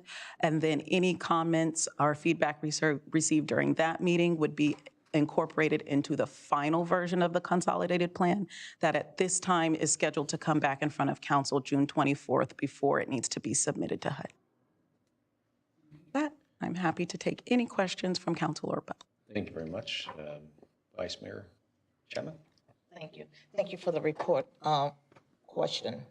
Has there been a request from other nonprofits through the years? Have they been waiting for the opportunity to receive or apply for grants? Yes, staff frequently receives calls or emails from other nonprofits asking about when our open period begins or when the city will release an RFP for funds. So we do, and then whenever we receive those calls or requests, we do keep a contact list in case council does choose to change how allocations are made so that we can let those nonprofits know that an opportunity has come up for CDBG funds. And I always like knowing as a nonprofit ED at one time in my life, knowing that I have ongoing funding from year to year. However, at the same time, there are nonprofits that also have a need and would like the opportunity to apply for funds.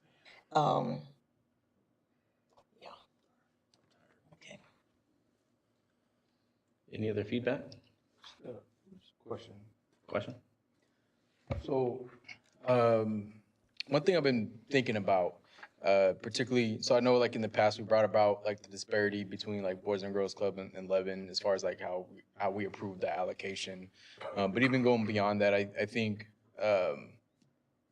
you know, like, so even there, like, and I appreciate the surveys and sharing the data. I'm actually surprised so many people responded, relatively speaking and respectively.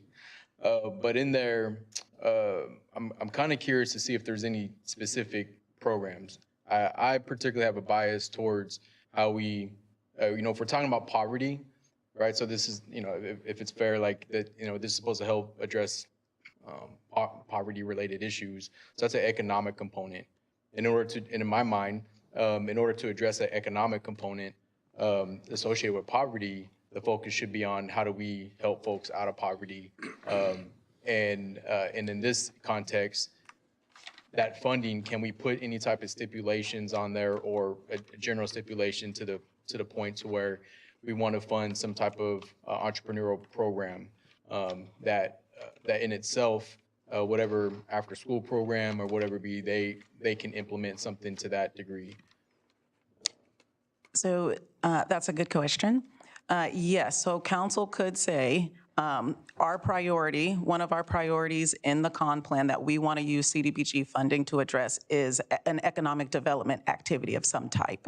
Therefore, when we release an RFP, we want nonprofits who are going to address that priority or that goal. So they need to present some type of economic development activity that we would consider funding. So that is something that council could. And I'm intrigued by that, in favor of pursuing that concept, because I think one of the challenges that I still have, and I just had a conversation earlier with the city manager, like we call it, like when we talk about De Colotes Park, like it's not, you're gonna hear me say it over and over until we figure out something more, but it's not just a park, right? So like in itself, it ideally would have a space to allow for economic development. And the more we bring in those different resources to learn how they can tap into that and build off of that economic development opportunity, then now we're able to magnify these invested dollars and hopefully transform some lives throughout that process one way or another. And if I can add, that is what, at the first draft, when staff brings back the first draft of the consolidated plan, that is one of the things that council is going to review and confirm. What of the priorities listed in the priorities made ranked high in the survey results, do we want to use CDBG funds to address? So that will be a decision made at the first draft meeting for the consolidated plan. One last quick point. I know mental health is a huge, how we define mental health or whatever contributes towards whatever people perceive as, hey, I need help with mental health, or folks need help with mental health. I think one key aspect that I've seen over and over is just the ability when we come together as a community, whether it be through music or food or actual projects, community service projects, how people as mental health is transformed through that and how they connect to one another, I believe will have a positive impact in that manner as well. Particularly if we're coming together around a common cause. In this, one suggestion could be how we support the development and invest in our youth. Councilmember Freeman. Yes. So a comment and then a question. So my comment is that I recognize and place a lot of value on what Boys and Girls Club and 11 Kids have to offer, and what we're doing, making a real difference in the lives, through various programs and aftercare and helping with homework. And there's a lot of, I would say, people that depend on the services of the Boys and Girls Club, that, they provide a safe haven, for kids to learn. So I'm just in favor personally of continuing on with Boys and Girls Club and Levens. But I was wondering if you could tell me how many, do you know roughly how many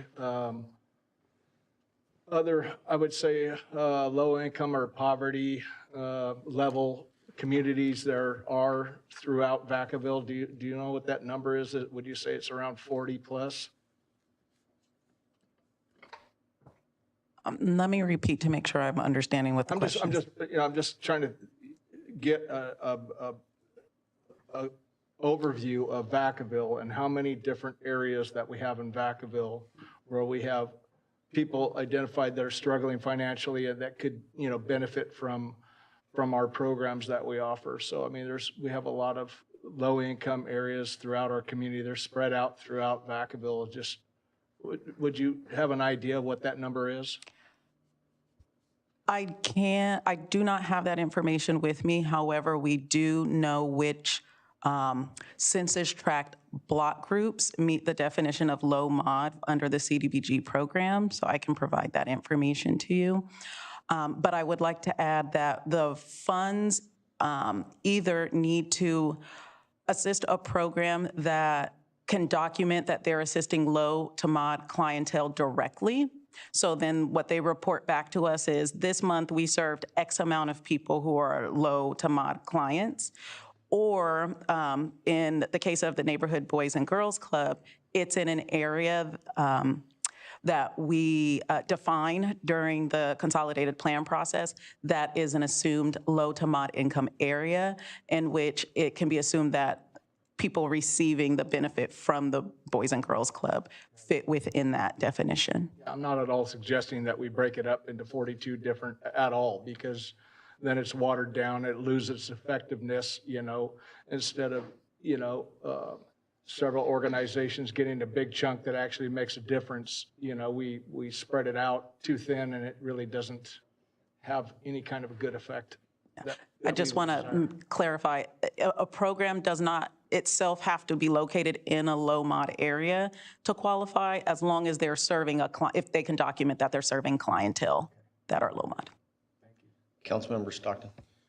Yes, thank you for the presentation. Can this money, portions of this funding, be used to offset water bills or electrical bills for low income or fixed income seniors that qualify for low income? I will fact check that, but I believe the answer is yes. However, that's considered a public service. So if you allocate funding towards that, it's coming from that limited 15% of public service dollars. Same percent that goes towards the youth? Correct. Councilmember Wiley. I think your clarification just answered my question. So you were saying, because I was thinking about the upcoming move for the Boys and Girls Club. So that shouldn't affect whether they're in a low income, because you said whether they serve the families that are from low income. And then, as you're understanding, both Boys and Girls Club and Levin do serve pretty much the low income families to meet the requirements? Correct. So at least 51% of the persons served, if the activity is a low mod clientele, at least 51% of those have to fall within that low mod definition. So it could be that in a program, maybe 10% of their families are not, but that's okay, as long as the majority of them are, if they're not in that low mod area. And then I do have mixed feelings about whether it should be opened up or go with what we've used, because I do feel like everyone needs an opportunity, but then the more pots you have going, the least of an impact you have overall. So just the division between the Boys and Girls Club and the Levin now is a pretty distinct difference. Is that based on like the number of students they serve, or is that just the way it got divided out in the first place, or what? That breakdown is what was directed from council at the time towards staff to break it up that way. So it's not based on any calculation of students served. All right. I'm going to open it up to the public for comment.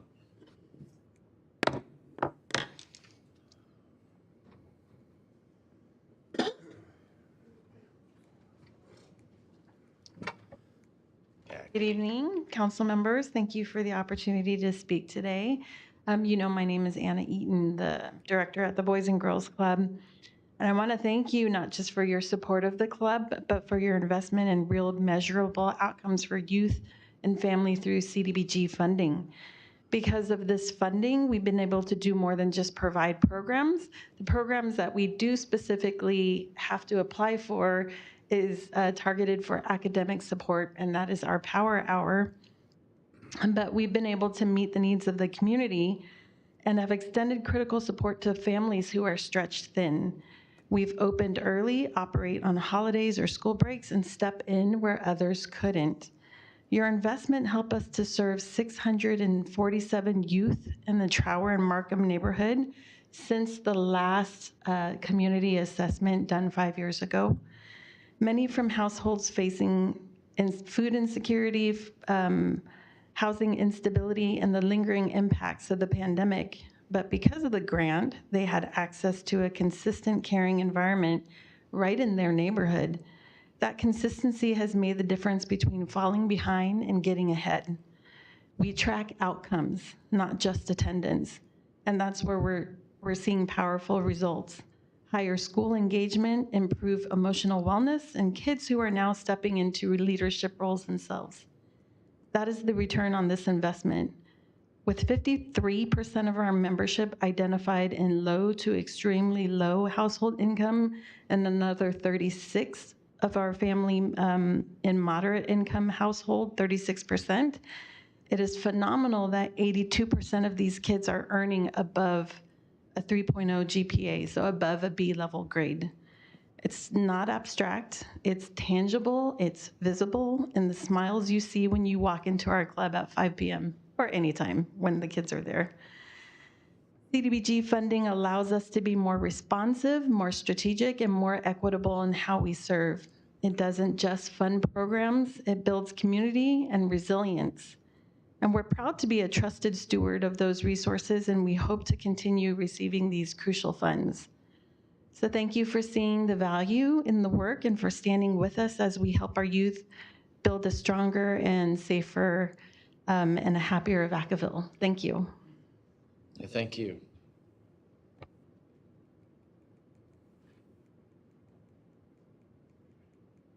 right, I'm going to go ahead and close public comment. I do see the ADA podium, so let me call on you. Yes, good evening. Hi, can you hear me now? Yes, just pull the mic closer maybe. There you go. I'm Susan Rachi, the Executive Director of Independent Living Resources of Salado and Contra Costa County. And I really welcome the opportunity for you to put out the bid for supported housing for seniors and people with disabilities.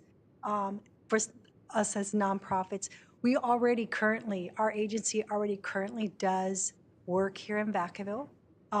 We support a lot of our seniors and people with disabilities, whether it's assisting them to fill out the Section 8 housing voucher, whether it's teaching them how to ride public transportation, also as well as meeting with consumers to get themselves out of their SSI overpayments or assisting them to go back to work, knowing that there are a lot of nonprofits out there, and I realize that you want to give it to a bigger nonprofit so you don't string it along, but I really think that you should consider really using a lot of the CDBG money currently to help our unhoused and our seniors that are 78 years old living in their cars, to help them support into supported housing so they can go into some transitional housing before they go into an apartment.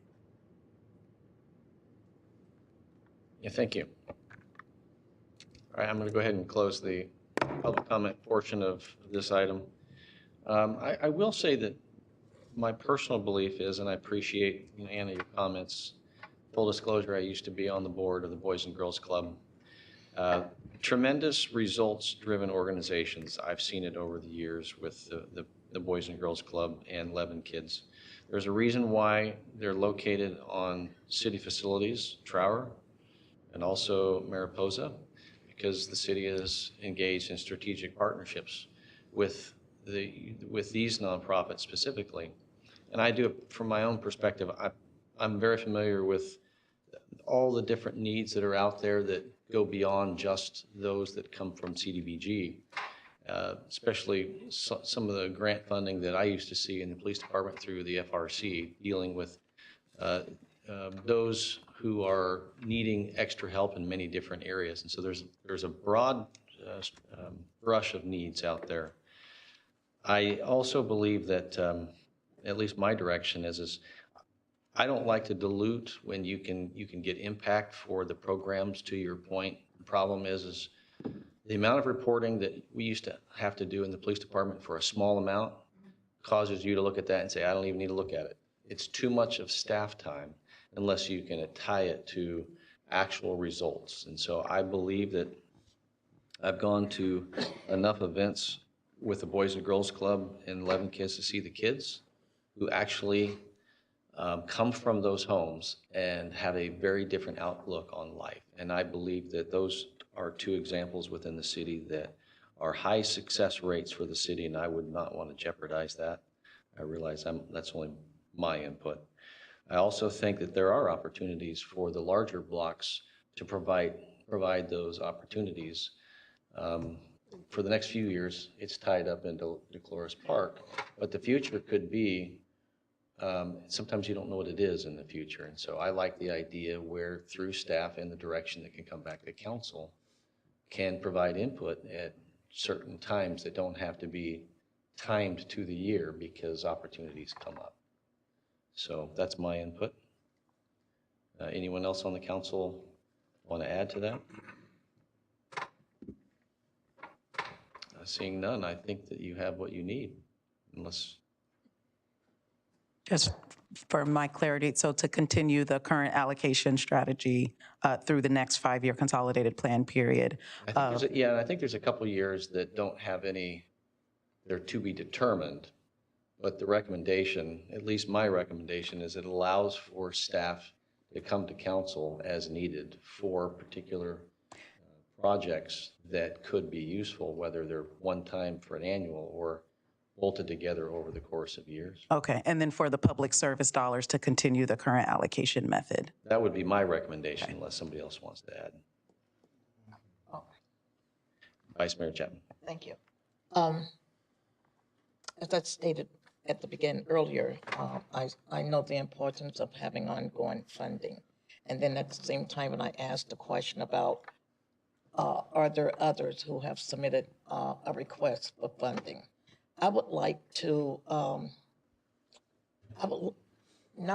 really don't want to take away from the 11 or the Boys and Girls Club, but at the same time, I would like to open up the application process so that you can see what we have here in Vacaville.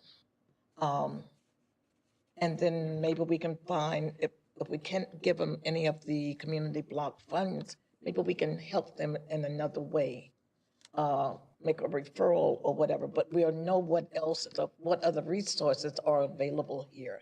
So I would like to open up the application process to allow others to apply for the available funds. Opening up, and thank you for the suggestion, opening up an application process would mean that staff would spend time running an open application period. And my understanding is then council would like to consider those other applications for public service dollars for CDBG, or no, but we would just be collecting the applications just to know what age. No, I wouldn't want them just to be submitting, just to be submitting. Okay. But if we're able to assist them, if you see that they would really be addressing a need that we have identified here in Vacaville, then I would like to give them the opportunity. So that would be then opening up the public service dollars for an open process. And that would mean including Boys and Girls Club and Levin would also have to apply and compete against other nonprofits for the funding. And how long has it been since we've had the open process? At least the last 3 consolidated planning cycles that I have been involved in, that has been the process that the city has followed. 15 years? For at least that time period, correct. Really? Yeah. Okay. Thank you. I mean, has it been 15 years for the Boys and Girls Club? For the last 3 consolidated plan cycles I've been a part of, yes, the funding has always been allocated towards Boys and Girls Club. I don't think the 11. The 11 is a more recent addition during the 15 to 20 consolidated planning period. Councilmember Stockton. Just for the record, I'd like to continue with our commitments with the organizations we've been working with. And not open it up. Yes, Mr. City Manager. Given the difference of opinion here, I think it would be appropriate to get a motion in a second and direction so it's very clear to Ms. Colden. It is a considerably different process, and I appreciate the desire to open it up to find out who's doing what of interest, but I don't think it's fair or appropriate to set false expectations for folks. So I think it would be appropriate to either that we're opening it and it's a competitive process for anybody and everybody that meets a need and, complies with the criteria, or if the other direction that I'm hearing from council expressed is continue with our existing models. So I think for purposes of clear direction, it would be very helpful for the council to give us a consensus vote on that, please. Councilmember Stockton. Yes, I'd like a motion that we keep with the existing model. I have a question. So the existing model, so I think the point of question is on public service dollars. So just to, before I clarify, Councilmember Stockton, how much are we talking about? About how much is that? It's about $75,000 annually. All right, so 75K for RFP process and staff. That's an interesting process. I think it's, yeah. So, so clarification question is based on the current ratio of the allocations? Yeah, I think that's fine. I think that's what they budgeted for. I'm making that assumption, but. That's my question. Councilmember Freeman. Yeah, I'd like to second the motion with the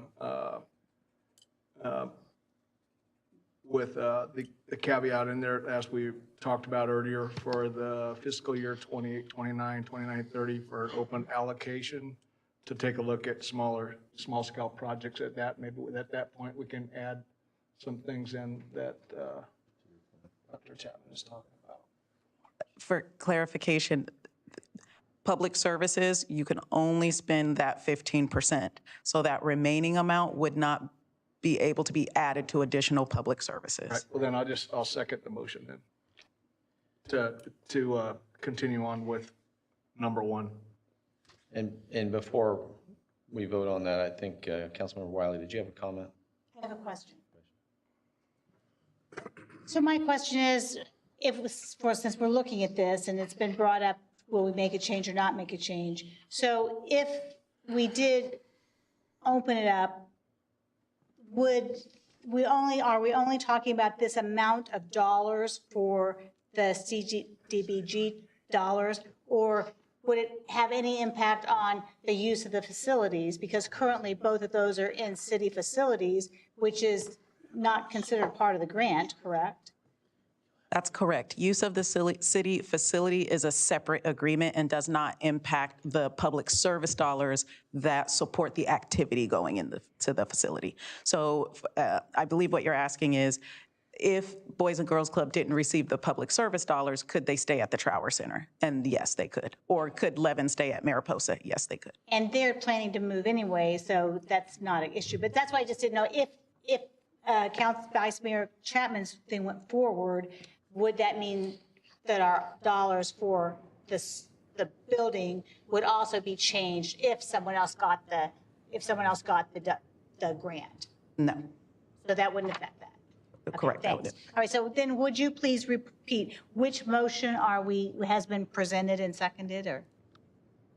So the motion is to continue the current funding as is by Councilmember Stockton. And it was seconded by Councilmember Freeman. Councilmember Silva? Yeah, last question. So just to clarify, for the public service dollars, can we stipulate what type of programming that could support, or is that out of line? Yes, you could. So for the public service dollars, if you decided you didn't want to fund youth services as a priority with those dollars, you could fund some. Sorry, I'll be more specific. If with that funding, could we also request or require that funding goes towards some type of entrepreneur type program or something to that effect? I'm trying to find a way of how we can support these. We're using these funds to support these youth programs that in turn can support these other community development projects we got going on. If I could on that. So I think it's all in how you decide to approach it, okay? And what we're suggesting is that there's the front end part where you're establishing the goals and objective for the money. So if you want to do something different with that, as Tamara was saying, if it's something other than youth services, and you want to say, we want to put that 15% towards this, you can do that. But that could be potentially different than the motion that was made, that those services may or may not be provided by the Boys and Girls Club or the Levin. See what I'm saying? So we're, right now. So the question is, with So if the motion is as is, the question I have is, with that as is, can we stipulate that with that money, that they'll support some type of entrepreneur type program? I think if you're going to go to that level of specificity, it would be valuable to find out from the two receivers of those funds if they can provide said services with some of their existing programs, or if that would necessitate creating new programs to comply with that directive. All right, I'm okay. And the focus is youth services, and I appreciate the other comments from the public. We do focus on the programs for seniors. We do focus on programs for early childhood development, first 5.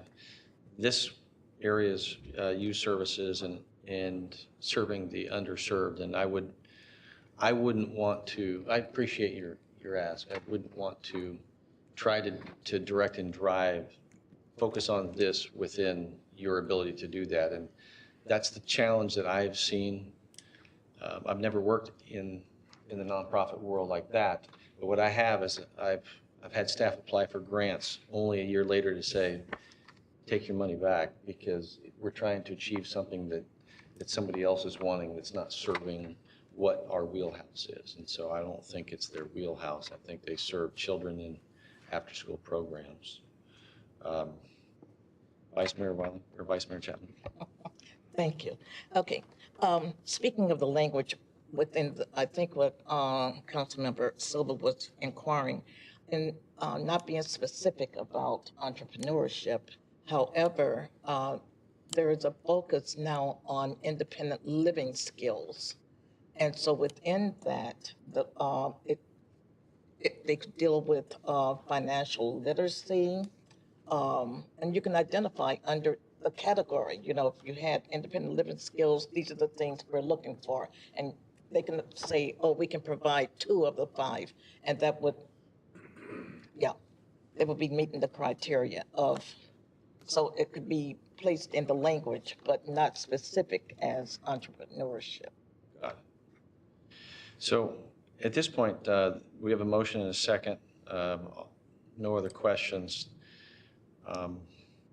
to continue with that funding as is. All in favor? Say aye. Opposed? No. Abstention? Okay, so I think you have the direction for now. Thank you. You'll be coming back with the plan. Okay, thank you. All right, we'll move on to the next item, Mr. City Manager. Yes, thank you, Mr. Mayor, Vice Mayor, members of the council. We're going to try, if it's okay with the council, to get through the next couple items, so we'll be quick. The next item before you tonight is a resolution to select Intrepid Fiber Networks for our fiber optic network public-private partnership. We have a group here led by Georgianne Mayer-Smith, our Assistant City Manager, and team, and I'll allow her to introduce the team that's going to make this presentation for you tonight. Good evening, Mayor Carley, Vice Mayor Chapman, and members of council. Thank you for staying around for the late hour. So we've been on our broadband journey since 2021. And so tonight, with your support, we're hoping to keep that effort moving forward. Rika Gidry, our program manager, has been leading our effort internally. And then we've got Jory Wolf with Entrust, the VP of Digital Innovation, who's been our consultant along the journey with us. So Rika, take it away. Good evening, Mayor, Vice Mayor, and members of City Council.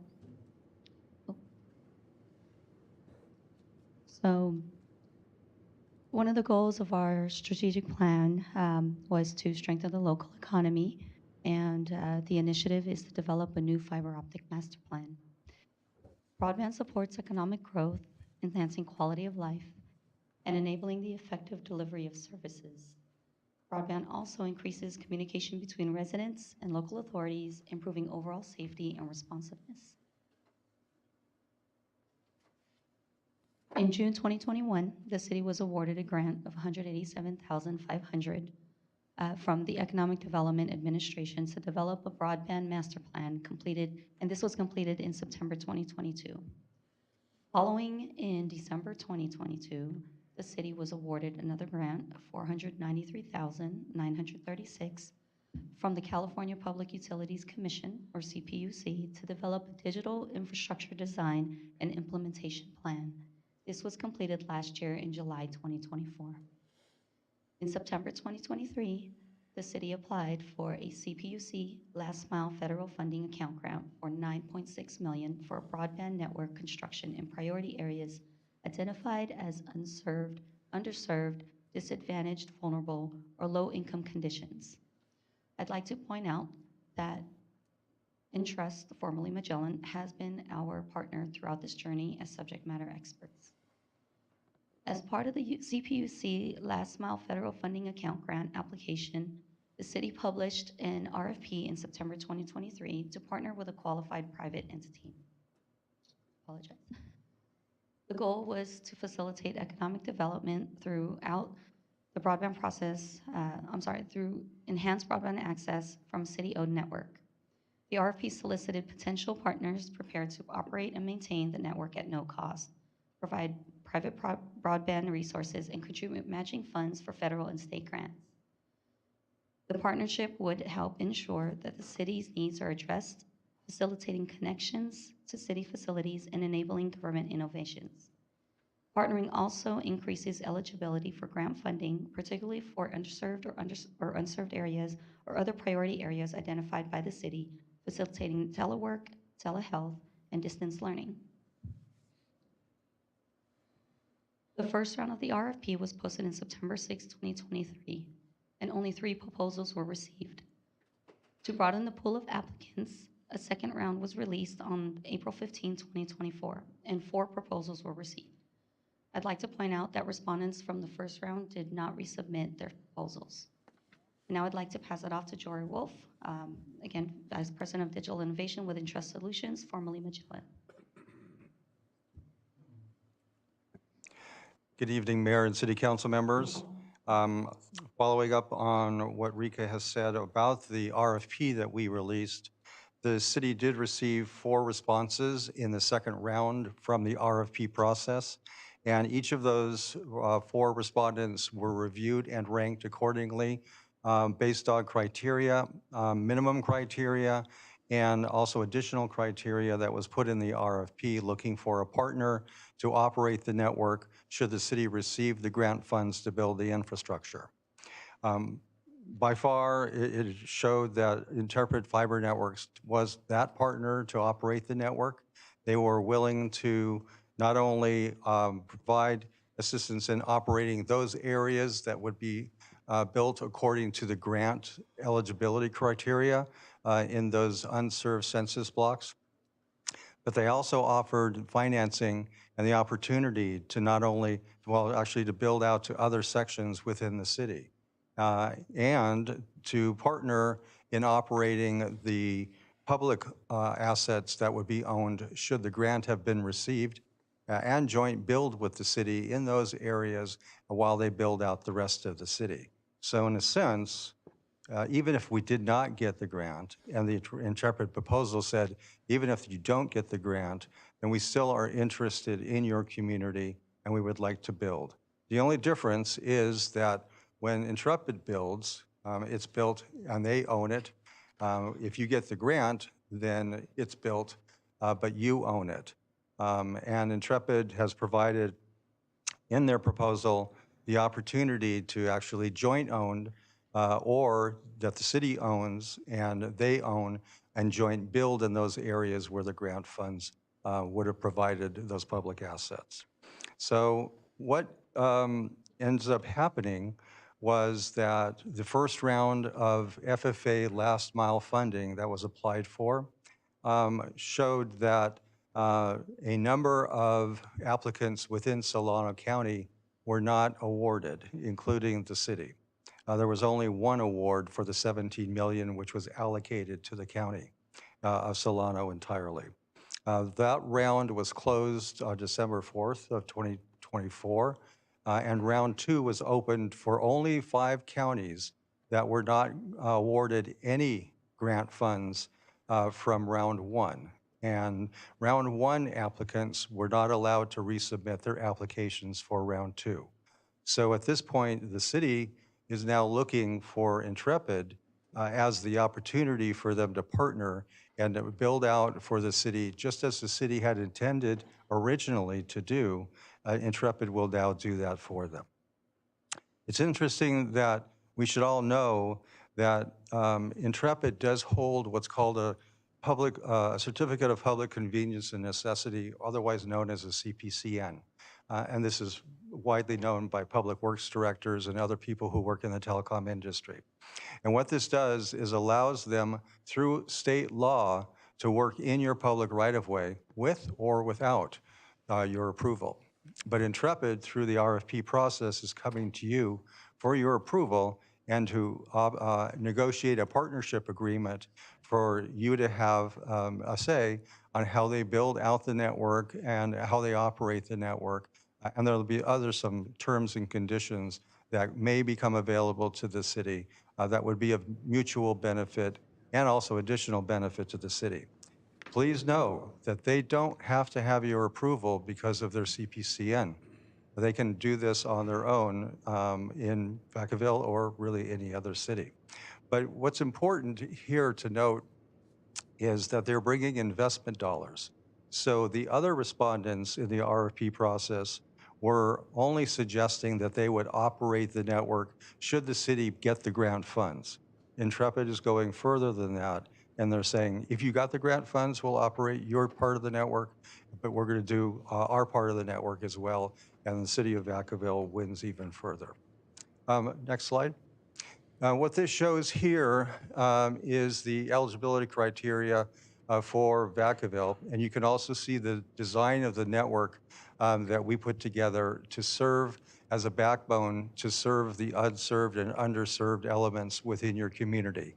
And these are all census blocks, and you can see that extract highlighted in those premises in blue. You can see the larger network to the right of it. And Intrepid, in their proposal, was suggesting that they would co-build this with the city, and they would also build out for those unserved and underserved census blocks. Next slide.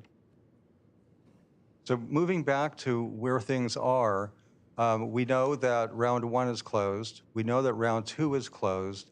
And so really at this point in time, the best recommendation for the city is to look toward Intrepid, and now it's up to the city from the RFP process to determine whether or not wants to go forward and negotiate an agreement.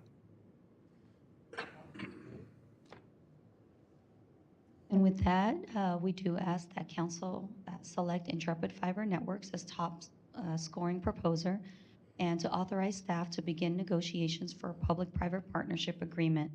And thereafter, we would go back to council for approval. I appreciate the presentation. Having read the staff report, it has the prior plan.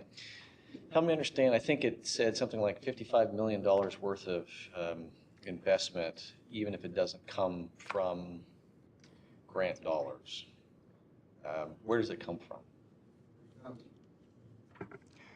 It comes from Intrepid and their investors. So I guess the question is why don't they just invest in our community from a competitive perspective? I mean, you said it.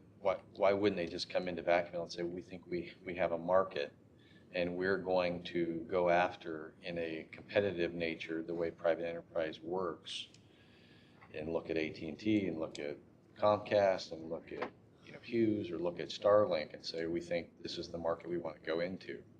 So it seems like we're driving this. So it was initially driven as if this was going to be going after all this grant money, which seems to be not at all going to happen. So from my understanding, this was part of a plan so that we could go after public or these dollars. And so we had to show a plan because what we were going to do is build out a fiber network.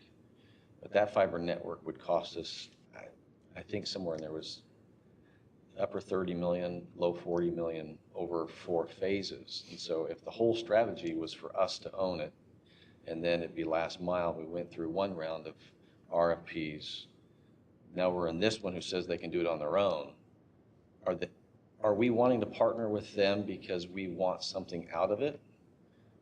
And what is it? Or shouldn't they just apply to be competitive with the private sector market? They did, and that was what the RFP process was for. The RFP process was you could actually fall into one of four models or multiples of those four models, and that was be an operator only. You could be an operator and a partner with the city, and only invest. And invest as well as operating. Or you could come in and you could broker the network on behalf of the city, or you could come in and you could build out the city on top of what the city was doing, build out the rest of the city on top of what the city was doing with the grant funds. And so they were willing to be the partner that would operate the network, and they were willing to be the partner that would expand, build out what the city was going to do with the grant funds, and they were willing to expand their build out beyond the grant funds that the city would get. So they fit into three of those categories. Okay. And Mayor, just real quick, I wanted to point out that we do have representatives from Intrepid here who might like to provide comment whenever you see fit. Okay, that would be great if you could come forward.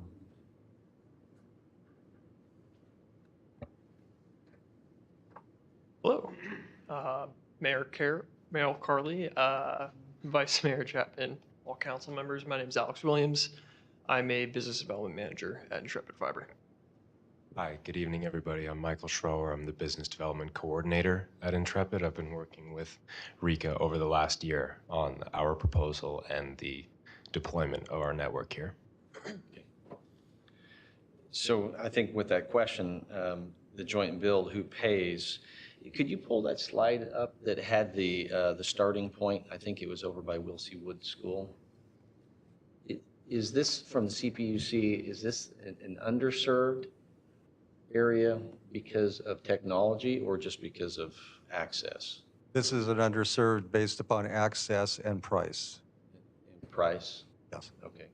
Was that based upon a recent study, or is the study now a couple of years old? This is based on a recent study, and this is also current CPUC data. Okay. All right. Any other questions from the council? I don't see any other questions, so thank you. Okay. Open up to the public for any comment. You're more than able to speak if you want to tell us more about yourself.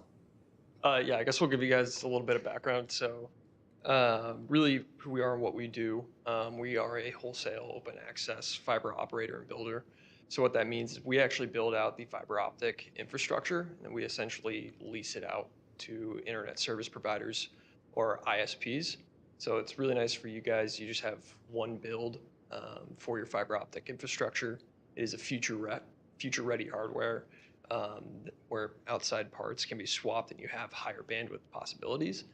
And then for ISPs, we can actually have multiple ISPs running on our network, so you don't just have a single provider at a given time. So residents will actually have choice in who they want to work with for their internet service provider. Then it's also nice for the internet service providers because they just need to focus on providing service to the customers. They have a capital light way to expand into new markets. You asked a couple questions about where the money really comes from. We partner with Brookfield Asset Management.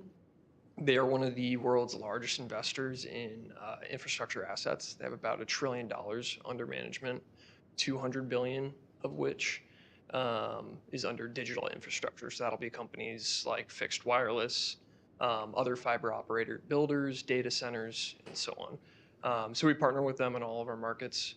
What's really nice about partnering with them is that we are fully funded anytime we do start a project. So you never have to worry about us getting halfway through, needing to go get more funding.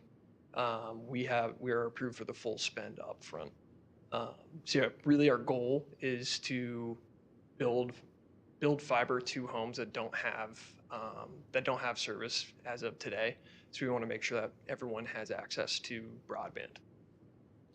So the position of your part of the market is if the city had its robust fiber network, you would then be the entity that would tap into that to create the public-private enterprise to other ISPs so that they could have, at the end of the house, I can actually get fiber where I couldn't get it before. Yeah, so just to make sure I understand the question, if you guys had your own fiber infrastructure between city buildings, what we would want to do is, yeah, build out to the actual residential homes. Our big focus is going to be fiber to the home, that last mile part of the effort. But that would be contingent on fiber that we provide? No, we will build it out in entirety to all neighborhoods. Okay, so your part of this proposal is that you're going to invest in Vacaville, including there's a large fiber network that's not built yet, and we don't have any of that money. So what are you going to tap into?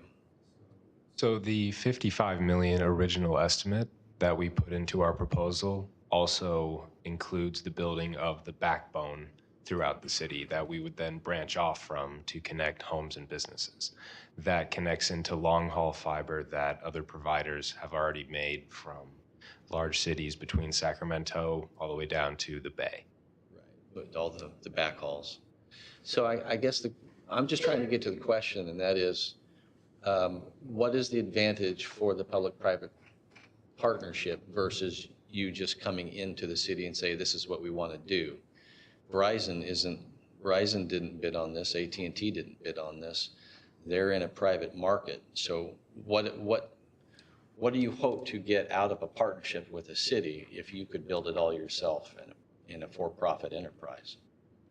Yeah, so really, we want to be good neighbors for one thing. We realize that you guys put out an RFP. We didn't just want to come in and say, hey, we're building. We always like to be on a good relationship with municipalities that we're building with. The other things that we would always like to have your guys' cooperation when it comes to having permits. We understand that can be a lengthy process. So obviously, we would want to make sure we're good neighbors, and then also if we can have some sort of timeline associated with permits, that's another really big thing that we look for with our construction schedule. Okay, yeah, thank you. Any other questions on the council? Yes. Yes. Yeah, I was just kidding. Do you know why Vacaville wasn't chosen for the grant funding? It's, the CPUC is stating that they're taking a hiatus now on future awards from round one, and we may see the money at some point at a later date, but it's still not determined. But we don't know why they said no on this first round? They really, there's only one grant awardee in Solano County. There are also, of the $2 billion which was made available through SB 156, which funded the FFA Last Mile program, only $1.2 billion has been awarded. So Vacaville is among a large number of applicants that were not awarded, but it has not been determined whether or not the CPUC, when it reopens the program, when and if they open the program, whether or not they're going to allow resubmittal of the Vacaville or other municipal agencies that did not get awarded. And then my last question is just if you had just a rough idea, what would the direct cost to the city of Vacaville be, say, over a course of the next 30 years, if you just had to throw a wild guess out? For building out the entire city? Just what money would come out of this, out of the city of Vacaville? I mean, about 60 million, maybe 65. So for what we designed for your future purpose, for fiber to every prem. So over the course of the next 30 years, roughly 60 million? Yeah. But please know that that's just a preliminary estimate based upon today's dollars. Councilmember Wiley. Can you explain that a little bit more? So if we were funding it, that's what it would be, or that is what it will cost to us in the future? No, it won't cost you anything. That's what I thought, but that's not what it sounded like, so okay. No, the question was, what would it cost if you were to build it? Right. That's not what I understood the question to be. So in the event Not that, what your question was, was it? That was not what his question was. oh, it wasn't. I'm sorry. I apologize, Councilman. Oh, that's okay. I'm just wondering, how do you guys get paid? Right? So, I mean, so City of Vacaville would obviously be spending money, right? So my question was, what kind of money would the City of Vacaville be spending over the next 30 years to use this system? To use the system built by Intrepid? Yes. Still remains to be seen and negotiated during the agreement. That's why I just said wild, rough idea. Oh, that's really yet to be determined. That's part of what we're asking council to authorize us, is to begin those negotiations so that we can get a better sense of what that looks like. Councilmember Ritchie? I had a question. Oh, sorry, go ahead. Thank you. So my question was, what other cities have you worked in that you've done this for around here? Yes, this would actually be our first city in California. In Colorado, we were in Broomfield, Lafayette, Louisville, Thornton, Pueblo, a few more that I can't remember off the top of my head. And then we also have a large market in Minnesota, kind of around the outskirts of Minneapolis. Missouri, anywhere in Missouri? Not in Missouri, no. Well, the reason I ask is about 2 years ago, the underserved community, the rural area, they came through and they were putting fiber optics everywhere. And now, after 2 years, the provider said, I'm not doing it anymore, so you have to get somebody else. So now they're in the process of getting a different provider, even though that was supposed to solve other problems. So I just wondered if that was an issue in other underserved communities. In our markets, that hasn't been an issue. I'm not 100% sure on the situation you're talking about. I have a feeling if a provider's leaving after 2 years, they probably ran into some sort of financial trouble. So that's where our partnership with Brookfield Asset Management really comes in, is we will not have that issue because, again, we are fully cleared to do the full spend. But you're selling then to the internet provider. So after Intrepid's does the infrastructure, then Intrepid's part is done, except for getting the money from the internet providers that are using the service to charge the residents. Is that correct? Somewhat. So we're not necessarily done. We always operate and maintain the network. But yes, we do work with the internet service providers. They're leasing the network from us. And that's how we keep the lights on. That's how we do make our money, is by working with those internet service providers, providing them a lease on our network. All right. So I'll just go on record. I'm in favor of at least listening to the next part and going forward with seeing what the contract would be. Councilmember Ritchie? Thanks so much. I know it's getting late, so be fast. I'm in favor of also going forward and exploring it, because it's not an obligation, it's just taking the exploratory. Through this graph, does this also connect to the Northeast Gross area and all the area that we're going to be developing? Because I mean, that's going to be a need as well, as we're going to build out Northeast Gross area and all the area along East Leadertown. Like, we'll be dropping cable and a fiber optic there as well. Yeah, so we have a preliminary design that covers around 33,000 homes and businesses. It doesn't currently cover that area because we have yet to do some lower level design and site level visits to make sure we know what that's going to look like. Our vendors will do the research into what the final area build looks like, and then they can choose what kind of fiber will actually be put in and how that design will work, and then we can move forward there.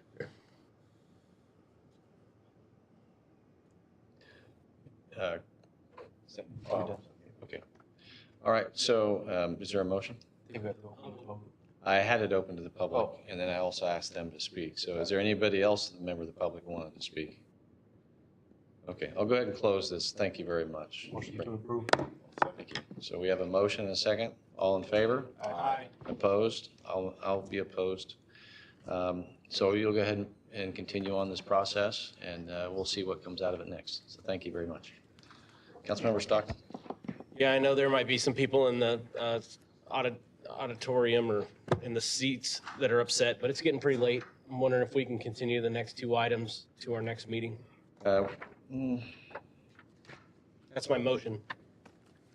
Something that's really important is on here. How fast can we go? 5 minutes. So we're going to run through the next 5 minutes each. Can we do that? team, go. Sounds like I don't have a second. So Yeah. that sounds like what we're doing. Let's finish. We don't have closed session. Doesn't make it better. All right, 10 minutes for council.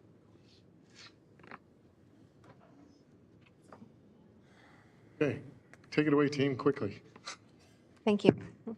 Good evening, Mr. Mayor, Vice Mayor, members of the council. I am before you here today to present for your consideration the professional services agreement to prepare the Northeast Growth Area preliminary planning study. This request before you is a contract to prepare the preliminary study in the amount of $471,360. The Northeast Growth Area encompasses 1,400 acres and is situated north of Leisuretown Road and Vacaville Parkway. It is located adjacent to key growth areas such as the approved North Village Specific Plan and the Green Tree Specific Plan. This is a prime location that affords the city an opportunity for developing job-generating uses such as high-quality retail, industrial, and technology campus uses, just as the city's general plan envisioned. This scope of work will begin with an assessment of existing conditions to establish a baseline understanding of what is currently out there and identify the infrastructure that is needed to support growth and development. The scope also includes an assessment of potential fiscal impacts to the city and county.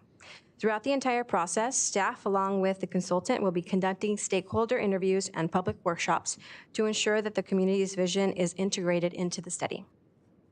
This scope also includes coordination with our agency partners to ensure any concerns regarding the provision of public services and needed infrastructure is well represented. PlaceWorks will be the lead consultant for this planning study. They were selected based on their experience with Vacaville and the content and thoughtfulness of their scope. Key deliverables include land use alternatives and fiscal evaluation and a final report that will identify a preferred land use alternative. And with that, at this time, I'm recommending that the council, by simple motion, adopt the subject resolution which authorizes the city manager or his designee to execute a professional services agreement with PlaceWorks to prepare the planning study for the Northeast Growth Area. Thank you, and we are available for questions. I appreciate it's a long time coming, and thanks to staff, city manager, for what you've done to get it to this point. This is really important because it helps us to plan, Ms. Morris, as you know, from the east of Leisuretown, to be coordinated. And it's been well over a year in getting to this point. So I don't have any questions. I'm going to open it up to the public for any comment. Seeing none, I'll bring it back. And Motion to approve. we have a motion and we have a second. All in favor? Aye. Opposed? Thank you. And there's work to be done. So. And then our final item.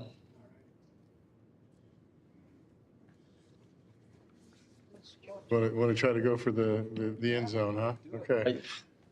We did that one in lesson 5, so. Okay, I lost my staff representative for that, so tell you what, I'll wing it. So, the final item before you tonight. Oh, there she is. She was talking to our consultant about the other item that you just whizzed through. So we'll turn it over to Georgianne for a quick presentation on this particular subject.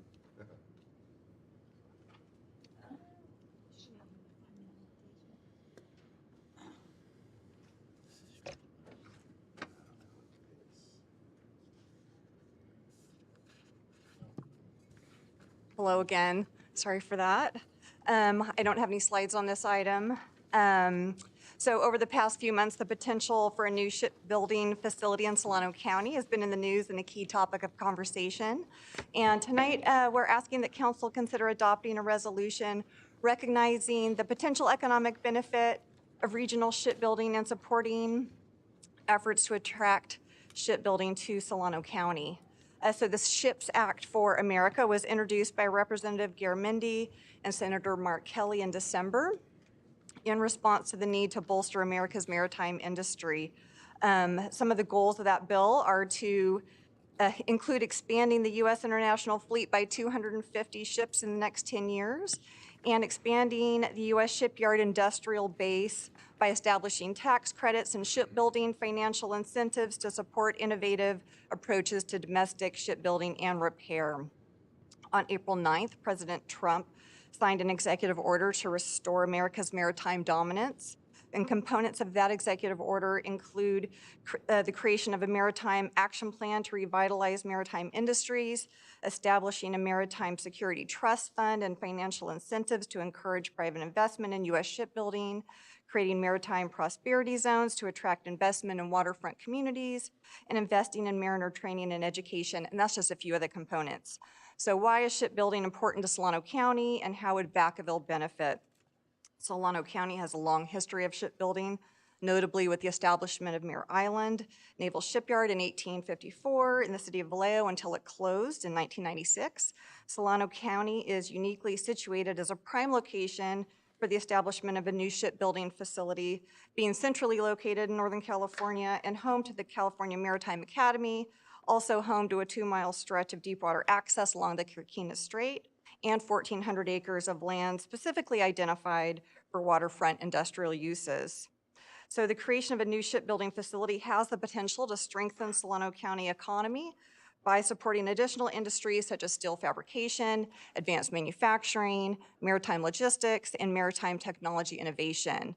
Other regional benefits of shipbuilding and its supporting industries in Solano County would include the creation of high-paying jobs in shipbuilding, logistics, engineering, and manufacturing, support for workforce development through technical education and training partnerships, enhanced national defense and economic security infrastructure, and new opportunities for regional collaboration and economic diversification. All of the cities in Solano County would likely benefit from shipbuilding industry in the region. So a question I've gotten is, how did this resolution come to be? And it was really born out of city managers in Solano County and electeds wanting to position Solano County for top consideration of a new shipbuilding facility. Solano County will be competing with other states on the East, Gulf, and West Coast. And so, you know, everybody wants to see significant benefits of shipbuilding facilities in their areas. So we want to be at the front of the line. This effort is in the early stages, and I don't have a lot of details to share with you.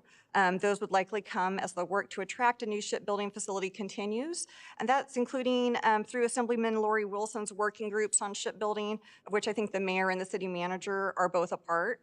The intent of the resolution is really to show that cities in Solano County are working together to support a coordinated regional effort to attract the investment necessary to construct a new shipbuilding facility in Solano County that bring, you know, it's really a once-in-a-lifetime economic benefits to the region and to the cities of the county.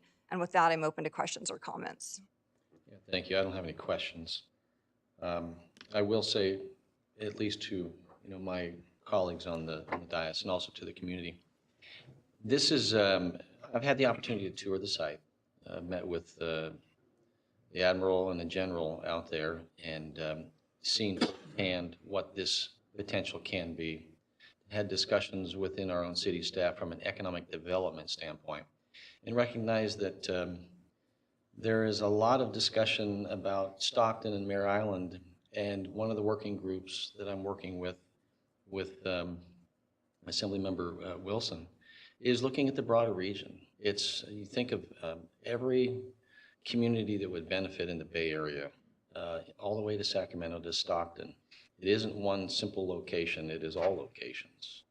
And how do you position yourself from an economic standpoint that is high-paying jobs? And I recognize that California Forever is the steward of the land, but the opportunity goes much bigger than those who simply own the land. It really is something that, when you listen to the stories of those who have had the opportunity to see it firsthand, the size and magnitude, and quite honestly, what was convincing was, the 1989 study that comes right out of the Solano EDC and the Solano County Board of Supervisors. This has been spelled out for decades, and I know that the Solano EDC has drafted a letter of support The TCC has also drafted a letter in support, and that this absolutely complements the military presence in Solano County, which we're known for, including Mare Island. So with that, I do appreciate, and I know I brought this up at the discussion that we were having at our offsite. This is the question that sometimes comes to me is what does this have to do with Vacaville?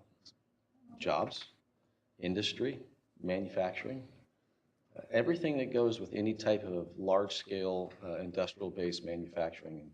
And we are a military community and county, and we have long history with both Vallejo and Mare Island and Benicia, the port of Benicia. So there is a much broader perspective, not just from a naval perspective, but just from a merchant commercial shipbuilding perspective, that for me, it's better to be united in the opportunity than to stand on the sidelines knowing that there's other places around the country that are looking. So that's why I brought it up then, and so I'm in full support of it. And Councilmember Freemel. Yes.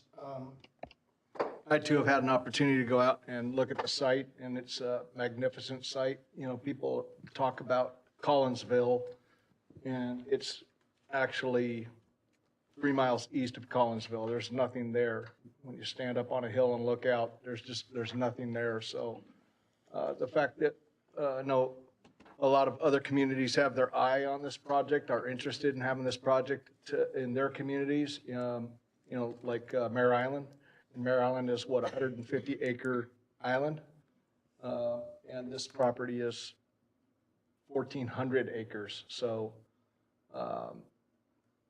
I just think about the possibility of my kids going to a trade school for a couple of years and getting a job where they're making $130,000 to $160,000 a year, and those with more education and the manufacturing and just the job creations, you know. And to tell you the truth, you know, I don't care if Elvis owns the property. I don't care who owns the property. What's important is what it can do for our nation and open us up to the Civic Theater. You know, there's places that they've looked at in San Diego. There's places they've looked at in Bremerton, Washington. And this is by far the best place for it. And I'm very hopeful for it. I'm hopeful for the great jobs that it can create. Just knowing what great jobs Mare Island used to provide for our community. And then all of the ancillary, you know, all of the other businesses that are going to be attracted to this region. Part of it, we got rail spurs that go out there. So again, you know, I'm just super excited. When I had a chance to learn more about this, I've really just kept my ear to the ground on it and have been able to just sit back and listen and watch and see what's going on, and just knowing that our nation is so far behind on shipbuilding. You know, China's putting a new ship out every 2 months, and we're putting one out about every 5 years. We're way behind. We're way, way behind. And it's time to dust off the cobwebs and get our nation going again. So I'm excited for it, for not just the possibility of jobs in our kids, but of our region, what it can do for the health and prosperity of our region, and also for our country, primarily for our country. So I'm very excited about it. Yeah, thank you. Vice Mayor Chapman? Yes, I'm keeping it short, seeing that I have an AA degree in shipbuilding, a journey person machinist, and I support this resolution in support of the area being the recipient of this industry, this opportunity. Also, there was an email we received this afternoon stating that there was a team that went to DC and that they went to the White House and that our president signed. What is it he has a tendency of doing? A lot of executive order. Yes, acknowledging, and I can't recall the specific language, but we each received that email today. And so with that, I just want it to be known that I do support the building industry returning to this area. It would benefit Vacaville with nice paying jobs for our young people where they would be able to afford a house here in Vacaville, close to their parents and where they grew up. So that's all. Thank you. Didn't know you had that degree. Yeah, I got that too. Councilmember Ritchie. I know it's late, I'll be very fast. I'm absolutely in support of this.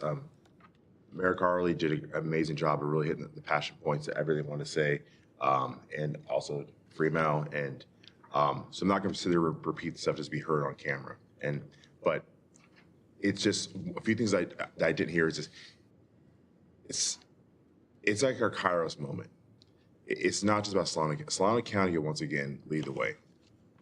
It's Solano County, Sacramento, across the water, Antioch. I mean, the Liberty ships, Victory ships, it wasn't just Solano County. It was from the Richmond shipyards to Antioch, Pittsburgh, the whole Bay Area, the whole Northern California region will benefit.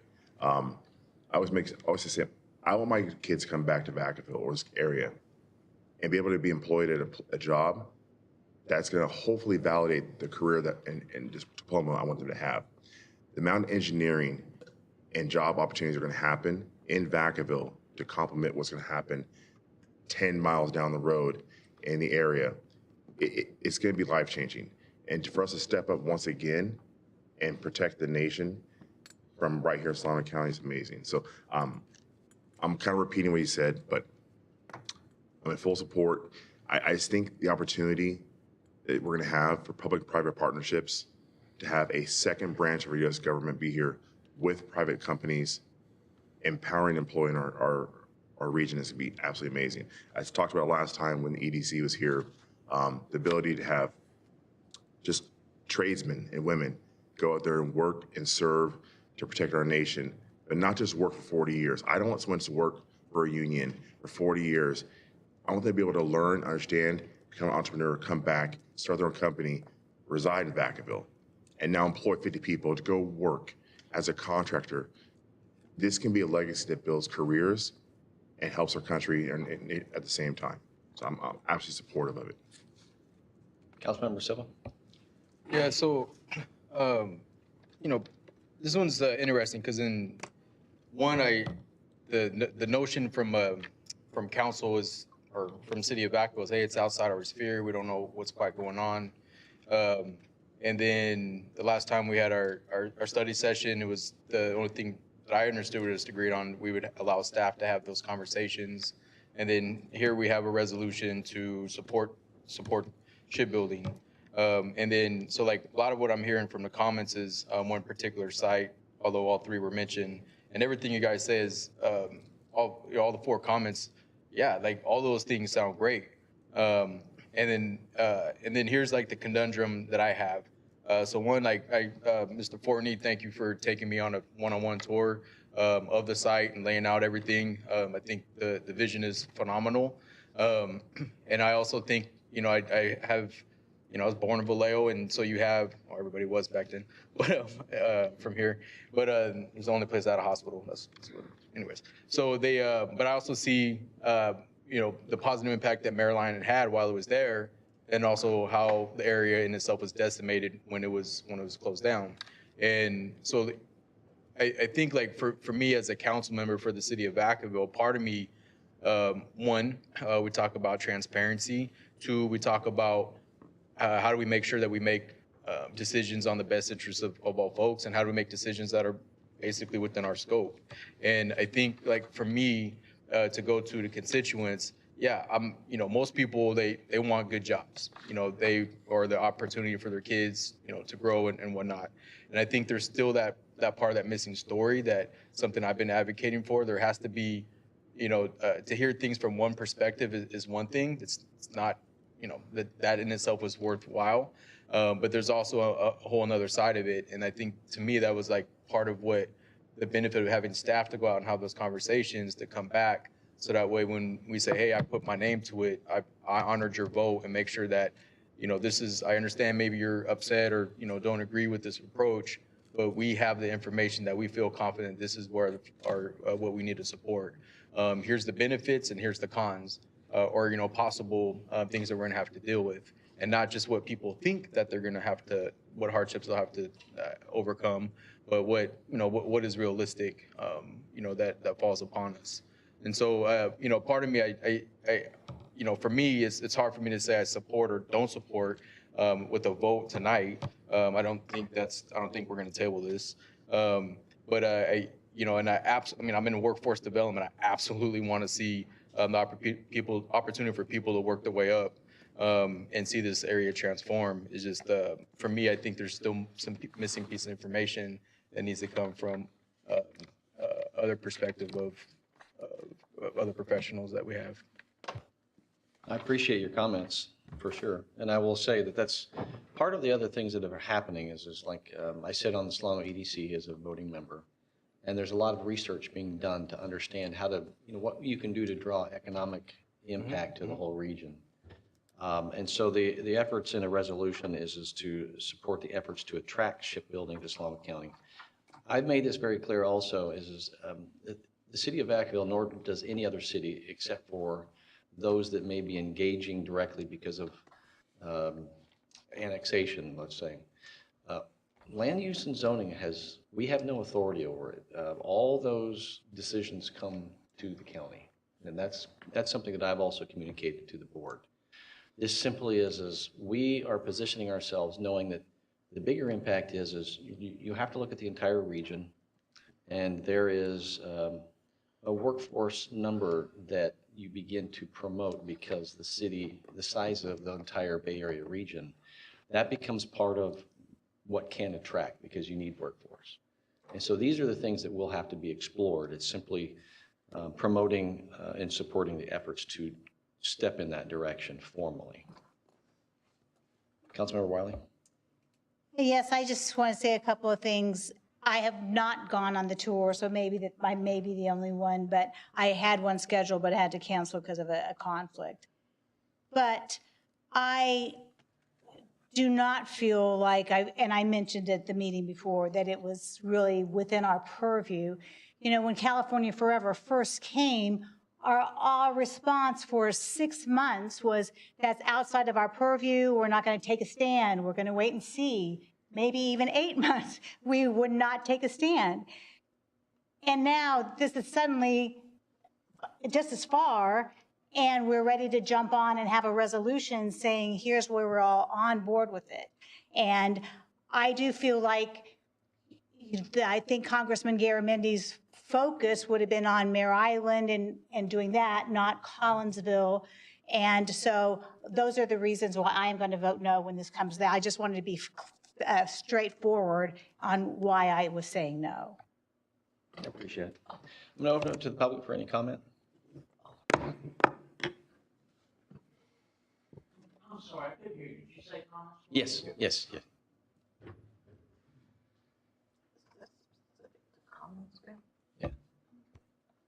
Hi. As I said last week, there's probably no one here in this room who spent more time in a shipyard than myself, other than the vice mayor. Be that, I sat through the county staff presentation this afternoon talking about what it would take to actually do anything in Collinsville. Okay. Huntington Ingalls Shipyard Company, General Dynamics, they run most of the shipyards that are left in the United States. They have excess capacity. So I'm all for the notion of, yeah, we support the idea of there being shipbuilding again in the, Solano County, Bay Area, something. I love shipyards. But the whole notion that, they're going to build a shipyard at Collinsville, that would cost so much money. And the existing shipbuilding companies in the United States already have excess capacity. Huntington Ingalls, they've built over half of the current Arleigh Burke-class destroyers that the Navy is still building and have been building them for 30 years because they can't figure out what they want to do next. Well, guess what? Huntington Ingalls closed their Avondale shipyard in New Orleans in 2014. They already have a skilled workforce. They already have a shipyard that they could go right in and turn the lights back on. That's where, if any money, and this is another thing was pointed out during the board meeting this afternoon, is that yes, there was a resolution in Congress. Yes, President Trump has made it clear that he wants to, push this, but there's no money allocated. And there won't be any money allocated for several months.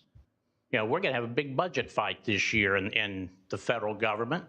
I think everybody's, once again, it's California forever, ringing a bell and making a whole lot of hype about something that is not real.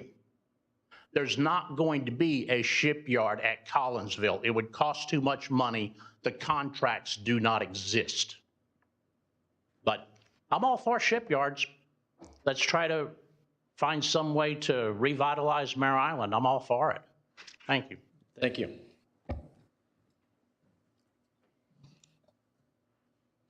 I'm going to go ahead and close public comment, bring it back to the council. Vice Mayor Chapman. Thank you. Yes, following Councilmember Wiley's comment, my focus was not on Collinsville. I'm looking at Mare Island, and I know the devastation once it closed down, how it impacted Vallejo and Oakland going out. I had a lot, well, anyway, won't go into the personal. However, it would benefit, I'm looking at the revenue, I'm looking at it economically, what it would do for our area. And yes, we're not the sphere of being directly there on the perimeter of Mare Island, but yet we will benefit from it. We will definitely benefit from it. So that's the angle, and that's the reason why I stated what I said. I have worked in the field. I enjoyed it too. It was a challenge, but I go after challenges. So I just want to make clear, it is not for Collinsville, and I am voting in support of this, but I know the benefit that it will make for Solano County. Councilmember Stockton. Yes, I still can't get over the fact that John Garamendi and President Donald Trump both agree on something, even conceptually. But I think that does really say something about the importance this has for national security, as well as just the jobs. I mean, it doesn't matter if it's in Mare Island or if it's out in Collinsville.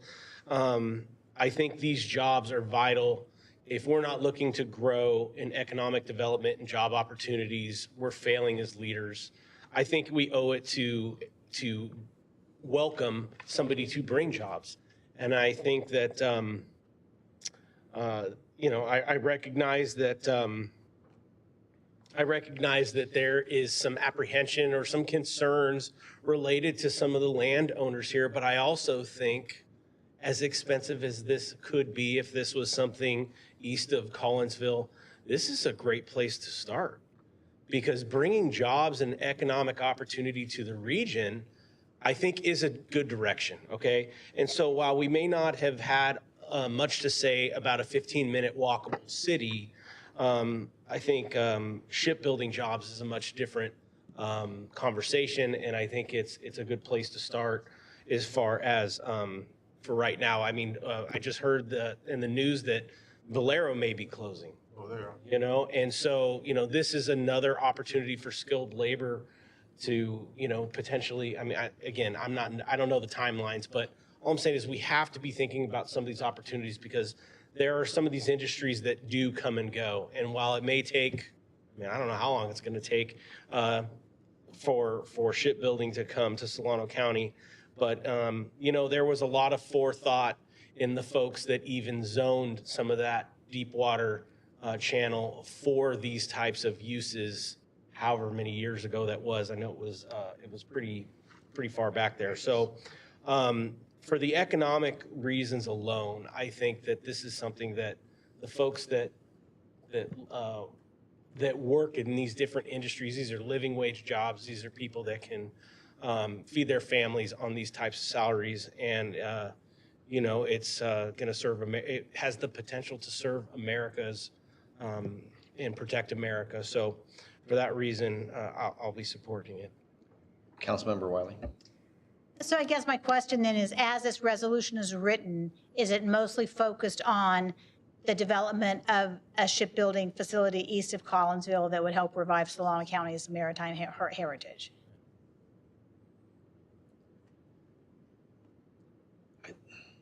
I don't want to be the one answering that, but it's to attract shipbuilding to Solano County, but it's to the greater region.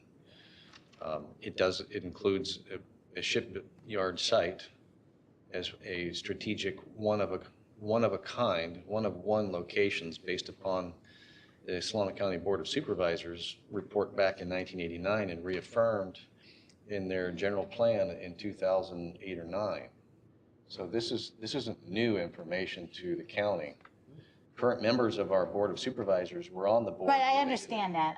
But so it mentions some of the history, and it mentions Mare Island as a history, but then it just mentions that establishment. So I don't care because I'm voting no.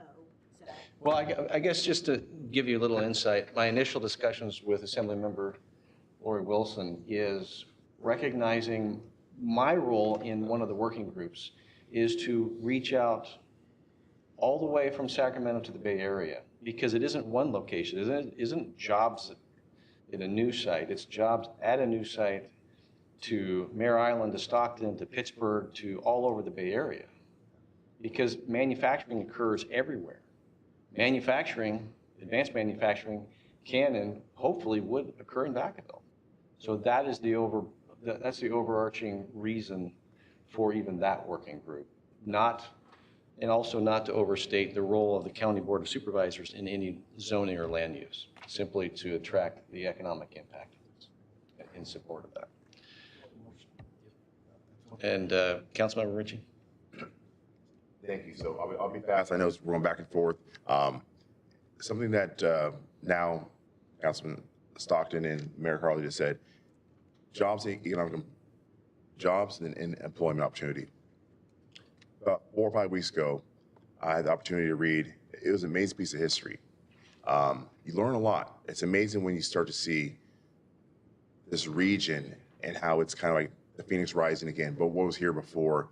What was at Mare Island? What was at Treasure Island? What was this whole region?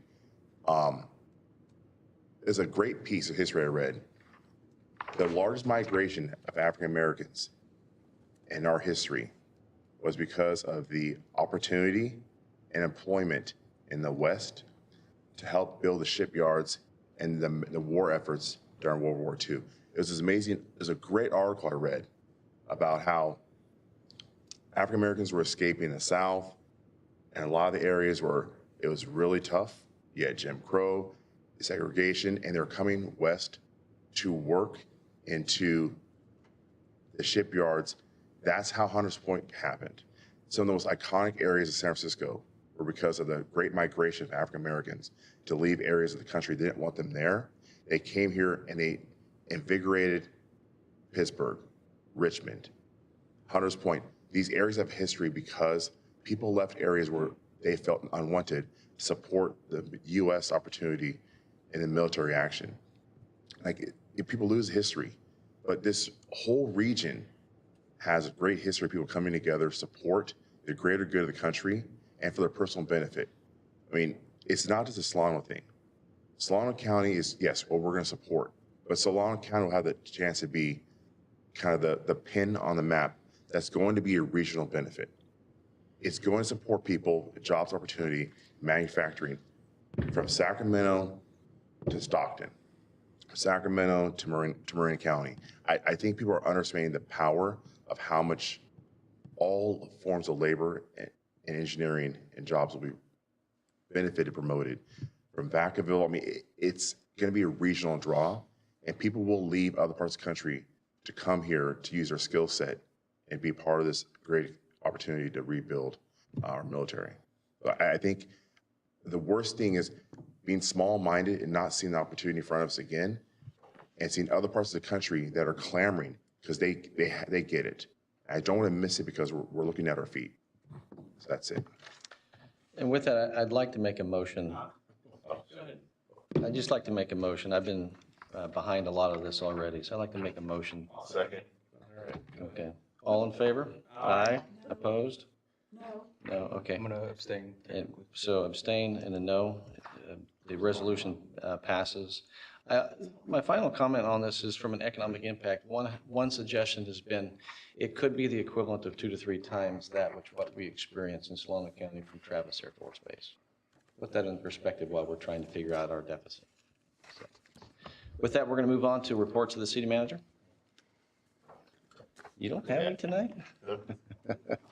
All right, so reports from the council. The only thing that I'll start us off is I don't have any update on Solano County Water Agency, only to tell you that I've asked them to bring another presentation back to the entire council because a year has passed and there's a lot of discussion.